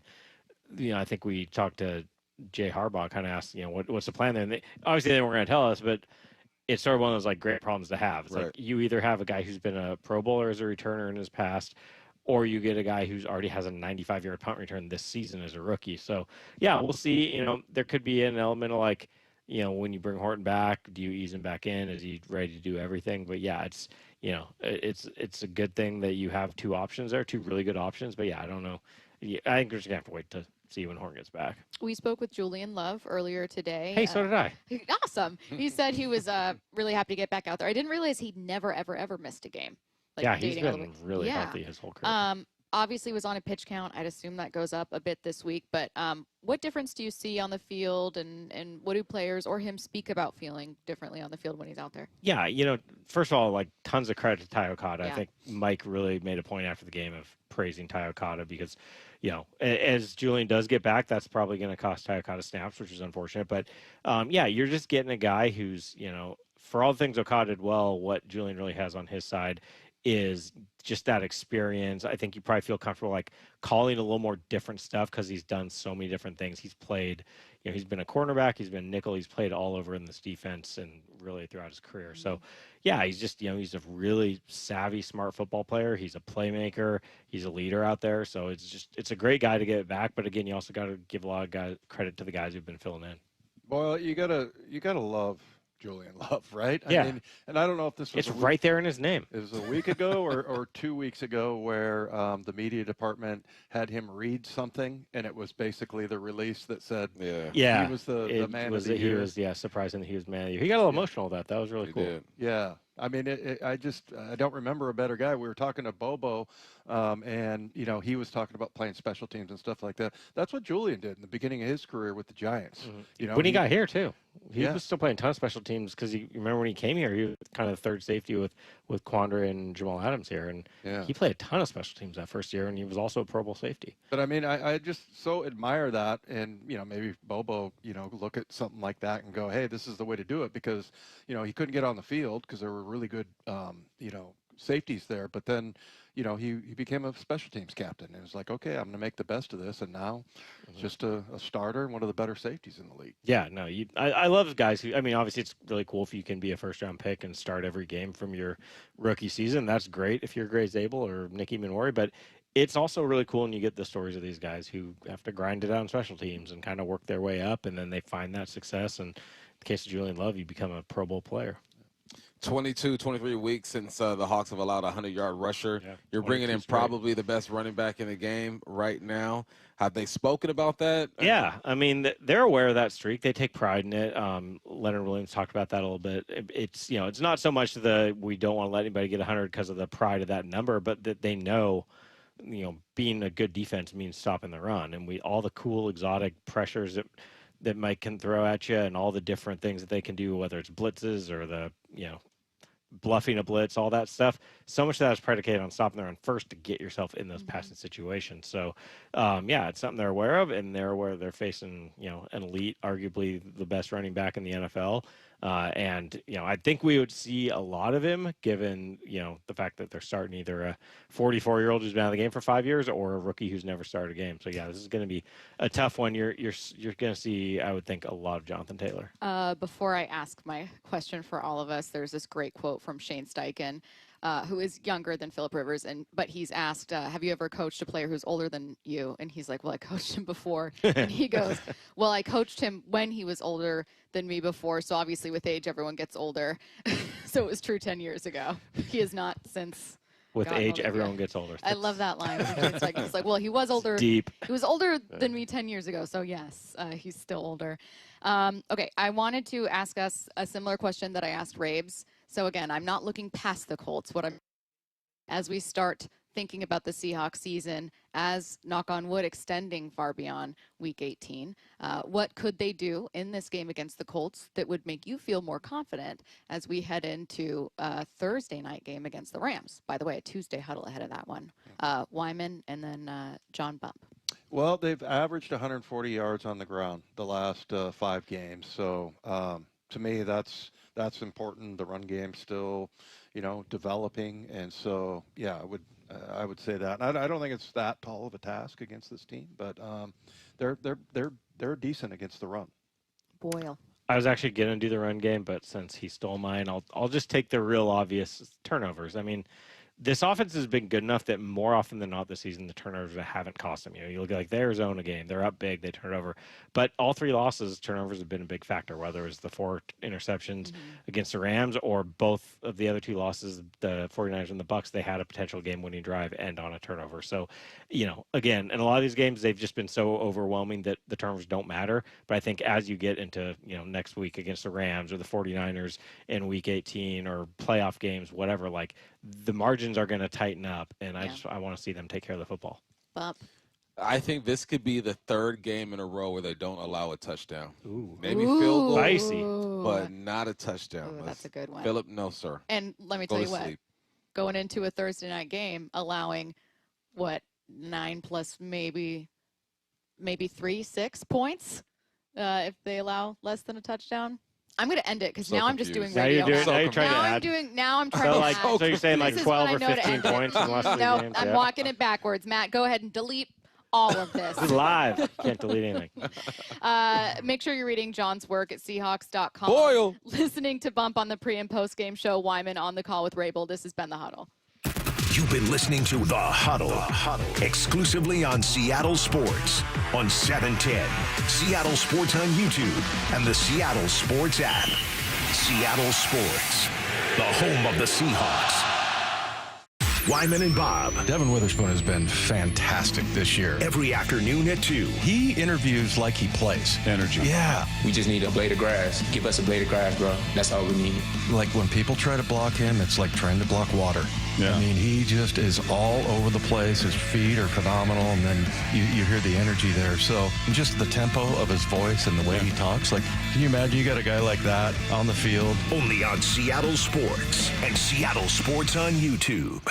For over 113 years, Pacific Lamp and Supply Company has been your #1 lighting specialist in Washington, from the Space Needle in Seattle all the way to the Riverwalk in Spokane. With the largest lighting inventory in Washington, Pacific Lamp's knowledgeable and experienced staff can assist with any lighting issue, including intricate lighting and control designs. Plus, they work with all utilities in Washington to get you the best available lighting rebates. Pacific Lamp and Supply Company, Washington's lighting experts since 1912. Visit pacificlamp.com.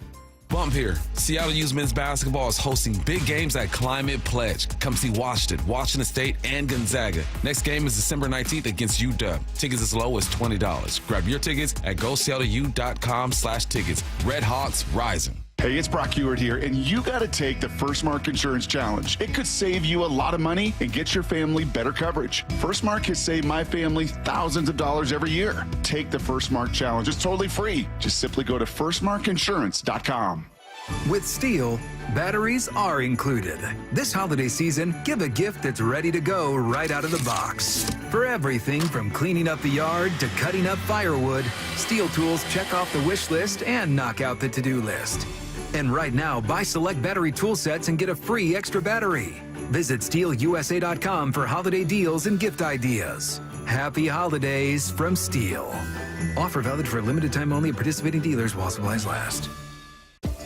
CVS Health supports people in the moments that matter, from picking up a prescription to connecting care. With nearly 5 million daily interactions and serving 185 million consumers and 1.5 million healthcare professionals, CVS Health holds a trusted place in healthcare. By simplifying care and improving health, we're helping people get the care they need. Learn more at cvshealth.com/investor day. Guys, leave weight gain, low T, and ED in 2025. For a limited time, Revive Men's Health Washington is offering free full diagnostic panels, a $400 value.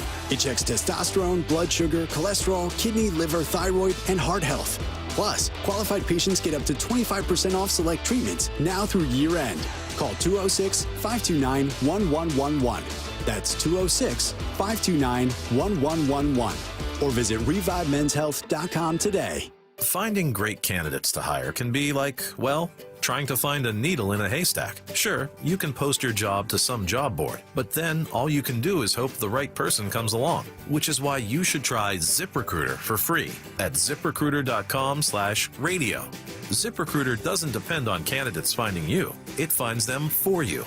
Its powerful technology identifies people with the right experience and actively invites them to apply to your job. You get qualified candidates fast. So while other companies might deliver a lot of hay, ZipRecruiter finds you what you're looking for.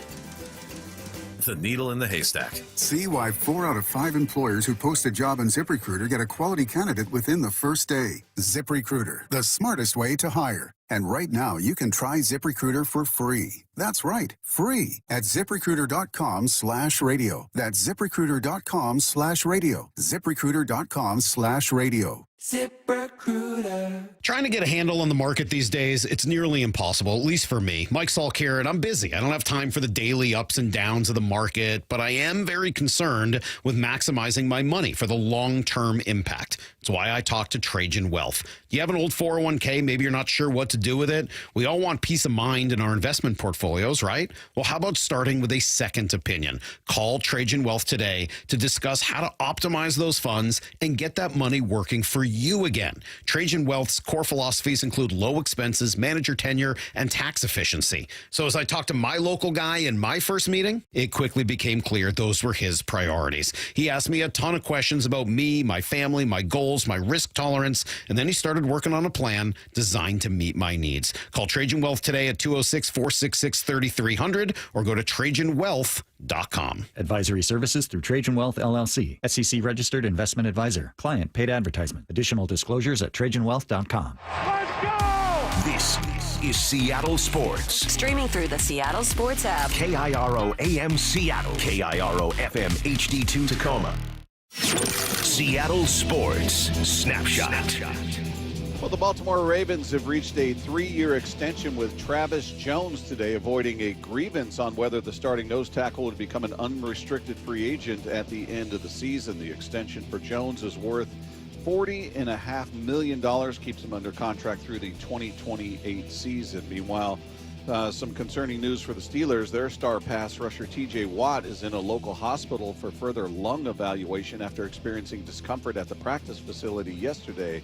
So his status for Monday's game against the Dolphins is in question. Snapshot, brought to you by Miller Lite. When it's game time, it's Miller time. This hour is brought to you by Legacy Group Capital's Northwest Fund. From the Quantum Fiber Studio, this is Wyman and Bob. On Seattle Sports. Streaming live on the Seattle Sports app and at seattlesports.com. Now, here are your hosts, Dave Wyman and Bob Stelton.